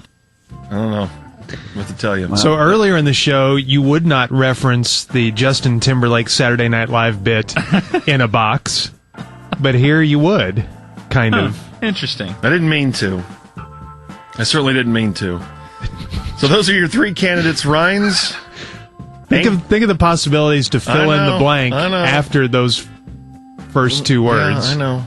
It's one of the more unfortunate pronunciations of different take I've ever heard. Yeah. Sometimes unusual one, too. Sometimes I can't talk. Rotten Radio. Cowboys have been getting some criticism this week after an ugly win over the Bengals. And joining us now, open the door and let this gentleman in. All right, well, be nice to him this time, though. I always am. He's got his hands full. Put him on the spot. He is a professor of psychology at the University of Texas at Dallas, and he is our sports psychologist, Dr. Carlton Maxwell. Good morning. Good morning, Ja. Good morning, Craig. How are you? Doing well. Here goes the coffee sip. Have a sip of my morning coffee. Good coffee, huh? It's excellent coffee. Well, you are a noted author, a prolific author. You've now authored over 2,800 books, and I know you've brought several for us this morning to talk about the Cowboys and what they're dealing with. I have many quick turnaround books. I'm able to publish very quickly, based on world events and sporting events and things such as that. Well, you know the book Throw Me the Damn Ball by Keyshawn Johnson? Which I wrote the epilogue to. Oh, I didn't know that. Well, T.O. commissioned me to write a book with him. It's called Throw Me the MF'n Ball, You Freaking Undrafted Quarterback by T.O. Owens. Oh, really? It just came out with this. Days, did it matter to you? Never. I never even thought about it. Uncomfortable laughter. Things have changed from that regard, and surely you match up What regard? well against some teams and not against other teams, but yeah, all that I was ever concerned about was where my game was and where the team's game was going into the playoffs. And let's face it, the Lakers are hot right now. Listen to this part. Would be a tough draw in the first round for anybody. So it's not surprising that teams were trying to avoid them. No, I was going to ask, did it matter how you were playing going in? Right, absolutely. Surely that's correct. But I mean, when you were a player, did it matter? What? Rotten Radio. We got to know him for years on television. It's Bob Ortegel. Hello, Bob. Wow, good to talk after you guys. Hey, Bob. Wow. Now, you're always very over the top and very excited about the Mavericks. Are you still excited after game one? These Mavericks are great. They're going to win everything. The title, the Super Bowl, abortion rights. Wow. Well, they didn't get off to a very good start. That was an awful second Doesn't matter. half. I'm enthusiastic about everything about the Mavericks. Look at me. I'm wearing my Maverick suit. Oh, you can't see me, can you? No, we can't. Wow. Looks like the city of New Orleans took a page out of the Dallas Stars playbook. They called for a blackout. Wow, the whole town. Golly, Bob. Well, the Mavs got Katrina the other night, didn't they? Wow. I don't know about I'm not known for being PC. Wow. No, you're not. Is that why you're not on TV anymore? What happened I don't there? know, but I can't believe I've been demoted from the radio broadcast to the radio broadcast. TV broadcast. You know how much money I spent to bronze my skin? To look good on TV? To get these big old upside-down tombstones installed as teeth? My teeth were blinding white on television. Perfect. I still wear my zoot suit in hopes that they'll show me on the screen for a few minutes. Well, this is Bob Ortigal. Now, in the past, you've had some very controversial things to say, and some of your nicknames when you called Eduardo Nájera a Mexican jumping bean. That a lot of people thought that went too far. So have you toned down your nicknames? Oh, I still have nicknames for players. That's my signature, my hallmark. like what? Like TJ Barea is my little chalupa. I've never heard you call him that. What about Dirk? Dirk Commissar. Don't turn around a wow-wow. Commissar's in town a wow-wow. What about Josh Howard? Black number 1. Oh, my God. Bob! You couldn't come up with anything more creative than that? What about Jason Terry? Black number 2. All right, so I guess you're going to tell us Eric Dampier is black number 3? Oh, no. That would be offensive. I call him the big disappointment. I have nicknames for everyone in the Mavs organization. Yeah, like you have one for Cuban? Yeah, the flamboyant Frankenstein. Wow! What about the other broadcasters, like, say, Brad Davis? The backstabbing son of a bitch. Oh, come on. Put me back on TV. Come on, no one listens to this crap. Radio is dead. It's not existent. I'm playing with the balls right now. I'm a girl at night. I love pot. Boy, Bob was taking that loss hard. Well, I guess so. He was way over the top. It's Rotten Radio on the Ticket. That's Smokin' Joe with What's New Ticket Chick. Now, I'm sure it'll sound a lot better, Joe, when you're actually up there with a band. And music behind it. Oh, Yeah. sure. I think you ought to know how the song goes, Joe. Can you sing a little bit of it right now for us? What's new, ticket chick? Whoa, whoa, whoa. What's new, ticket chick? Whoa, whoa, whoa, whoa, whoa. Ticket chick, you're a cutie. I love your booty and breasts too. I'll soon be rubbing those cute little ticket chick thighs. Ticket chick, I love you.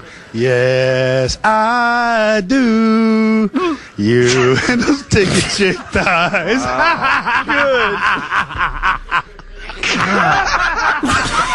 Jeez, he is blasted. It's Rotten Radio on the Ticket. And we'll get back to the Ticket Top 10 in just a second, but we do want to remind you about Camp Bow Wow Barktoberfest this weekend, Saturday from 10 a.m. until 2 at the Fort Wolf Dog Park, Beach Street at I-30 in Fort Worth.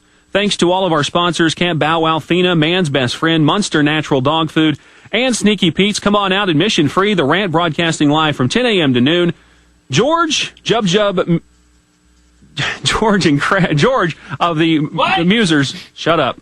George Dunham. I'm sorry, Justin. And Bob Sturm will be on site from 10 a.m. to noon. Norm and Dan will be there from noon to 2. So it's Camp Bow Wow Barktoberfest. Kill Me Now from Fort Worth Dog Park and Sports Radio 1310 The Ticket. Now sports. Now sports.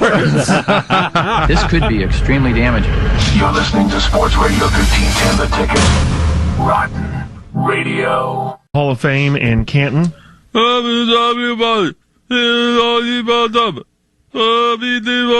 is that? That's Zulu Troy Aikman. Zulu Troy Aikman accepting the nomination. Okay. Would you give him a slight break the day before he gets inducted to the Pro Football Hall of Fame? It's All not right, real dude. Troy Aikman, it's Zulu Troy Aikman. Okay, but it's based on his speech pattern, and I don't He think talks it's nothing like that. Well, speaking of Troy Aikman, he joins us now here on Wow. Sports Radio 1310 The Ticket. What a pleasure to welcome the former Cowboy quarterback and current Fox analyst. Troy, good morning.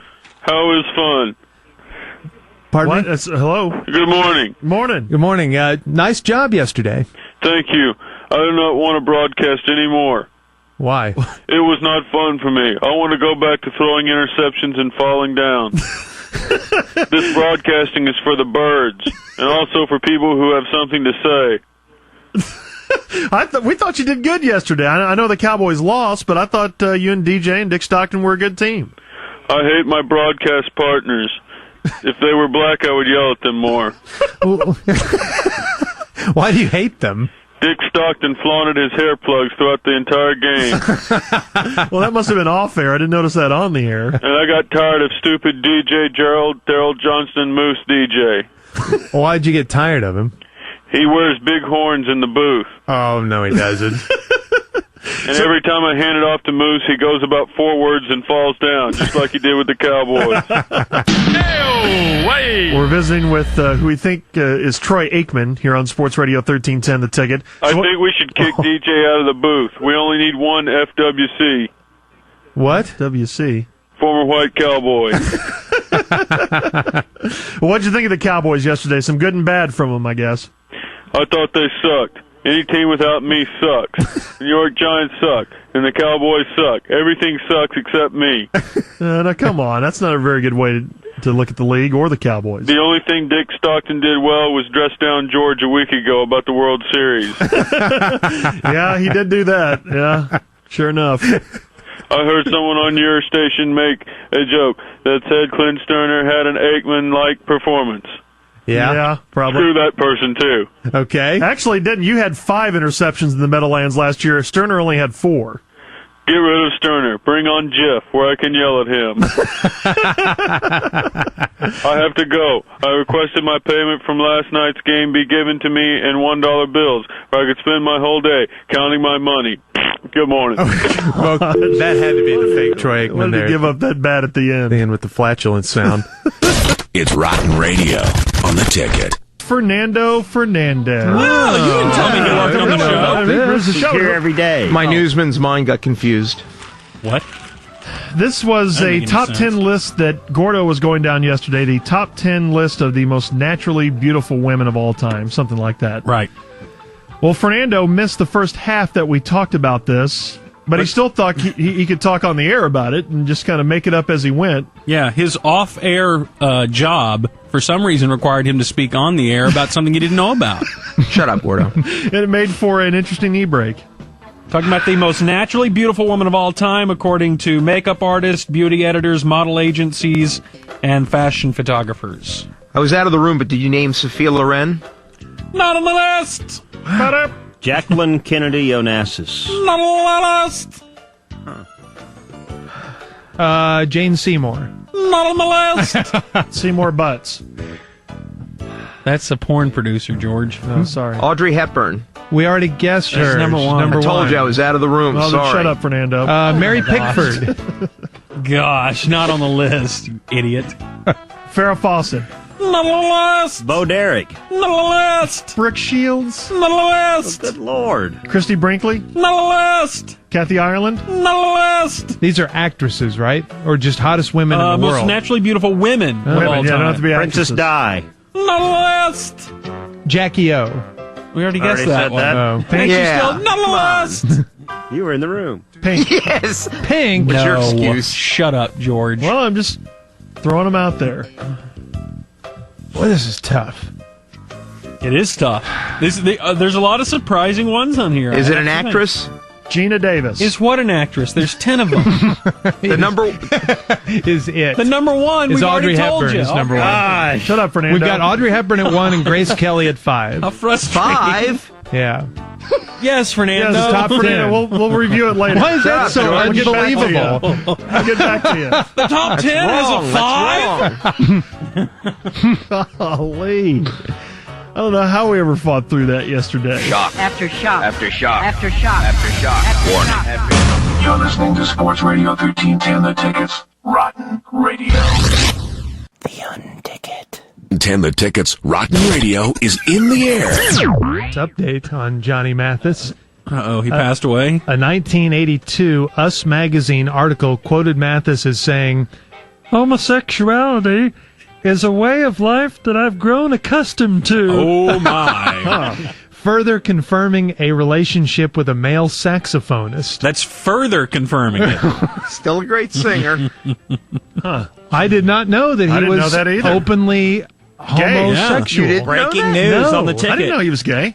You didn't know that? No. Are you serious? No, I swear I Isaac didn't can still know that. sing so high with all that throat damage. Would you like to explain your comments, sir? Yes. No, please don't have them. No, I can explain it. All the years of singing, is that what you're saying? Every night, his vocal cords take a pounding. Because he performs a lot? Right, because he performs so frequently. Okay. Oh, I'm sorry. Maybe it's on me. I didn't know that's what you were talking about. I just Right. didn't understand it. It's just, it's confusing because of the news that he is homosexual. I don't understand how that is related at all. Well, I'm just saying that his bloodied vocal cords... From singing so much. Yeah, they're just battered. Boy, are they. Well, let's move on. I mean, just... Yeah, we got you. Let's baby, move on. they're battered. All right, let's take one more for Doogie. This is Ann Robinson. You're on okay. Sports Radio 1310, The Ticket. Hello, Doogie. Hello, Ann. How are you? It's good to talk to you again. Why are you so stupid? I guess I just am stupid. You're built like a Kip's big boy.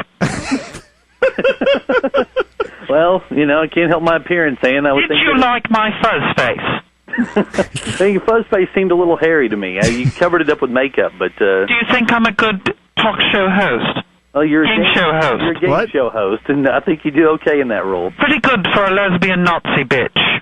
Oh, my gosh. I'm not going to get into your personal life, Ann. Okay, if you did not want to get into it. I respect your privacy. Goodbye. I'm sorry. Goodbye. Oh, I guess she's gone. Goodbye. Oh, she said goodbye to Well, it us. was nice of her Yeah. to call after seeing you on TV last night. Rotten Radio. Yesterday was a very sad day for us here on the morning shows. We learned of the passing of our old friend Seattle Slew, the Triple Crown winner, our horse racing expert. He had joined us for years and years and years as our expert. And this morning, as part of our tribute to him, we'll talk more about our feelings of loss with you, the P1s, after this service. But we're going to try to carry the memorial service for Seattle Slew Live, which is going down in Churchill Downs. In fact, it should be any moment now. Gordo, you've been monitoring this. Yes, Greg, we're monitoring the feed from Churchill Downs. A pretty big funeral service that they're having for him. They've, of course, got a lot of famous people from the horse racing world, and it's pretty sad to see Seattle Slew go. We're hearing that they're getting ready to start the thing. So if we want to go ahead, Jeremy, and pot it up, we can. Yeah, they've already started.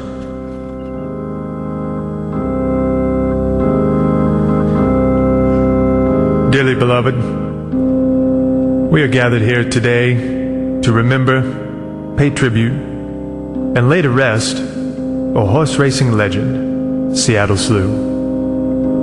He was the last Triple Crown winner that was still alive, that is, until we found his dirty dead body in his stall.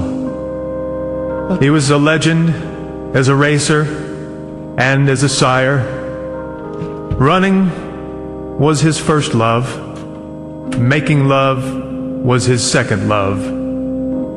He was as beautiful and well-spoken a horse as we have ever known. Those who knew Seattle Slew knew him.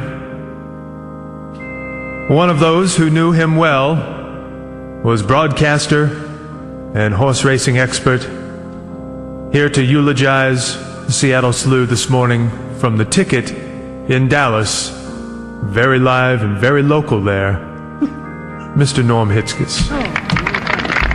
You hold your applause, please. This is a memorial. Oh, please don't do that. Thank you. Thank you very much. We're here today to pay tribute. Something very close to my heart. Horse racing and gambling.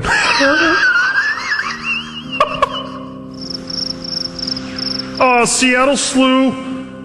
What a horse. I mean, look at him there in his casket. Look at that face. Look at those teeth. He wasn't from Seattle, but he had a slew of victories. Knock it off. Just knock it off. He was a jokester, Seattle was. He kept us laughing. I remember back in the 70s when he was about to win the Marlboro Cup. In fact, he beat Affirmed. That next week when he was going through training runs, he wore a t-shirt that said, "Affirm this!" Next, 77, right after he was about to win the Kentucky Derby, I asked Seattle, was he going to win? And he said, "Norm, you bet." And I said, "Seattle, I always bet."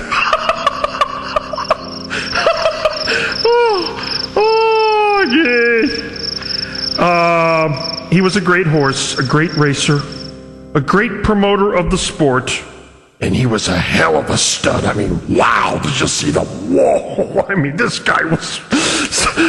Seattle, farewell, my friend, my beast of burden. Thank you very much. That was Norm Hitzges. And by the way, you can meet Norm this morning at Tech Skills in Addison. Come on out and watch Norm and see what Tech Skills has to offer all today from 10 until noon. Addison, Tollway and Quorum on the ticket. Thank you. Next, to eulogize the great horse racer,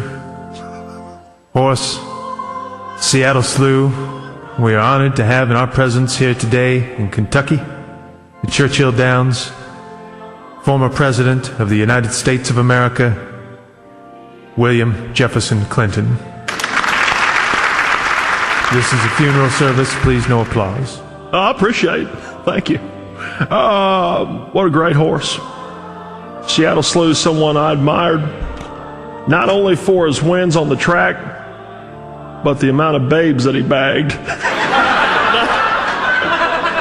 You're listening to live coverage of the Seattle Slew funeral from Churchill Downs on the ticket. I like those. I love Seattle, as a matter of fact. Of course, he wasn't my favorite horse of all time. I mean, I liked him and all, but he wasn't my favorite. That was Cigar. Yeah. This is former President Bill Clinton speaking. Oh, no, I look back at the 70s as it was a heyday for horse racing. Affirmed, Secretariat, Seattle Slew. I also look back at the 70s as a great decade to blow some dubage. What we did to me in Seattle. People. But, no, seriously, Seattle could party. In fact, he came to the White House one weekend when Hillary was out of town. We went through 4 cases of beer in 2 days. We also went through 5 interns and 5 fillies. Hey, listen, I'm joking around a lot, but seriously, I will miss him. He was a friend. And when I had my time of need, he comforted me. Called me at the White House and said, "Attaboy, Bill." She's pretty good looking. Thank you. Okay, and, thank you. Thanks Thank for coming. you, Mr. President. Thank you. That's enough. Thank you. Please hold your applause. We're listening to continuing coverage of the Seattle Slew funeral from Churchill Downs. Seattle Slew was a great, great communicator, and he loved all of you very dearly. He wanted to speak to you at his own funeral service, but of course he can't because he's dead. So a short time ago, Seattle Slew recorded this message to be played upon his passing. Here now, a video message from Seattle Slew to all of you, his loved ones. We ready? Okay. Well, hello, friends, fans, and family, and thank you for coming. I know this is weird, hearing from me after my passing. I just hope I didn't die while in the bedroom of one of your wives. No, I'm teasing, but I know you will shed many tears today, and I know that your pain is deep and sharp for the moment. But I assure you it will blunt with time when you realize that life is for living and not for dwelling in the dead. And I've had a very good life, as is evidenced by the 148 kids sitting in the first 40 pews here today. I won some races and I ate some hay. And I think you can agree that that's a pretty good life for someone like me. I'm pretty sure I'm in a much better place today. At least they're pretty good odds. I don't know. I'm sure that Hitchkus is here today and he's putting money down one way or the other. Let's just hope I'm in a place where I'm not so nervous all the time. No, I'm teasing, of course. I assume that if this is happening before the year 2005, that the ticket's probably carrying it live, so shout out to those listening on 1310 and of course 1700 up in Big Sky Country and 1041 on your FM dial. I just want to say something before I leave you that has been plaguing my conscience for all of my years. I cheated in every race, and I'm sorry for that. Goodbye, and God bless. Was that good? I didn't cuss, did I? No, stop it. That was a video message from Seattle Slew, Triple Crown winner in 1978. Offspring here today, and now very dead. Now we lay the gentle horse to sleep.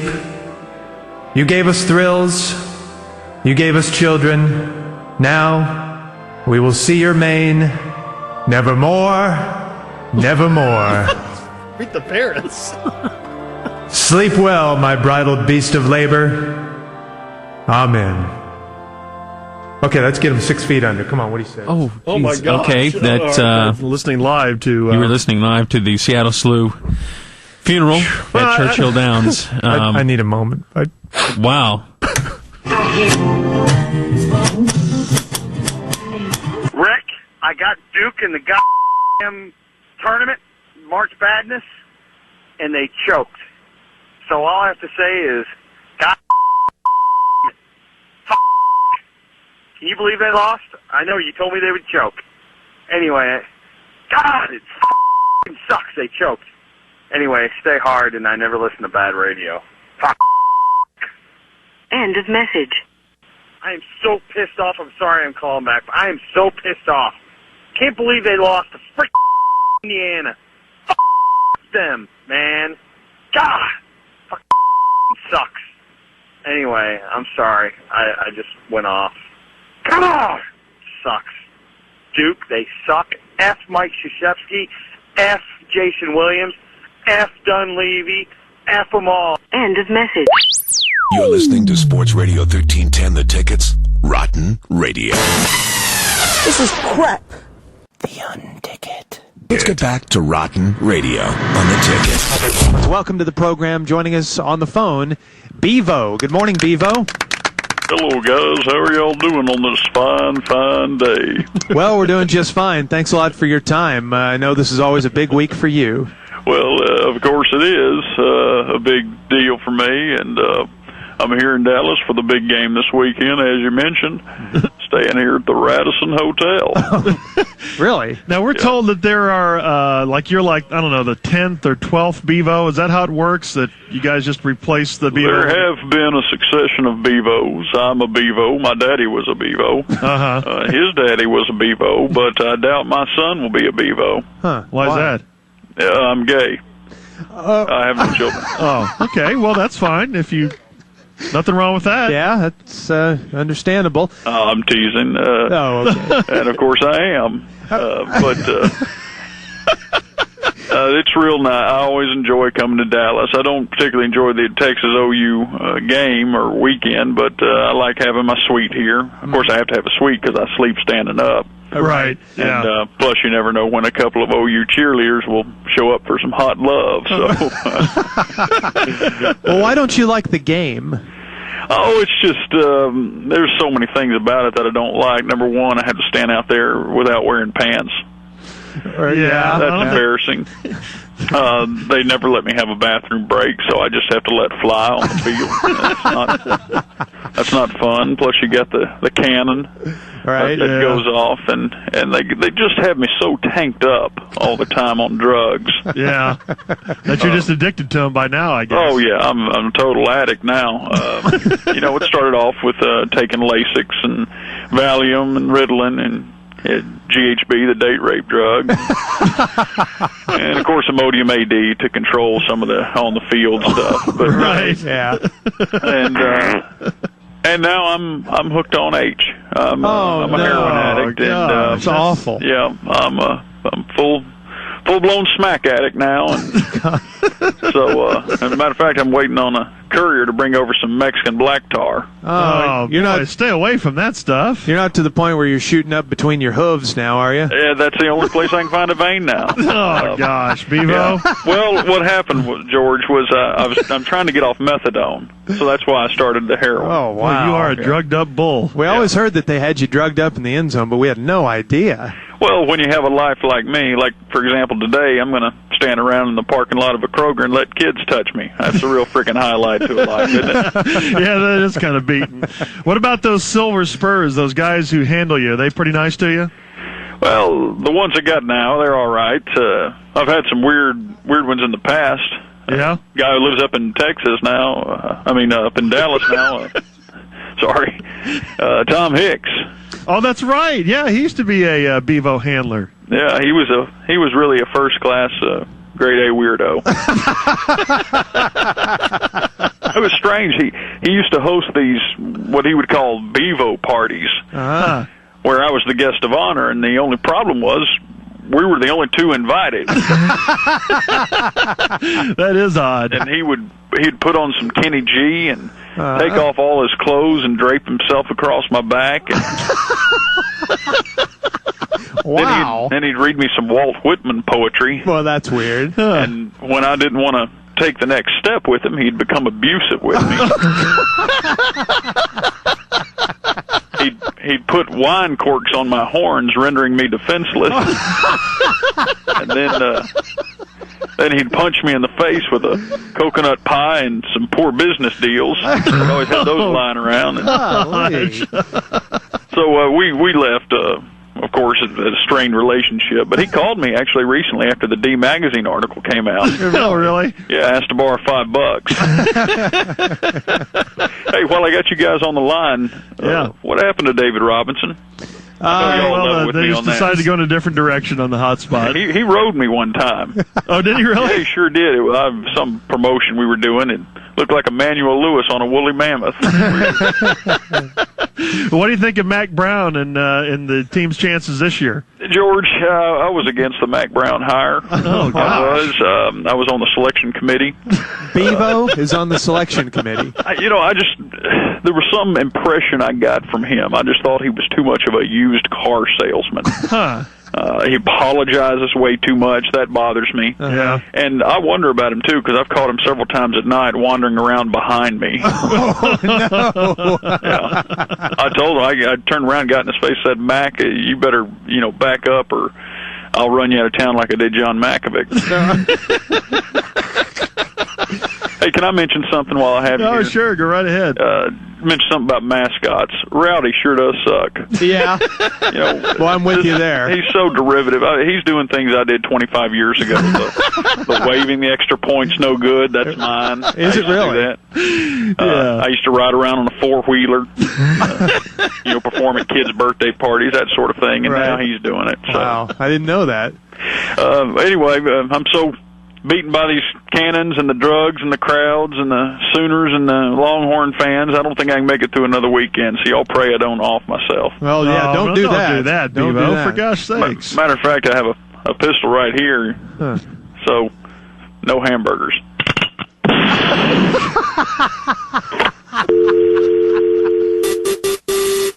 Rotten Radio. last week when we were out there at the Motor Speedway doing it with him, we had a communication problem, and of course Keyshawn blamed it on us. It wasn't his cell phone that messed up. It had to be the landline that we were using at the ticket. But anyway, they had a really defeating moment with Keyshawn last night. What Antonio Bryant is for, if you're going to allow Bryant to disrespect you in practice to 29 years old and you have miles to see, that's the way I look at the situation. You know, I don't want to put any words in your mouth, but it sounds like that, you know, just by your answer there, that you were a little bit down on Antonio Bryant. And we'll never know. All right. Something else coming up next. Horrible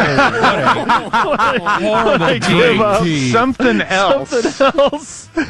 Oh, no. Every week they fight through that with Keyshawn and his cell phone.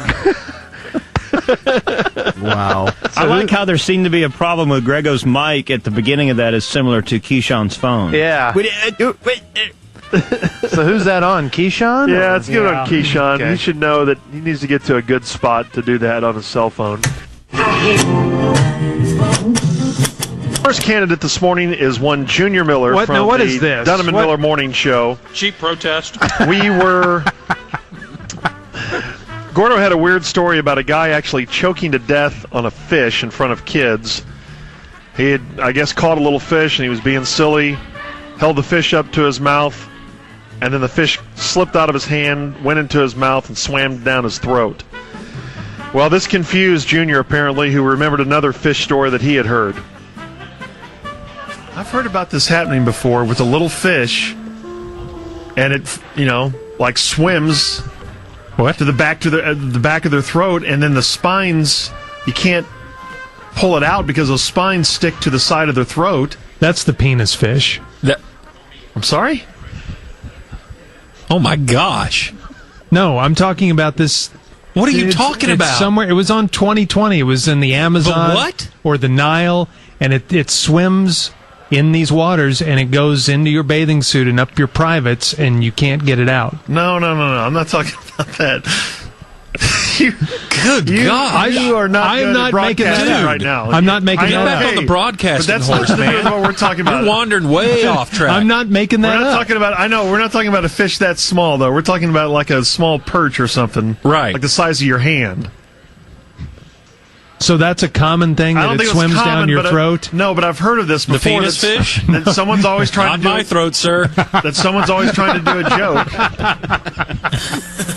Forget it. I give up. I'm more interested in Junior's fish story right now. You probably would be. I got to do one more story before we do that. I was so wrong. What there. mayhem. That was You were wrong. wrong. You wronged the You got broadcast. us totally off track. I was presenting actual scientific evidence of an That had actual nothing fish. to do with what we were talking about. Well, tell us more about the penis fish, will you? No, don't. Marconi woke up in his grave and bumped his head on the top of the casket when you said that. The very best of the worst. It's Rotten Radio on the Ticket. Hey P1s, Greg Williams here. You ever want to buy something special for your lady? Well, it's time to thank Aveda, brother. Aveda products are the absolute top of the line in skin care, hair care, and total body care. This isn't a tricked up Valentine's Day gift. This is year-round gift that will please any woman. 3 magic elements are inside every Aveda product. Plantroidestics, that stands for skin exfoliation. Shintoic Stulic, that stands for moisturizing. Truxoid, and that stands for re-moisturizing. I know they're long words and I slaughtered them, but the product speaks for itself. Don't forget, I will be at the Aveda booth during Ticket Stock where you will be able to sample all the products and make Aveda the leader in hair, skin, and total body care, brother. Hey, you P1s, P2s, and P3s, and all ticket heads, discover this weekend at Ticket Stock how Sweet Grego stays so damn sweet. It's no secret, it's Aveda. Plantroidestic, Shintoic Stulic, Filament Truxoid. Discover it this weekend at Ticket Stock in the Plano Center. See you at the Aveda booth at Ticket Stock. It's Aveda. Commercial content, promotional ideas provided by Corby Davidson. John Griffin's involvement was forced at gunpoint.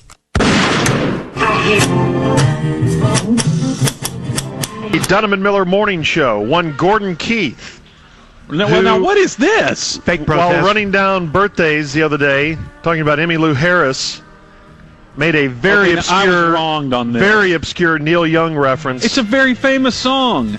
I don't know if that song's very famous. Powderfinger is not that well known, I don't think. And if it is, I don't know if everyone knows that the river took Emmylou, but it's a lyric in the song. The river took Emmylou. So famous. All right, let's hear this stop down. Emmylou Harris is 62. I like her. Didn't the river take her? Okay. Nobody? George?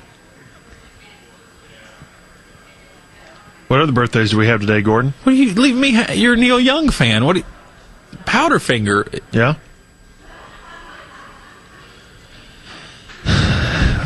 Pamela Reed is 60. I had to think about it for like 30 seconds, and I'm a Neil Young fan, so just think about the masses out there. Bill Romanowski is 43. Because if George didn't get it, nobody could get it. How could the masses get it? That's right. Gosh, it's so arrogant. I didn't get it. It's not, see? Well, because you're one of the dirty masses, according to George. No, I didn't mean it like that. I just meant that I'm a Neil Young fan, and hey, if I couldn't get it, then how do you expect the masses to get it? Because I don't think Neil Young's tremendously popular with our listening audience. Yeah, no one's ever heard of Neil Young. No, they've heard of him, but could they quote they're not that familiar with lyric his from that music. obscure song that was hardly ever played on radio? Whatever, Gordo, you're up for an e-break. Rotten Radio. We got through the basketball game without too many incidents, but we did have this moment. That was a very unfortunate broadcasting moment that included the entire crowd at Moody Coliseum turning on Gordo when they heard this comment.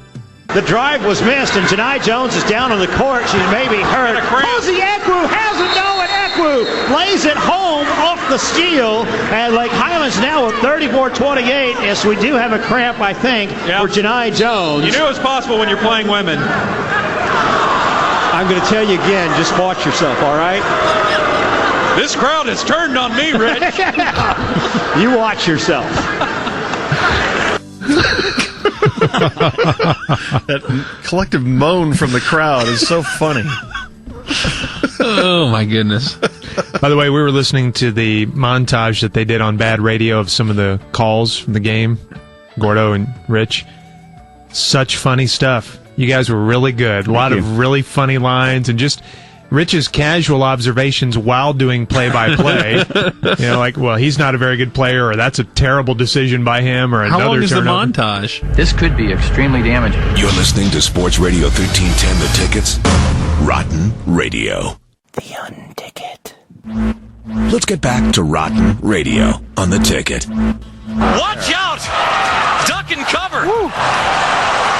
A two-run parabola! Obviously, Fox Sports Net's Josh Lewin remembers his high school geography, but for those like me who don't, a parabola is a plane curve, which is the path of a moving point that remains equally distant from a fixed point and a fixed straight line. In other words, A-Rod curved it around for his third home run of the series in AL, leading 36th of the year. The Rangers 6-0 over the Tigers. R.A. Dickey, a complete game 6-hitter. By the way, Rich, that's geometry, not geography.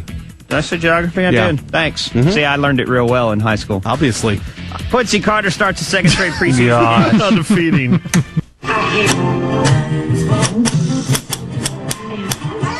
Where should we begin? Should we just let you talk about it? I think I can. And again, thank you very much for this forum, because I'm speaking out to thousands and thousands of men across Dallas-Fort Worth. Right. And on the World Wide Web. Right. That's right. First of all, let's talk about gaseous experiences. Gaseous experiences? Gaseous experiences. Okay. Passing gas. The other F-bomb. Right. I would say in any grown man's life near 40 years old, we've all had at least 70 or 80,000 successful gaseous experiences. Successful experiences. I hearken this to an airline pilot. They have 70 or 80,000 successful landings, Right? and then one goes horribly wrong. Well, some pilots make it all the way through with nothing wrong. Many of them do. Yeah. Many of them do. So you're telling us that you've had 70 or 80,000 successful passing gas experiences. Well, let's talk to you. Sure, I've had many successful ones. Sure. Any American man has successful gaseous experiences, and we have pretty much a handle on our gaseous experiences. This story occurred about a month ago on a hot June day in North Texas. And let me say, first of all, I think I'd been drinking a little too much apple juice. All right. Coming up to this particular situation. All right, we'll note that. I go to lunch. I'm going to pick my boss up some lunch as well. It's about 1 o'clock on a hot afternoon. I pick him up a big, steaming order of cheese fries that are in the front seat of my pickup. Okay. After leaving the restaurant, I decide I need to run into the grocery store real quick. So, as I pull up to the grocery store and proceed to hop out of my pickup, I go, I could relieve myself very quickly. Of a gaseous thing. You had to release. Release some gas. Right. Of which I did. Which is nothing out of the ordinary for guys in a parking lot. Right. No, not at all.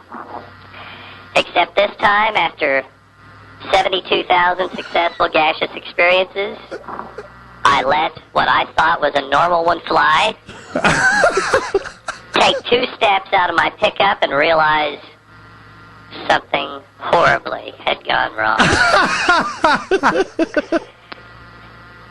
I felt a touch of moist. Okay. Between my cheeks.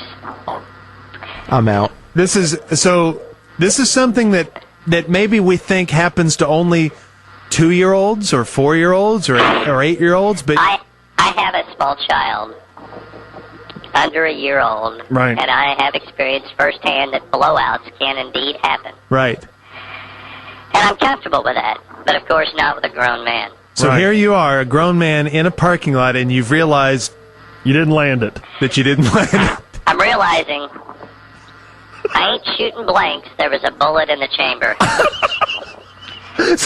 So what do you do at this point? Well, again, it wasn't any bullet. It was a very watery consistency. Okay. Now, how bad was the damage?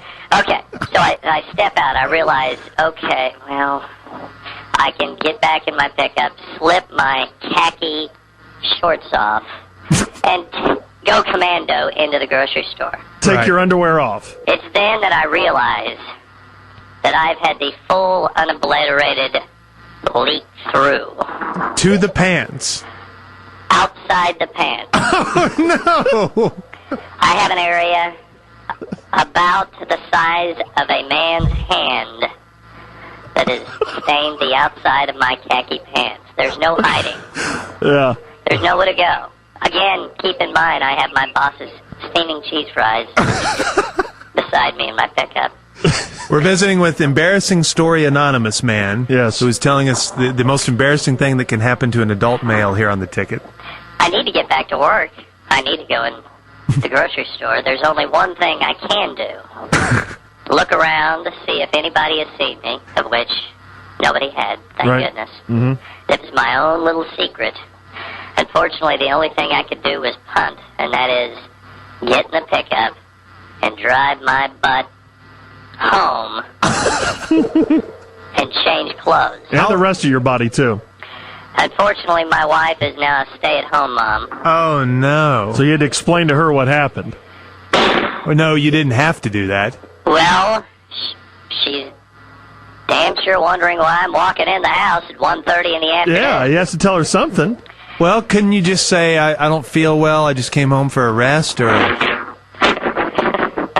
I guess not. No, again, by this point, it's been 20 minutes, I've thought about it, and I think our relationship, we're comfortable enough in our relationship that she can handle it. You can't tell your but wife that. It's still uncomfortable to talk about that with your girlfriend or wife. You can talk to your wife about anything, can't you, George? Is your marriage that unstable? Yeah. No, it's not that unstable. No, it's not, anonymous man, but it's still uncomfortable. Yes, it's uncomfortable, but what do? Do you go ahead and yank the Band-Aid off real quick, or do you subtly try to peel it back? So I walk in, and I tell my wife, I pass gas and I poop my drawers. So deal with it. Deal with it. Why are you mad at her? She was fine about it. However, this morning when I got the phone call, she said, "You cannot do this." How could she be fine with her adult male husband who has fathered their child doing that to his drawers? She must love me a whole lot. I guess so. She must love me a whole lot. Hmm. So I changed pants, got back to work, and what do you tell your boss when you get back to work? Yeah, you've been gone for what 2 hours? Yeah, what about the cheese fries? I had an emergency. I had to go home. That's what you said? Did that fly? My boss understood my problem. You told your boss what happened? I had to. You did not! There is only a small handful of people that I have let this secret out to. People that I could trust. Uh-huh. And now I've let it out to several thousand ticket listeners. And they understand my plight because they've been there. You literally let it out. But now, every gaseous experience I have, I remember back to a hot summer day some 35 days ago. And I am extremely careful, and that's my message to all ticket heads. Right. Be extremely... And this is something that does not just happen to children. This happens to adults. This can happen to you. So please beware. And your advice is to just be upfront about it and to tell the people you love the most exactly what you did to your pants. Yes, or always carry an extra pair of boxers and shorts in the car. Anonymous man, at what point did you want a do-over? Right after you realized that there was a dirty mess? There was no going back. Once it started, I had to complete the process. Hey, was the most insulting thing, the whole process, the fact that you had this order of cheese fries dogging you? I felt bad for my boss. Yeah. But he gulped them down. Oh, he ate them? No big whoop. Oh. So you warned him that that's the way they'd been carried. I felt it was my obligation. So close to this disaster. Yes. Well, I have to say, you are one brave man to come on this radio station anonymously and tell this story. You gave me your word because I could be recognized within the workplace, within the community, within my church. Yeah, have you told anybody at your church about this story? Of course not. Okay. That's Nobody knows. Best. That's best, I think. Yeah. And I appreciate you for not allowing Gordon to be a part of this interview. Well, he was trying. Yeah, we did our best. Well, best of luck It's to not you. me on the phone. I want to make that clear. This is not me doing a character. Yeah, this is not a character. We are completely 100% honest with the P1s this morning. This is a true story. Is that right, anonymous man? It is a true story, and I know, at least I have the guts to tell my story as a public service to all men everywhere because I know this happens. Yes. And I understand, and it's completely normal. So don't feel like you're a weirdo or an outcast if it happens to you. Is that what you're saying? Exactly. Okay. And please watch your consumption of fruity drinks. You blame apple juice. It rifled right through me. Frito is getting so freaked out in here. All right, anonymous, embarrassing story man, thank you very much. And I know there are many P1s that thank you this morning for your honesty. Thank you, Musers. It's been an eye-opening experience for me. Now, if you'll excuse me, I need... Okay. We were fine until that. Didn't have to do that. All right. Well, that was a true story, 100% true story. Change my diaper. That gentleman approached us and wanted to go on the air only if we would hide his identity and tell that story. And I think we did the listeners a service. Yeah, I think so too. I'm a Cliff listener now. I just switched. Rotten Radio. It will be tomorrow. The Oklahoma Sooners hosting the Tulsa something. I forgot their mascot. Hurricane. Thank you. We'll be hosting the Hurricanes tomorrow. Kind of an interesting fact that the teams that have played Oklahoma have played Texas Tech the week before. Right. But that doesn't make sense. Never mind, man. I screwed that whole thing up. Never mind. I don't know what the hell I was talking about. That's a great fun fact, Kevin. It is a great fun fact. Wow. I don't know what the hell they were talking about, man. I was thinking they were playing somebody else. Never mind. It's not a fun fact anymore. Call us. All right, I'll call you, Corby. UT is playing tomorrow. Gosh. That was during a ticker. Shock. After shock. After shock. After shock. After shock. Warning. You're listening to Sports Radio 1310 The Tickets, Rotten Radio. To you by Man's Best Friend and the Don Davis Auto Group. On the docket this evening, we've got a classic fake Scott Murray bit. We have Turn on the Hard Line by someone named Joyce Durham. We've got Unfortunate Timing Norm. We've got Grego getting pranked. We've got George calling Talk Sports in the UK. But first up, speaking of George, it is Mumblemouth George Dunham. Half empty. Or maybe it's broken. Maybe it's not a glass at all. Sports Radio 1310 The Tickets, Rotten Radio is in the air. If you feel any better, so am I. We had James Toback on the show. Was that yesterday? Yep. Yeah, it was yesterday. He's in town for the film festival. He had Because George can't remember there's so many famous people that come in and out of his life. You want to fight? Yeah. Boogity boogity. Right. Let me tighten up my belts, and then we'll start fighting here in a second. Oh. All right, so we had him in studio, and I was fishtailing all over the place trying to introduce him yesterday, and had, I guess, Mumblemouth break out when we were talking to James Toback on the show. All right, and hopefully you're tuned in now to hear from James Toback, who has directed the new documentary on Mike Tyson. And he's nice enough to come in with us this morning. He's in town for the AFI Dallas International Film Festival.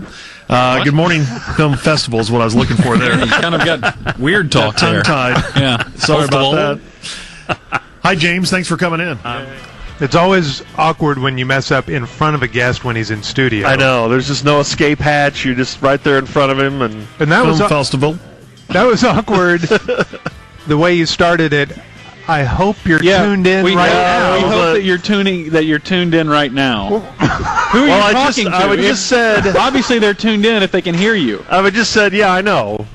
That was a definite keep your ears listening. There's no doubt about that. We Film hope Festival. you're tuned in right now. And I understand you getting mumble mouth and getting tired towards the end of a segment, but you're just coming off fresh out of the break. I mean, the gates are swinging open, and the thoroughbred's supposed to be running. Well, no one can broadcast quite like the great Gordo, apparently, because he never does that. Oh, okay. Now George is talking. We got to listen because George is talking. Film Festival. Road Swing. Golly. What was it? Road Swing. Up next. Film Festival. Film Festival. Rotten Radio. Hello? Is Dale there? Yeah, Mass is calling? Yeah, this is Dan Bennett. Okay, hold on a second. Thank you. Yeah. Dan Bennett. Hello. Dale Hansen. Dan Bennett. How you doing? I'm doing fine, sir. All right. Didn't wake you up, did I? Nope. Chris did that. Nah. Stop it. Hey, excited about the ticket thing. Good. Excited about that. A couple of items about it. Do you mind at least a couple of times a month co-hosting with Rocco?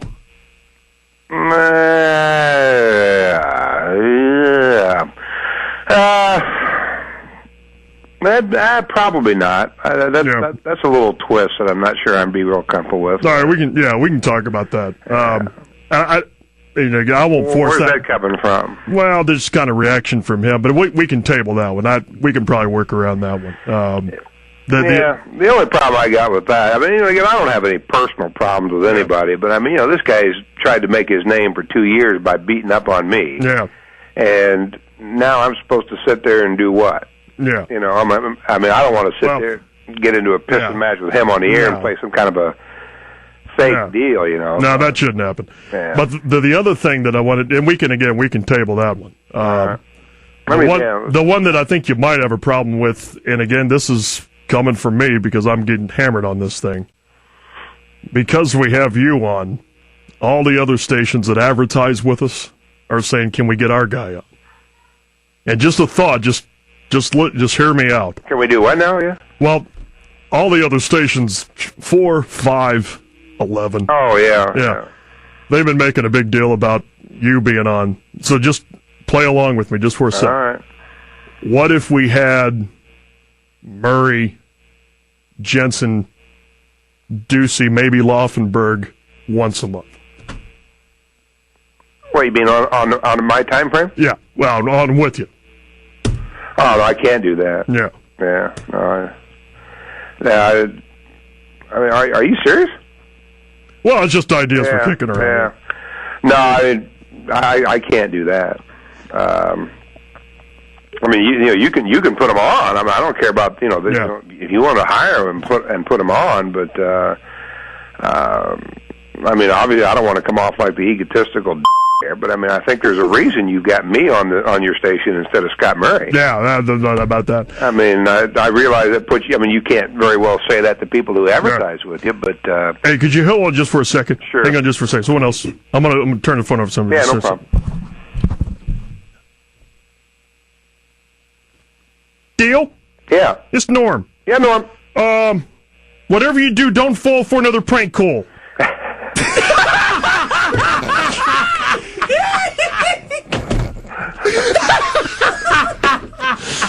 Oh, you got him. I'm sorry, this is your ticket initiation. This is like when a rookie comes into the NHL, they roll him in a carpet and shave his head. I can't believe you fell for another one. This is getting ridiculous. They got me again.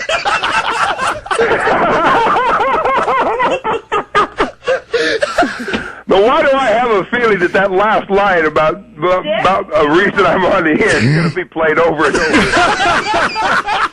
We dumped the one part. Yeah, we had to dump you at one point. We dumped the one part. Yeah, when you use another name for Richard, we had to dump that. I think that's only fair.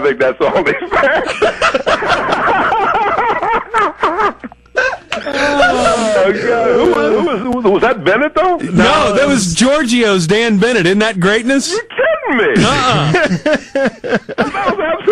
I swear to God, you're dead on.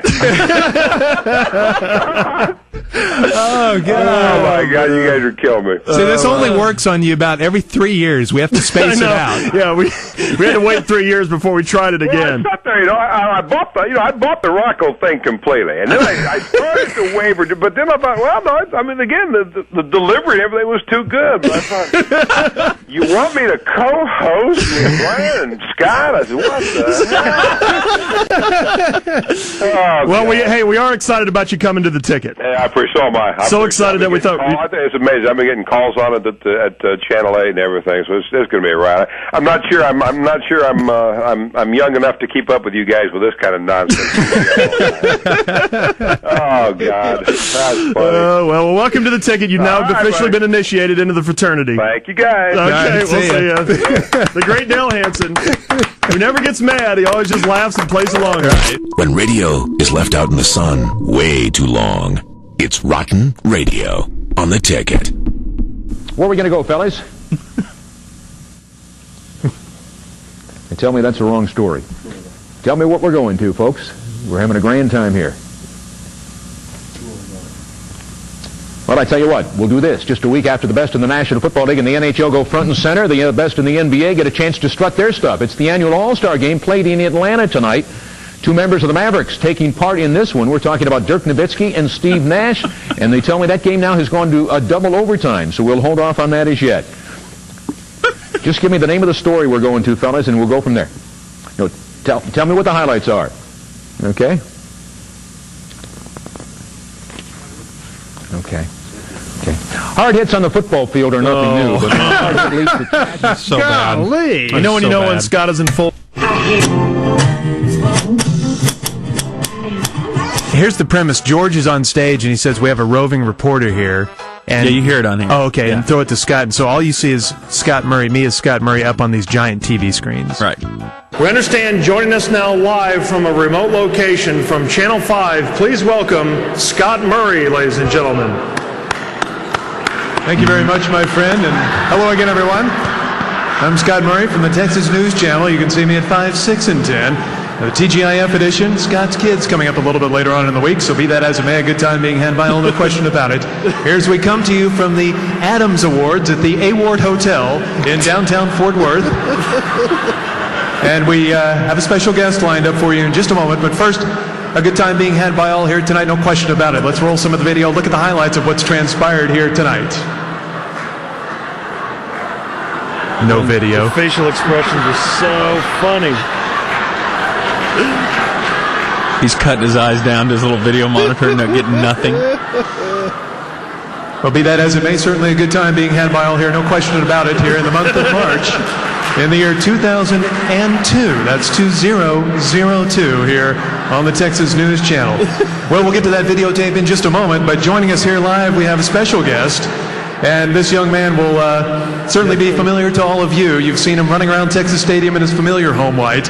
But now he's running around the Seagoville Federal Prison in a familiar orange jumpsuit. I speak of none other than the former Cowboys quarterback. Check that. Former Cowboys punter. Check that. What position did you play? Offensive line, baby. Offensive lineman. Of course, I speak of Nate Newton, the former Cowboy offensive lineman. We can't show Nate on camera tonight because of certain legal reasons. But, big fella, why don't you tell us what's transpired in the days and the months and the weeks that led up to your arrest? Nothing, baby. I just try and make a little money, man. I had a bunch of odd jobs, you know, baby, and they all failed, dog. Well, what kind of odd jobs did you have, Big Nate? I was a jazzercise instructor, man. Also was a racehorse jockey, man. Why you laughing? I can't imagine that, my friend. Yeah, when my horse crossed the finish line, 20 minutes later, his belly was dragging the ground, man. Funny stuff, my friend. Well, I was also a ballerina, too, man. Don't laugh, I'll kick your ass. Okay. Any other jobs that you've had lately? I finally got a good job, man, as a courier. For Federal Express, I take it? Nah, that wasn't the name of the business. It was called Columbia Cartel. All right, fair enough. Visiting with Nate Newton here live from the Adams Awards. Now, Big Nate, your baseball days are behind you. That has to disappoint you. Football, baby. I played football. Man, I ought to have your job. As you can see, I'm pretty good at screwing up, too. Very friendly banter with Big Nate Newton from the Dallas Rangers. Now, Nate, it's got to disappoint you that you were so close to one Walter Payton's all-time rushing record. We speak of that record that you almost had, and now you're behind bars. Jeez. Boy, Nate got no reaction. Nothing. Welcome to my world. All right, so overall... you know what this means? This means that we fail this bad on radio when we do the bits. We just can't hear the people laying out on us. That's what I was thinking last night. We quit. Radio. After paying $125,000 in bail, he's been charged on 10 felony counts and 1 misdemeanor count stemming from that armed robbery arrest at a casino hotel last week. OJ had to surrender his passport and agreed to have no contact with any witnesses or co-defendants in the case as conditions for the bail. He has also agreed not to kill anybody. That's the Ticket Ticker, a service of maximum strength Zantac. Just one pill relieves your toughest heartburn all day or all night, so the suffering stops and life starts. Heartburn, attack it, Zantac. Our next Ticket Ticker at 8:10, breaking sports news first guaranteed. I'm Steve Carbone, reminding you to remember the time you spend listening to The Ticket Top 10. That's a great line. That's a pretty funny line. It's not necessarily factual line. It's so Norm Macdonald sounding from the old Weekend Update. Yeah. And also he's agreed not to kill anybody. Hey, Steve was nominated for an e-break once for cracking up on a ticker. He cracked himself up again. Yeah. I can't remember what it was. He won for that. Yeah, it was funny. Are you searching for that, Pete? You knew the answer to that when you asked. So defeating. We'll find it eventually. You're listening to Sports Radio 1310, The Ticket's Rotten Radio. You suck. The Unticket. A-Rod, we will have Big Strong Jeremy hanging up on Buck Showalter. We will have Turn on the Hard Line, that classic nug from Joyce Durham. But first up, it is Saddam Hussein rapping. Let's get back to Rotten Radio on The Ticket. May I have your attention, please? Infidels. May I have your attention, please? For the real Hussein, please stand up. I repeat, for the real Hussein, please stand up. We're gonna have a problem here. Y'all act like you've never seen a dictator before. Jaws all on the floor like Hitler and Stalin just walk in the door. I started terrorizing years before the first Gulf War. Now I plan to even the score.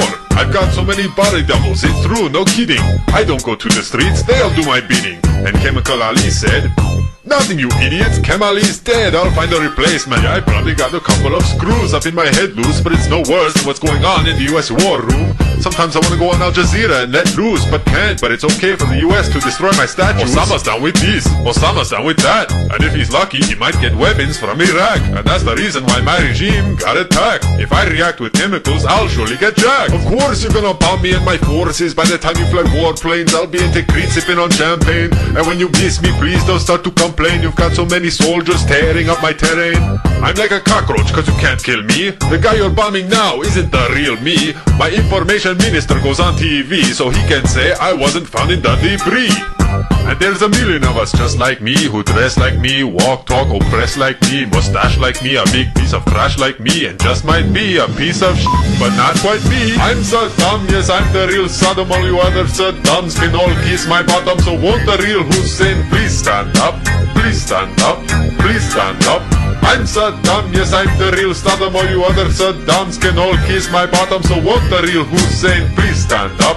Please stand up, please stand up. Check me while I babble on. Pump up the bass, Hussein. I'm bad. No, I mean it. I'm really bad. I could have you killed. Got him.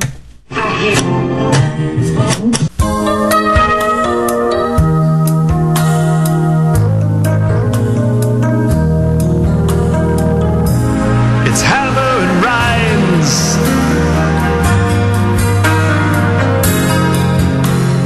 They are the hotline.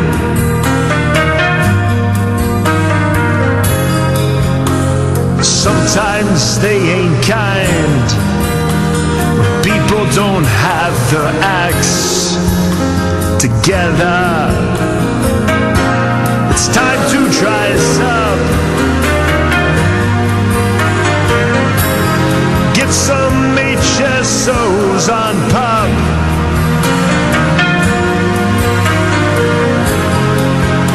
And hey, you feel my power, don't you?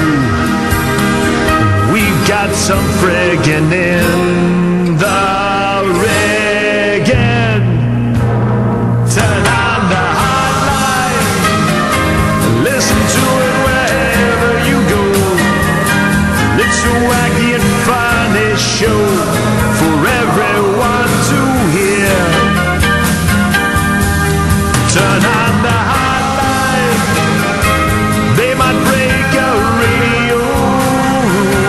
Be a part of the 11.5. But remember that only 4 hours are live. Hammer and Rhymes.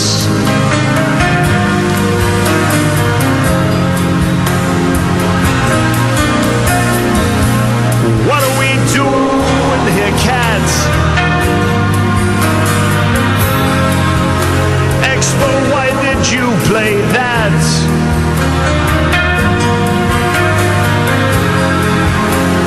follow well, how are you doing today? They're going to rip your play-by-play. Turn on the hotline, take it with you wherever you go.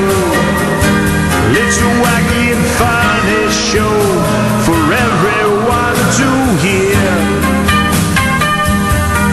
Turn on the hotline, they just might break the radio. Be a part of the 11.5. But only 4 hours are live. Hammer and Rhymes.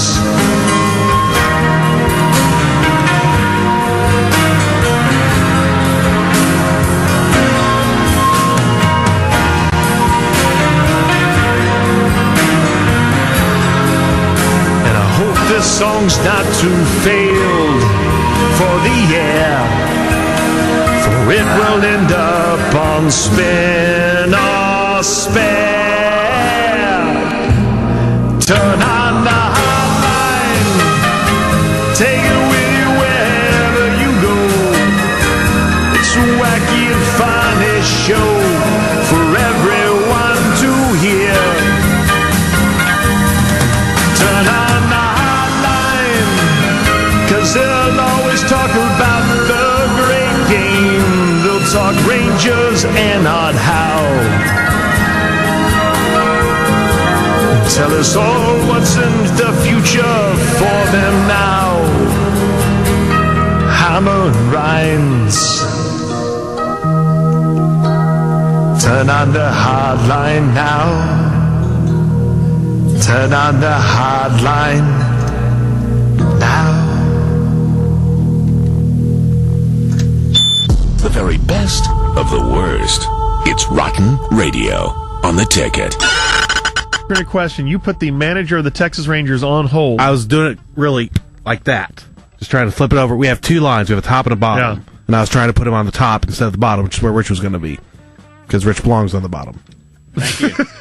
And somehow you disconnected him. I don't know how it happened, but I guess I did. And I apologize to all Texas fans. Well, that knocked Buck off the air, and then what better way and to then try chaos ensued. Yeah, what better way than try to rebound than to bring Jimmy Christopher in?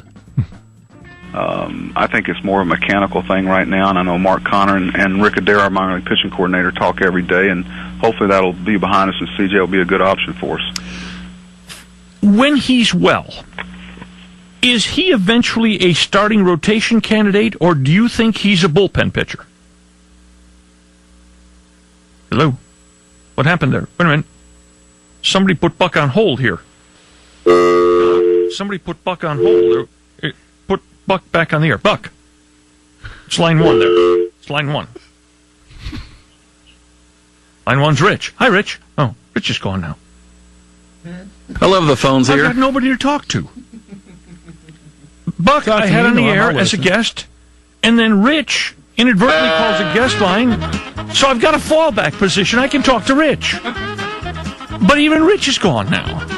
Hey, we're here. Hey, this is how you get nominated for we the don't need to be on the air, Marconi 3 Jimmy. times in 6 years. Hi, Jimmy. What's up, Norm? How are you? So what do you think about those 2006 Rangers? I think they need everybody to play well to contend, because they've got 2 bears in front of them. Buck's not going to call back. Oh. I'm sorry, Buck. He's got opening day, I think. Yeah, you can apologize to Buck next week. Yeah, I understand. Rotten Radio. Yeah, we thought that since the MVP voting is such a big story around here, that we would give A-Rod a call. We have a number for A-Rod on his cruise ship. I know, but these landline, these sea things, they never work. He's on his honeymoon, and we'll get his reaction. The first live reaction gotten from A-Rod. No ways. Hola.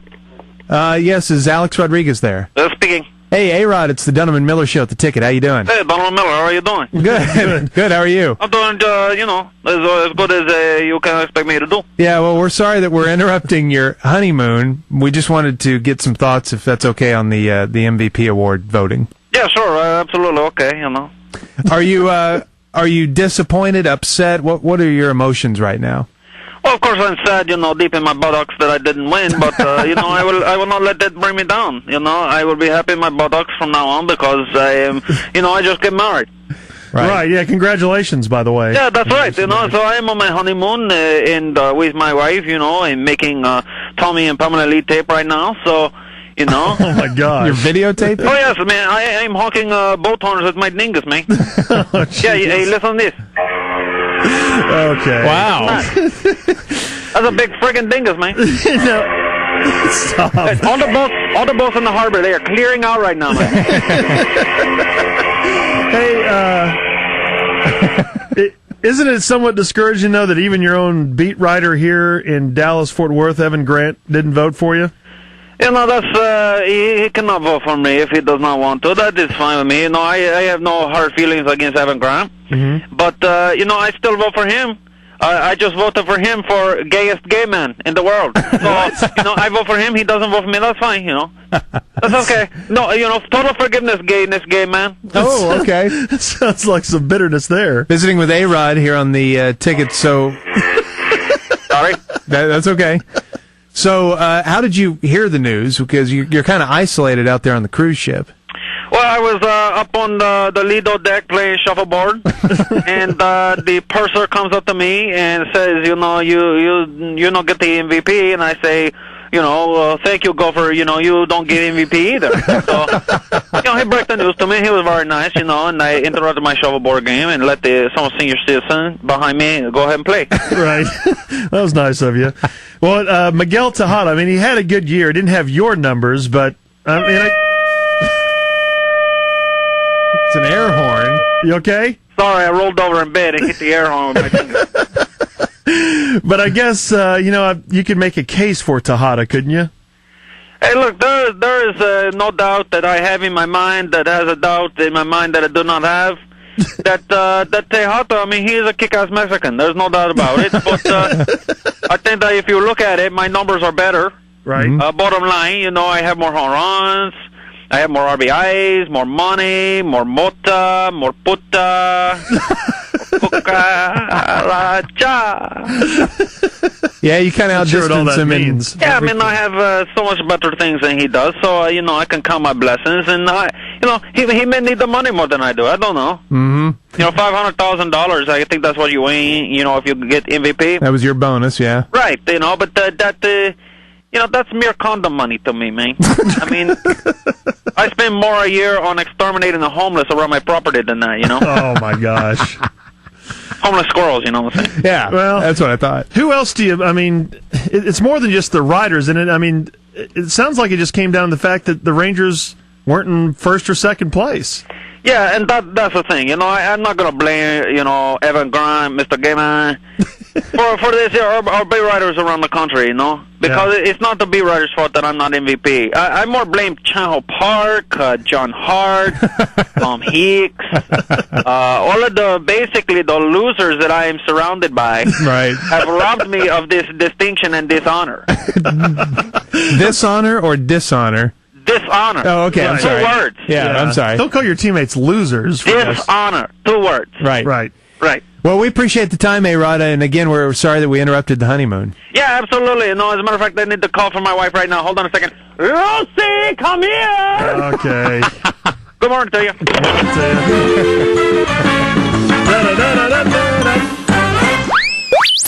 You're listening to Sports Radio 1310, The Tickets. Rotten Radio. The Unticket.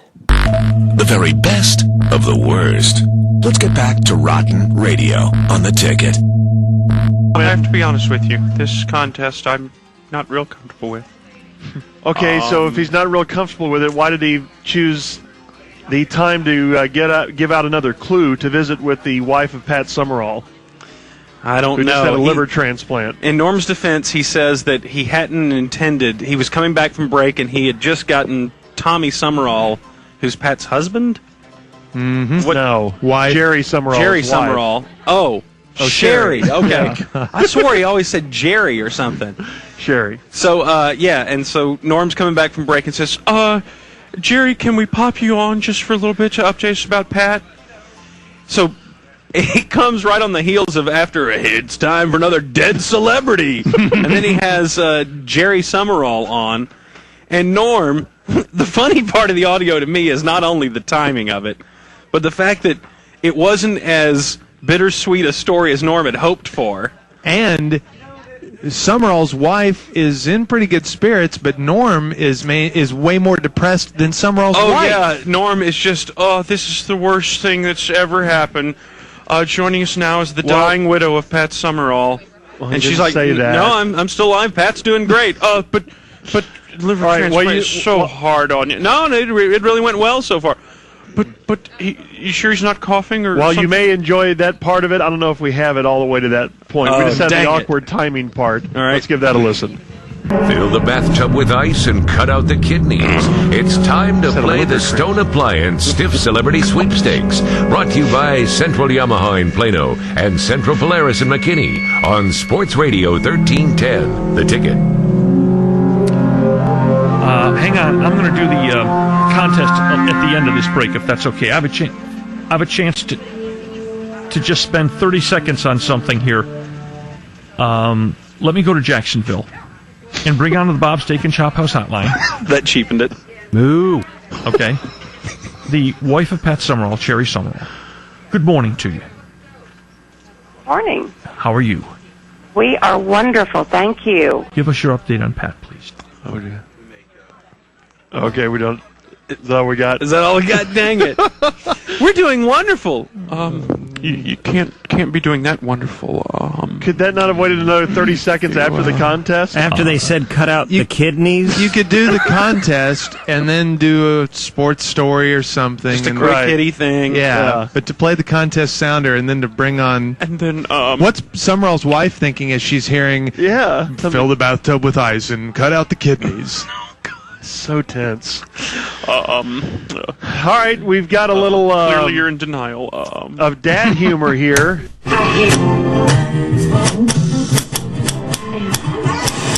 All right, here it is. The prank phone call. Rob Kroenke calling Greg the Hammer Williams. Dad, he's a good coach. He's got good players. He's trying to do what he can. Don't give me that. No. He's doing everything he can to make those boys play good. Come on. Get rid of this guy. Get rid of this guy. I hate people like that. Why you people call up with that every day? Save Dave Wanstead. Who wants this? He's terrible. Bunch of Have style, you no people watch substance. this team play? All right, let's get down to Dallas. Greg the Hammer Williams is with us from The Ticket. Hey, Greg. I say blow him out, man. I say get rid of him. If he can't win up there, he's 0-4. Get rid of him. That's what I'm talking. He's terrible. Have you watched the Bears, Greg? I'm telling you, you got to get rid of him, man. and then maybe he can come down here and straighten out the Cowboys. Hey, maybe Jerry could come up and coach this team. Well, he says he can coach, so let's find out. What's up with that, Greg? Not much, man. Not much. Just down here, just trying to scare up a phone call, just because these Cowboys around here. These Cowboys, they see the Bears. They see the Bears winless, hapless. And they think it's in the bag. I don't think so. Hey, we said we were going to have you on about an hour ago. Yeah. And I got a fax from, Bill in Elmhurst. And he says, ask you why you called the Hammer. What's up with that? That's just a nickname they kind of gave me a few years ago, and it doesn't have any rhyme or reason. I wish there was a reason why they call me that, some kind of sexy reason, but to be honest with you, I don't know. They just kind of picked it up. It's because you hammer people, right? You hammer. Now I will rip on some people. That's good. There's no question about that. And living here in Dallas and following the Cowboys, there's always somebody to rip on. What about Jerry? I'd rip on Jerry for a while. He's horrible. See, the deal is with Jerry is that the Cowboys didn't play last week, right? Right. Okay, so it was a bye week. So nobody's talking about him, right? That's right. Out of mind. And Jerry gets this request from a New York Times reporter. Yeah. Of course, he's going to jump on it, and he's going to try to create some talk about the Cowboys. I mean, he's the master at manipulation, but he is not going to coach this team. I mean, this is the most non-story that I've ever heard in my entire life around here, and there's been a lot of non-stories that get a lot of play around here in Dallas. I'll tell you that. Well, you got to talk about something down there, because the Rangers, how many games back are they? The Rangers were mathematically eliminated in about June, I think. And then they still draw 2.9 million fans. I mean, explain that to me. What's up? Why you go? Why you go watch that team? This suck. I don't know. I have no idea why anybody goes out there, but they draw 2.9 million. They lose on the last game of the year. They had a losing record. First time they've had a losing record at home in about 5 years, and they get a standing ovation when the game's over. They just got pummeled by the Angels. That's incredible, man. I hate teams like that. They don't do anything for the fans, and the fans still show up every year. Yeah, that's the truth. I mean, the Rangers, I mean, their problem is they've got so much money promised to a lot of players that aren't producing, like Will Clark. They're paying him $7 million a year What a for joke. 56 RBI. Oh, what a joke that is. Yeah, total joke. Yeah. Absolute total joke. Hey, But, man, I listened to you guys when I was down in Dallas, man. You guys got it going down there. You're good. We try to, man. We try to. We do things like you do. We just try to look at things, and if you need to be ripped, you're going to be ripped. That's the way it is. I hear you, man. Hey, what's the best show on the ticket? What do you guys got? Oh man, I don't know. I mean, we have so many diverse shows. I mean, our morning show is great. I mean, those guys are funny. They'll keep you in stitches the whole time. I think our show's pretty good. Yeah. We come on and we don't claim to be experts because we're not. And you show me one talk show host that is an expert. I hear you. Nobody knows it all. So we just kind of come on and be ourselves and just kind of rip on the Cowboys. I like that. Hey, I like that morning show because they got that prank call of the week. Exactly. Yeah. They will do that. As a matter of fact, they tried to prank call us, my partner, about a month ago, and he sniffed it out and blew the whole gas. I know, man. I hate that. We got that stuff up here too, where the people are calling one another. I hate that. Yeah. So what's the talk around there in Chicago? I mean, are they just kind of looking like the Cowboy game is just another Hyde Canyon? Oh, they're gonna get killed. Yeah, no. Everyone knows they're gonna go like 0-5. They're gonna get beat by like 50 points or something. Wow. But, hey. That's pretty unbelievable. You look at that team, and it just looks like they're just a couple players away from being a decent team. But I think the Bears are what's wrong with the NFL. I mean, all they can do in free agency with the salary cap is replace what they lose. Yeah. Replace guys like Wet Night and guys like that. Yeah, that suck. There have been some bad moves. I can't believe what they gave up to get Rick Meyer. I just can't believe that anybody in that front office would think he's the guy to get it done. He's terrible. That. And they totally missed on Salam. I mean, he's a guy with more fumbles than carries, I think. And now he's gone for the season. And day one, I'd probably be right there with you. I mean, the guy's probably got to go because he didn't get things done. But he's really a good guy, and he's a good football guy. But he's in a bad situation there, and he needs to move on. Hey, let's get back to the Dunham and Miller show and the prank call of the week. What do you think about that? Hammer? I think I've been had. I can't believe you didn't know it was me. Who is this? This is George. Oh, boy. I guess I've been had. But the hard line of it, you guys sniff them out, though. Yeah, we did sniff you out. Reiner sniffed you out once. Oh, Grego. You're not going to play this, are you? Oh, no, we won't play it. Don't worry about that. Great. We would never play this. Great. Oh, man. Oh, man. Grego, you're the best. I've been busted. I've been busted with the help of the program director. Yeah, no, it was an elaborate plot. We had a lot of people involved with this plot. Yeah. Including a fake call from Pete Link. That was Pete Link that you heard as the Chicago caller. Yeah. Oh, is that right? How fun, boy. He was stunned. It was pretty well executed because that's the first thing he heard when he tuned in. Was that caller? And he heard me arguing with the caller, making the generic sports point about how I hated that. That was so funny to hear Grego really getting into it. We rip people if they need to be ripped. That's right. I mean, I will rip people. Yeah, rip them. And then you're trying to let him off the hook, and he just keeps going. Yeah, right. Had to go back to the Dunham and Miller show after a 2-minute Bears point. Gosh. That's one of the best ever prank calls. And that's why I thought I was getting pranked yesterday by the BBC. I thought was a fake British network. Yeah, I mean, our producer, of course, was on your show earlier on today. Did you understand him? Yeah. Yeah, Joe was on. I was going to try to get him to talk about Liverpool and what Owen's been doing lately. And he talks about Charlton. Have you had any emails about him? Because his accent is quite strong. Only people in small parts of South East London can understand him. Yeah, I can't understand a damn thing he says. No. But he can kill a man with his bare hands. Yeah, he's a former Marine, so he's quite dangerous. Yeah, he sounded Australian almost. Yeah, but you lot of that, don't you? You from Australia? I don't know, mate. I don't know. That wasn't meant to be an insult. No. Hey, it's not an insult, but you do when you're in the States. Certainly, I've been to Dallas, and I did get it a few times. Are you Australian? Yeah. Well, see, I feel a lot of love between us because I think Americans and English get along very well. Because we were, a part of the greatest accomplishment of the 20th century together. Here we go. And what was that?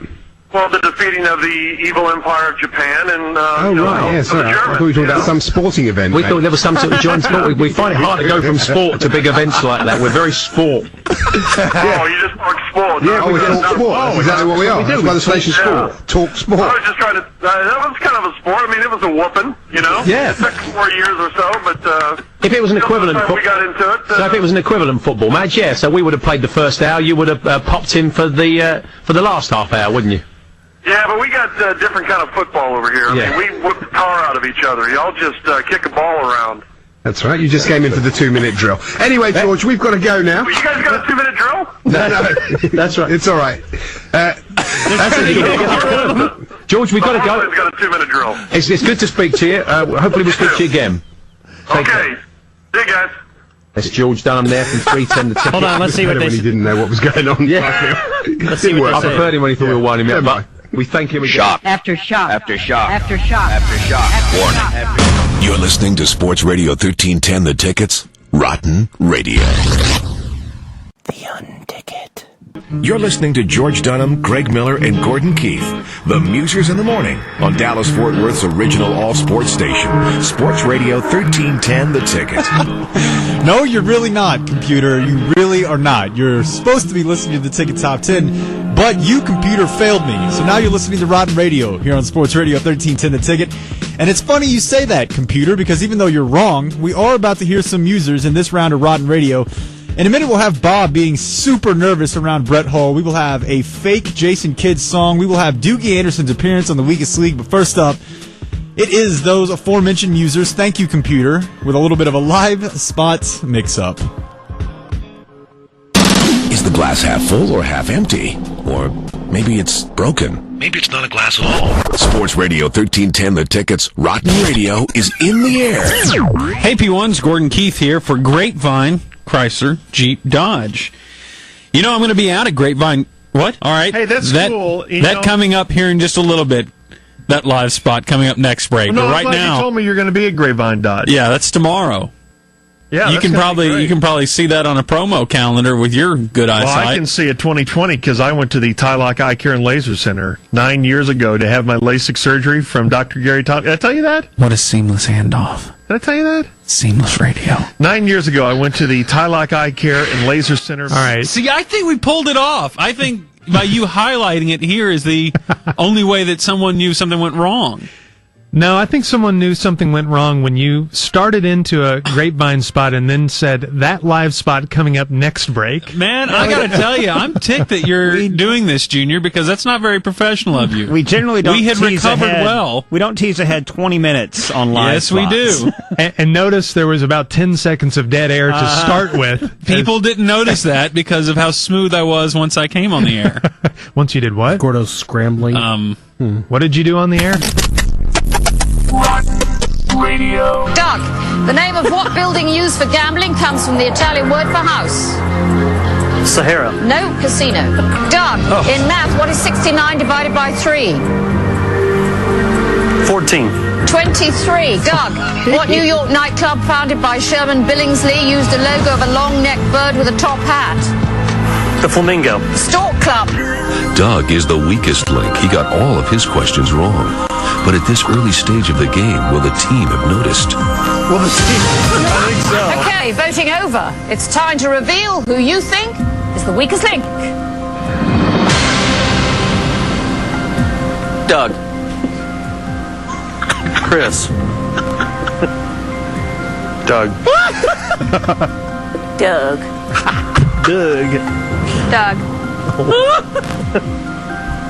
Doug.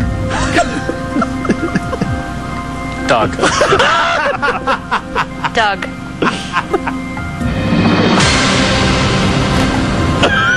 Why, Doug? Somebody had to go, and he gave no correct answers. Doug. Unanimously, you have been voted the weakest link. Goodbye. Well, she didn't even talk to you. Why didn't you tell her to blank off? I thought that I would at least hang around and have a decent shot of being in the final three, but to be voted off by every single person on the panel, that's a total and complete meltdown. Doogie! Played my whole appearance. Very nice. Oh, man. So you were the first guy off. I was the first guy off, and I believe, I don't know this for sure, but I believe that I have to be the worst weakest link player ever because I didn't get any questions right. I didn't bank any money, and I got voted off by everybody.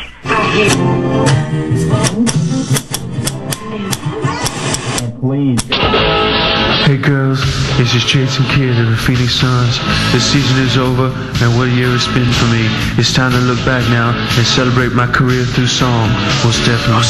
I came to Dallas, it was really wild. I scored some points and I fathered a child. But hopes for the 3 J's, they rose and fell. And friends like Nelly can go straight to hell. I'm so glad that I'm out of Dallas, away from nuts like Jimmy and Jim Bone. Now all I care about is Nike shoe contracts and Tony Braxton's breast. Coach Mara was a senile dotard, and Jimmy Clemens, he couldn't buy a win. I'm so glad that I'm out of Dallas. The city sucks and I hated your team. Most definitely. Most definitely. Rotten Radio. Yes, I guess we're going to have to dispense with all that because we are joined now by the great Brett Hall of the Stars out there at Ticket Stock. Hi, Brett. How are you guys? Good. How you doing? Very good. Good. Very good. Now, you know the Bob Sturm show here to your immediate left has a real man crush on you. I know that. Oh, he is so great. No, Bob, get off your knees, man. Come on. No, I was going to ask. Oh, that's dumb. I was going to ask Brett. Worship. I was going to ask Brett if he minded if we act like we scored a goal when we were down here, and I could act like we scored and I would hug you or something. But we'll work. We'll work up to that. No, are you familiar with Psycho fans? Have you had a lot of Psycho fans over the years? Not really, no. Well, you got one now. Man, well, I'm 26, and I've been watching him since I was 12. Yeah, that makes me feel good. He only looks 42. Yeah, do I look 26? Not really, huh? Yeah, I got 1 foot in the grave, according to you. No, but this will scare you. But Minnesota Duluth, you wore number 28, right? 29. Oh, how wow. What kind of fan can you be? I knew that. I remember that. I'm so stupid. Man. He's nervous. I actually wanted to be a goalie, but they made me play forward. No, I was a big fan of Minnesota Duluth, of course, the Fighting Bulldogs up there. And I wasn't a big fan of them. I was a big fan of the Badgers. And you were there about the time. Because you're from Wisconsin. Yeah, and you were there about the time Chelios was with Wisconsin. Yeah, no, you're after. Gary Suter. Yeah. And those boys, Mark Barron and goal and probably. Bob's tanking. I got a feeling he's going to wet his pants here in a minute. Mike Richter was there. How great is that? This is like a Chris Farley on Saturday. Yeah, it is. It is exactly what it is. When you were when you played for the Blues, that was awesome. That was awesome. Yeah, I remember that. Either that or any interview heard on the Chris Arnold show. And the greatness of coming to St. Louis for Rick Wamsley and Rob Ramage. Right. That was awesome. What a great trade. That was so awesome. Yeah, I remember that. All right, let me try to get this back on the road here. How do you like Dallas? I love Dallas. Dallas has treated me great. And there, play to the crowd. That's what I did. We have a great team with a great group of guys, and that's half the battle. And, you've done just about everything out there. 86 goals in one season. Coming up on 600 goals. Yep. But no Stanley Cup. Not yet. So is that? I mean, that obviously that had a lot to do with your decision. Actually, not at all. Oh, really? Yeah, no, I'm not. Well, you were tanking, Bob. I thought he wanted to win a Stanley Cup. Give me my chair back. When radio spoils, it's rotten. On Sports Radio 1310, The Ticket.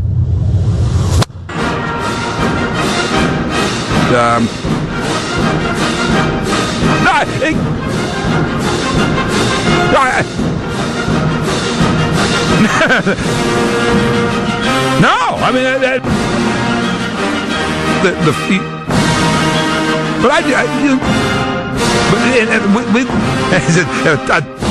so if you've got okay, I mean, what do you mean? I mean, you've got to be with this. And again, what's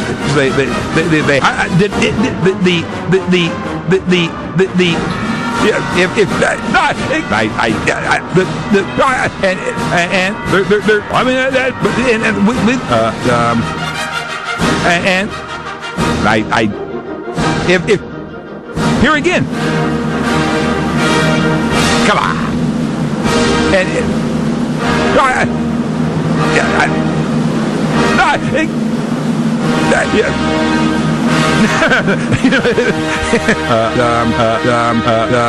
Dale Hansen on Sports Radio 1310, The Ticket. Grego is, I guess, trying to The throw very some- African-American named baby boy.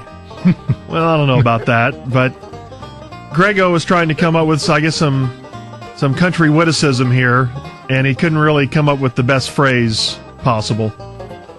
He said, excuse me, he's going to pop on tomorrow, but obviously his hands are full today.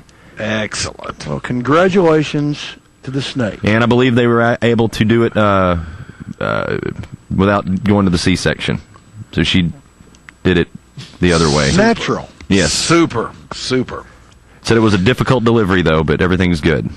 That's good. Would you expect it to be smooth with him? Delivering a ball bearing what? Wrapped around what? A ball bearing. Oh. I don't get it. Wrapped around with barbed wire. That doesn't make sense. Just pretty rough. That's all it is. That doesn't make much sense. Maybe we should talk Cowboys and I should just shut up. A ball bearing wrapped around with barbed wire. I'm so confused. I'm in such deep hypnosis now. Maybe a bowling ball wrapped with barbed wire. That would be a difficult delivery, but a ball those bearing. things are really little. Would you even notice? Don't worry about it. The good news is Corby and Julie Right, had let's a baby. celebrate that. Let's celebrate That's good that. news. And forget all about it. Little sweet moment. It's Rotten Radio on The Ticket. All right, guys, if we can hook up with Jerry Jones from Valley Ranch via satellite microphone.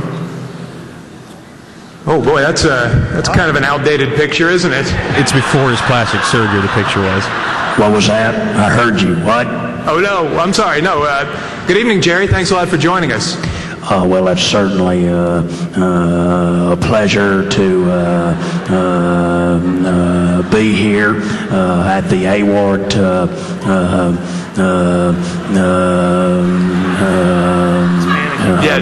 Jerry. Banquet. Yeah, thank you. We don't have a whole lot of time tonight, Jerry, so why don't we start talking football? You went through a lot of changes in the offseason. Who told you I had plastic surgery? No, nobody. I was talking about the team. The team went through a lot of changes. Oh, okay. I'm sorry about that. Sorry for snapping at you like that. And I know that there's been a lot of speculation in the media that I've had plastic surgery, but I just want to, if I can, put those rumors to everyone's leaving at this point. Rest? To rest. Right, That's okay. right. Yeah. Rest. All right, Jerry. Well, you made news today, in fact, and that's probably why you're still out at Valley Ranch. You signed Larry Allen to a long-term contract, big money. I got a question for you, though. Thank you. I got a question for you, though. As an owner, does it make you nervous toupee. This is my real hair, by the way. It's not a toupee. Does it look fake? I don't wear a toupee. Who told you that? Dave Campo? He'll be dead before sunrise. No, Jerry, you didn't let me finish. Does it make you nervous to pay a veteran player like that, an older player that, a lot of money? Because I know things are, a little tight around there these days. You mean my face is tight, don't you? That's what you're referring to. You little twerp. I never had any surgery on my face. I want to make that very, very clear. Now, sure, I know that a couple years ago I looked like a Shar-Pei puppy. Reissue. Now I look a little more like Joan Rivers or maybe the puppet Madam. But I never had surgery, you understand? Please. Yes. I got it. All right, I got it. Good. Okay, I'm sorry. Please, we're clear. If you could stop being so sensitive about the whole looks thing, we'll get back to football if that's okay. All right, fair enough.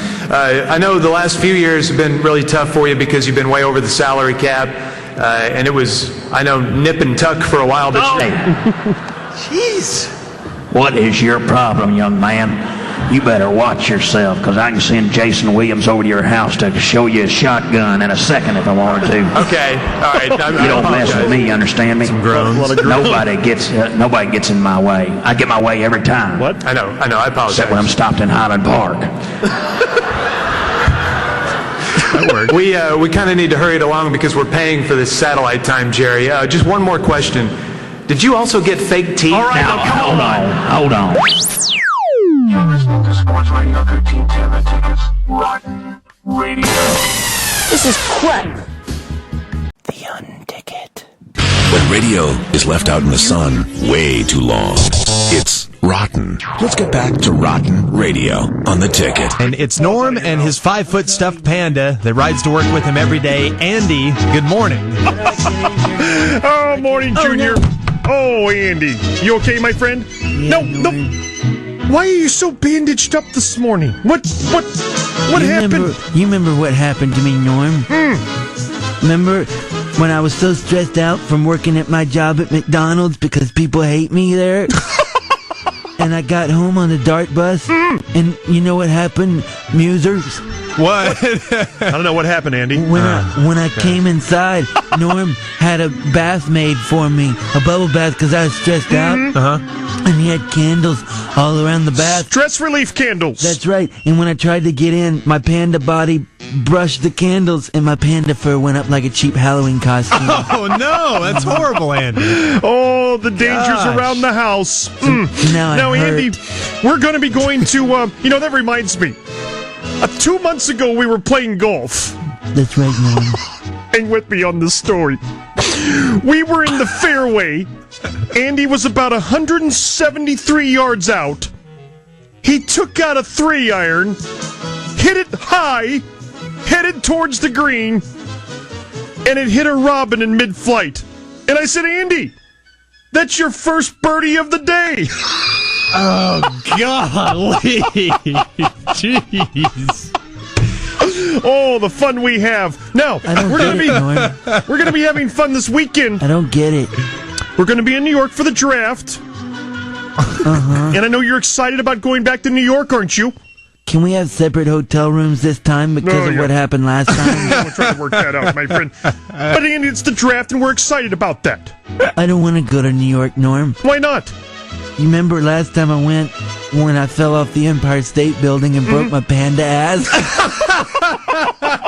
Oh, that was ugly. 100 floors down. Remember when you took me to see the Broadway musical? Oh. And went to go see Cats? Oh, Lord. And I went nuts and mauled 4 cast members? Oh, Lord. I hate cats, Norm. Oh, get me started. Don't you take me to that musical again and I'm going to freak out on you. Boy, showing some violent tendencies New York's here. not that bad, my friend. It's not that bad. I'll kill them. Good Lord, Andy. My Lord. I thought you were more docile than that. Remember that time you took me to Ice Skate in Rockefeller Center last year? I thought that was fun. And I thought we had a good time there. And I stepped out onto the ice, and the ice broke, and I fell through to the other side of the world. It broke my panda ass. Oh, well, we'll try to stay safe this weekend. Now, Andy, the draft. Okay, Norm. Indianapolis has the first pick, and they've got a dilemma. Do Do they Ryan Leaf or do they Peyton Manning? Now there's rumors that they've all but signed Peyton Manning. So if we're going to do a mock, and it's going to be a very short one, by the way, seeing that it's 7:51, I think they Peyton Manning there. Any doubt that the Colts will take Peyton Manning? I can throw up a 32-pound hairball, Norm. I'll take that as a yes. And I can give it to you for Christmas. The Cowboys at 8. What do they do, Andy? They can't take a chance on Randy Moss. Who? Who, Norm? Randy Moss. Receiver from Marshall. Randy Moss? Sorry for clogging up the toilet, Norm. No, that's okay. Too many Snickers. Do the Cowboys trade down? Do they stay where they are and take a gamble on somebody like Randy Moss? Or do they take it in like Grant Woodstrom? What do they do at number 8? Play football, Norm? Oh, Andy, they got to make a pick. They can't just chuck it in. Like we're doing right now, Norm? We'll put that down as Grant Winstrom. Grant Winstrom, number 8. I have to go change my bandages to now, Dallas. Norm. Why is that? I have to go change my bandages and cut my head off and sell my fur to some taxidermy shop. Please do, my friend. Please do. Okay, I'm going to die now, Norm. This is it. That's Picks of the Panda. It's over. It's done. Rotten Radio. Just delicious e-break material from the greatest of all known Gordos. The news story... What a turnaround this has been. ...was that 1 in 7 people cannot read a news story. That was the news story that Gordo was trying to tell us about. Only 1 in 7 adults are able to read a news story. What? What? Only 1 in 7? Wait a second. I just think that's funny. A little irony here. Come on. And you didn't do that on purpose? No, I didn't do that on purpose, but I think it's funny. You're part of the 6 out of 7 who can? Right. Sorry, 1 in 7 people cannot read a news story. Okay, that makes more sense. Yeah, that's their literacy rate. 1 in 7. Gosh, I suck so bad.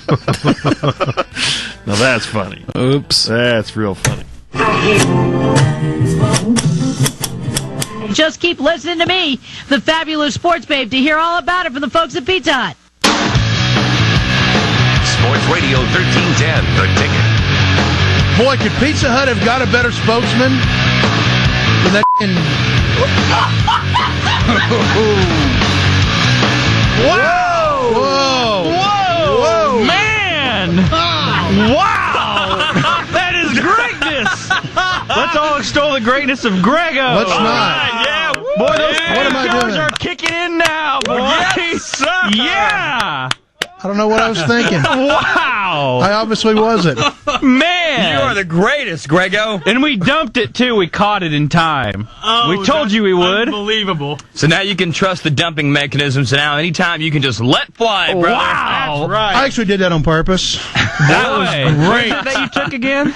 Huh? What painkiller did you take again? That had nothing to do with it because that hadn't even kicked in yet. That dropped me to my knees. I was leaving this control room or the studio, and it dropped me to my knees. I made it 5 years. So, well, don't you have anything to say, Ryan? Wow.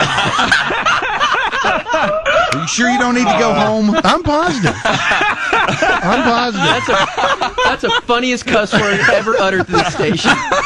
The best scenario ever. You had such a hot sports opinion. I did, and that just rang. Hey, I've dumped myself a million times on the show. At least you didn't go halfway on that. I mean, you just blurted it right out loud and clear. I dumped myself just last week, as a matter of fact. Really? Yeah. Rotten Radio. Black history comes alive. Reliving classic African American moments. Marion Barry, caught with crack cocaine. Police, put your hands up. Oh, ain't this about a... This has been another classic African American moment. Thank you for listening.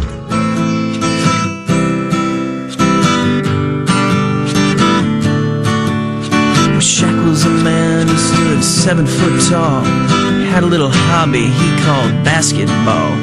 He played in L.A. on a team called the Lakers. Wilt and his chocolate hog, they both met their maker.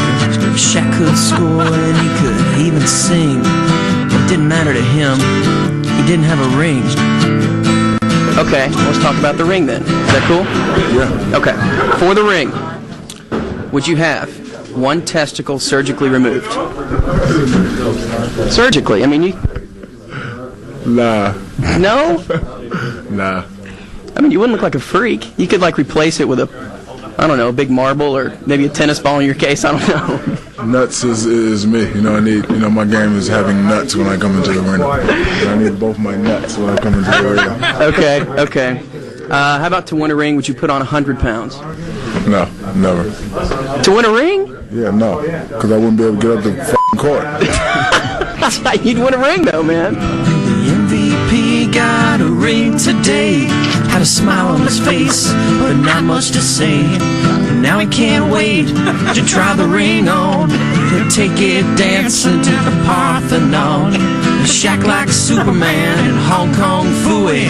His best friend's Kobe, but his little buddy's Kobe.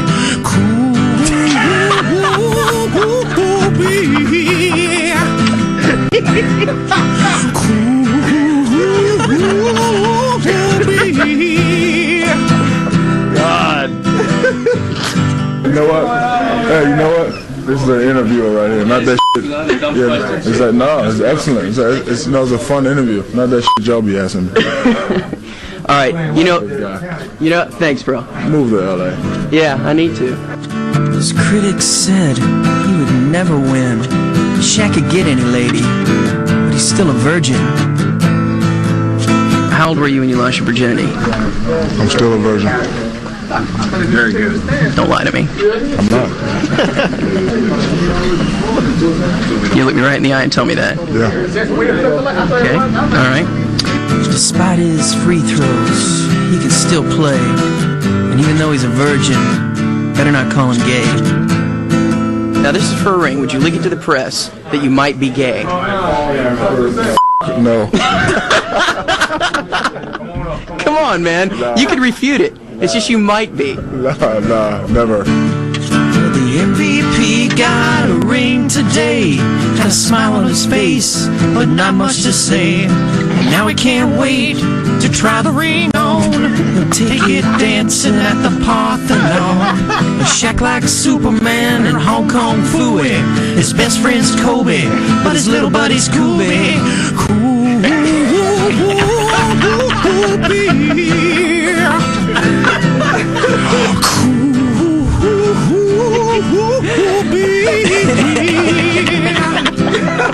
Would you gently caress Sean Bradley for one evening? You guys have a little wine together, and you guys just kind of snuggle for the evening for $10 million.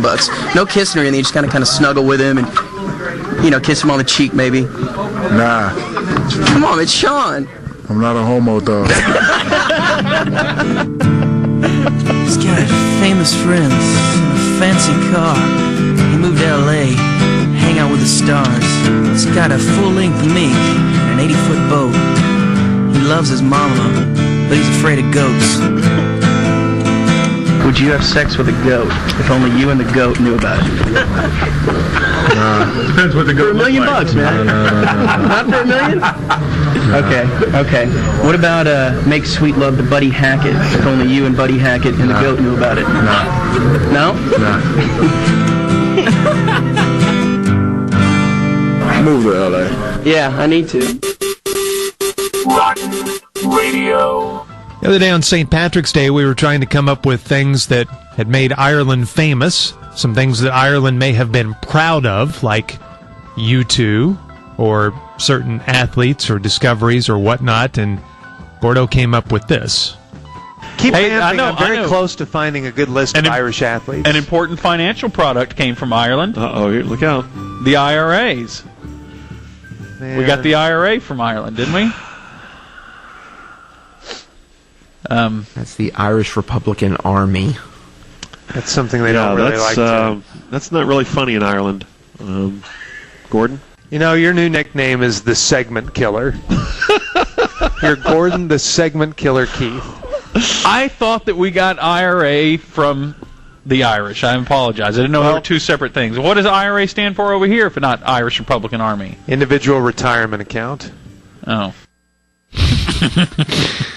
All the Irish who were all so happy listening that day, having fun with our show when you brought up the IRA. They kind of lowered their beers. And their Ireland pennants, put them down on the bar. It was my bad. I didn't mean to bring up a quasi-terrorist organization. Yeah.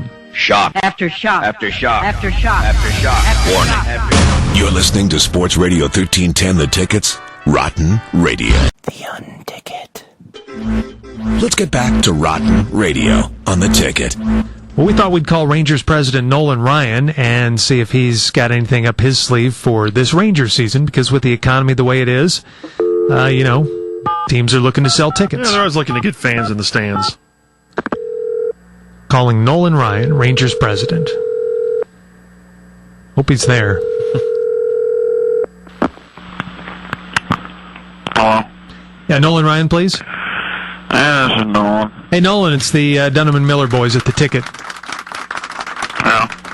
Wonder if we could talk to you for a second. Yeah, sure. Well, we just did a segment on promotions and minor league wacky promotions. We were wondering if you guys were planning anything this year at the ballpark at the major league level. Well, attendance has been down, and we're looking at things right now to get that picked up. Mm-hmm. So, yeah, we're looking at a few promotions. How do you know that? Well, we're just guessing. I mean, we just kind of wondered if the Rangers were doing something like this. Well, we had a meeting, and there's a lot of stuff on the table right now. We're talking about having, silly things like shirtless night. If you're 400 pounds and you show up shirtless, we'll give you an autographed autopsy photo of John Candy. Oh, my gosh. That's a little weird. $3 off admission. Mm-hmm. We talked about having whore night. What? Sorry? Whore night. You bring a hooker and you get a raw hot dog for free. I don't know if that's a good idea. I don't think Major League Baseball would approve that. We're just kind of kicking around with our marketing department, right? Yeah, I guess no idea is a bad idea, yeah. Cougar night. What's that? You come in tight jeans and a fake tan, and you're having hot flashes, and you get escorted around by a 20-something-year-old male. Okay.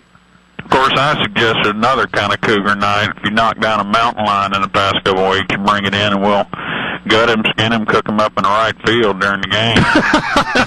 Now, there's a promotion there. Dress him out in the bleachers. Dress him out in the bleachers. Yeah. Of course, Snow Monkey Night. Oh, yes. That's one I recommended. Of course. Now, what are we doing on Snow Monkey Night? Bring a dead carcass of a snow monkey in, and I'll sign its forehead, let you in half price, and make love to you. Okay, I don't know if all that's necessary. Maybe just half price would be good. Kind of the snow monkey ambassador. Yeah, we've heard that. Yeah. Matter of fact, I've been hired by the Texas Wildlife Department to also hunt down the elusive chupacabra. Oh, really? Yeah. You're after that?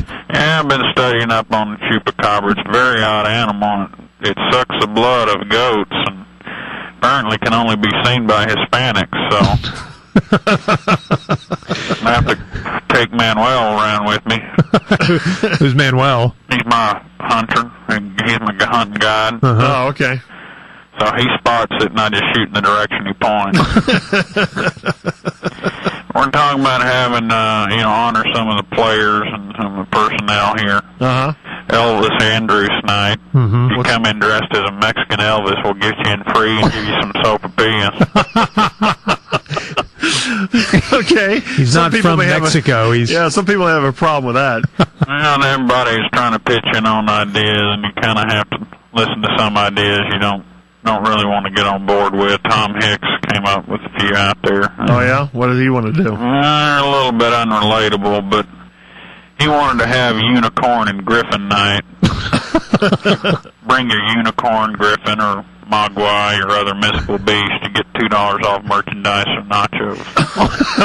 Who has any of those? That's what I was trying to tell him, but very specific on the discount items, too. And Ron Washington suggested roast a pigeon, crap in a jar night. Oh, my gosh. Says he wants to promote urban survival skills. I don't know about that. I don't think he would like that if he did something like that, actually. Why is he so interested in that? Yeah. Yeah. Yeah. And of course, somebody recommended we have Ranger steroid night, but that's been every night for the past 15 years. Nolan? All right, we'll see. Bye-bye, Nolan. There's Nolan with some ideas for some Ranger promotions for 2009. Rotten Radio. Last week, things weren't going so well in our fair city. Hooligans and vigilantes were slowly taking over, and there was only one man up to the challenge of cleaning up the mess. Captain Doodoo. Keep your hands in the air where I can see them. Good, good. Now keep your mouth shut and nobody gets hurt, all right?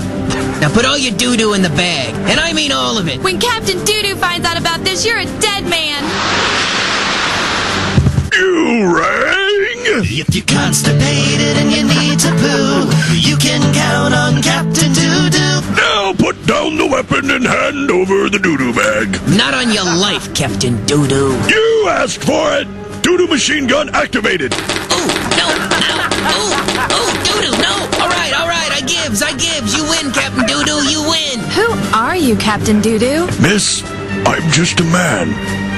A man that happens to be composed of 27% doo-doo. Meanwhile, across town, a group of ne'er-do-wells have gathered in an abandoned warehouse, continuing a 3-day party fueled by the toxic combination of methamphetamines and doo-doo. Yo, this doo-doo make me feel good. Make me want to fly.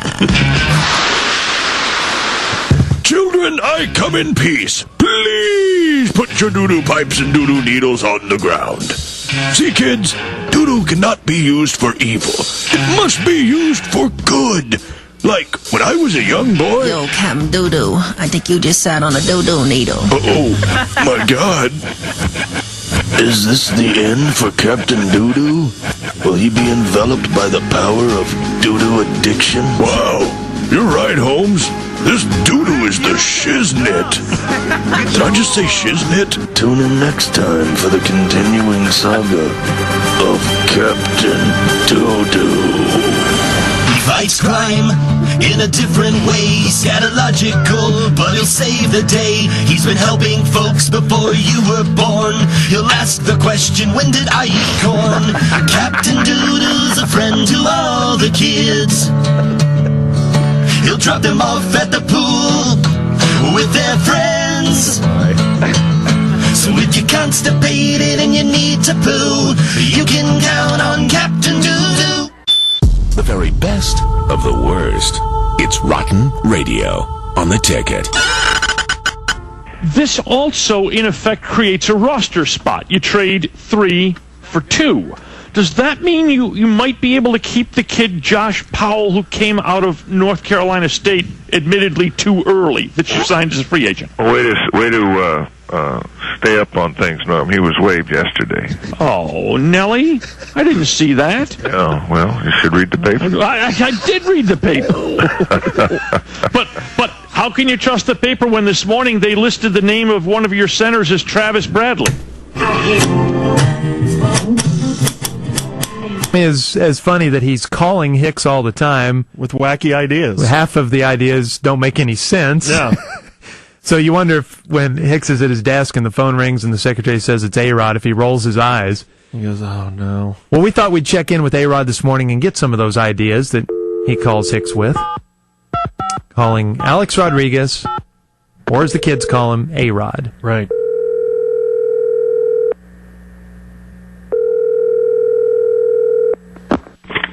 Hola. Yes, is A-Rod there? Yeah, this is Alex. Hey, A-Rod, it's the Donovan Miller Show at the Ticket. How's it going? Hey, Musa, how are you doing? Good, how are you? Good. Hey, we just wanted to talk to you for a little bit. We had your owner on, Tom Hicks, this morning, and he said that you're always calling him with a bunch of ideas for the baseball team, and that half of them are kind of silly, he says. I have many good ideas for the Rangers. Oh, do you? Yeah, you see, not only am I a good hitter, I'm also a great thinker. A thinker? Yeah. What are some of the ideas that you've had? Well, you know, I come up with some of the deepest thoughts of all time, like, what if all of this is a dream, man? What if all of this is a dream? Yeah, I came up with that. I don't know how deep also, that is. I'm not religious. I'm spiritual. Oh, you came up with that? I came up with that too. Oh. So I like to call up Mr. Tom Hicks, and sometimes in the middle of the night, as soon as they hit me, I have to share them with him. Right. So I have a complete list right here on a tortilla wrapper. Jeez. Yeah, well, why don't you tell us some of the ideas that you've bounced off him? All right, like this one. Leave Mike Young at second base because we have very good chemistry. Well, okay, that's a pretty sound baseball idea, yeah. Yeah, see, I think of these things and then I call and share them. It's a good thing that he has people wanting to care. Sure. How about this one? Move Chan Ho Park to DH because he obviously isn't a pitcher. I don't think he can hit very well either. I know he can't hit.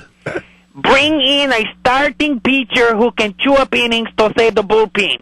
Well, that makes sense. Yeah. That's a good one. This one I'm excited about. I called Mr. Hicks, we did last night. Have a free helmet night at the ballpark, but fill the helmet with gold bullion. Why? Because people love gold bullion. Well, yeah, I'm sure they do. Not in the summer when it's 110. And hopefully they will buy more season tickets night after night with the bullion. Would that be kind of costly, though, for the owner, wouldn't it?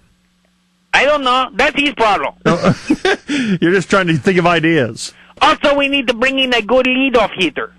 Yeah, you do need that. Mm-hmm. And we need to replace the bases with large pyramids of gold so everyone can wear one less shoe. That doesn't make any sense. Again, that would be costly for your owner. We also need to stress developing starting pitchers in the minor leagues. Starting what? Pitchers. Good idea. And also, we should give pinch runners breast implants so everyone can watch them jiggle around the base path. That way, everyone can have pistols to shoot off the falsies if they come around third. Shoot them off? Crazy. Kids love promotions. Yeah. And I am very disappointed in the Rangers. Well, you are? Yes, because I proposed a different mascot, but Mr. Hicks did not go for it. Now, what mascot did you want? Well, you know which one they went with, right? Yeah, Rangers captain, the horse? Yeah. I proposed a vomiting deer. So he just come out and vomit? Yeah, well, no, he goes up to children who are sitting in the stands, gives them cotton candy, and then vomits chum all over them. Well, he didn't go for that, It's a funny idea, but I just don't think that would work. Yeah, I have to go right now. I'm meeting with Buck Showalter to share him with my plan to replace our hands as players with piano keys so we can bring in the rock and roll fans. That's really weird. Buenos dias to you. Buenos dias. Okay, see you later. It's apparently A-Rod with some ideas for Tom Hicks and the Rangers. And we done here on Rod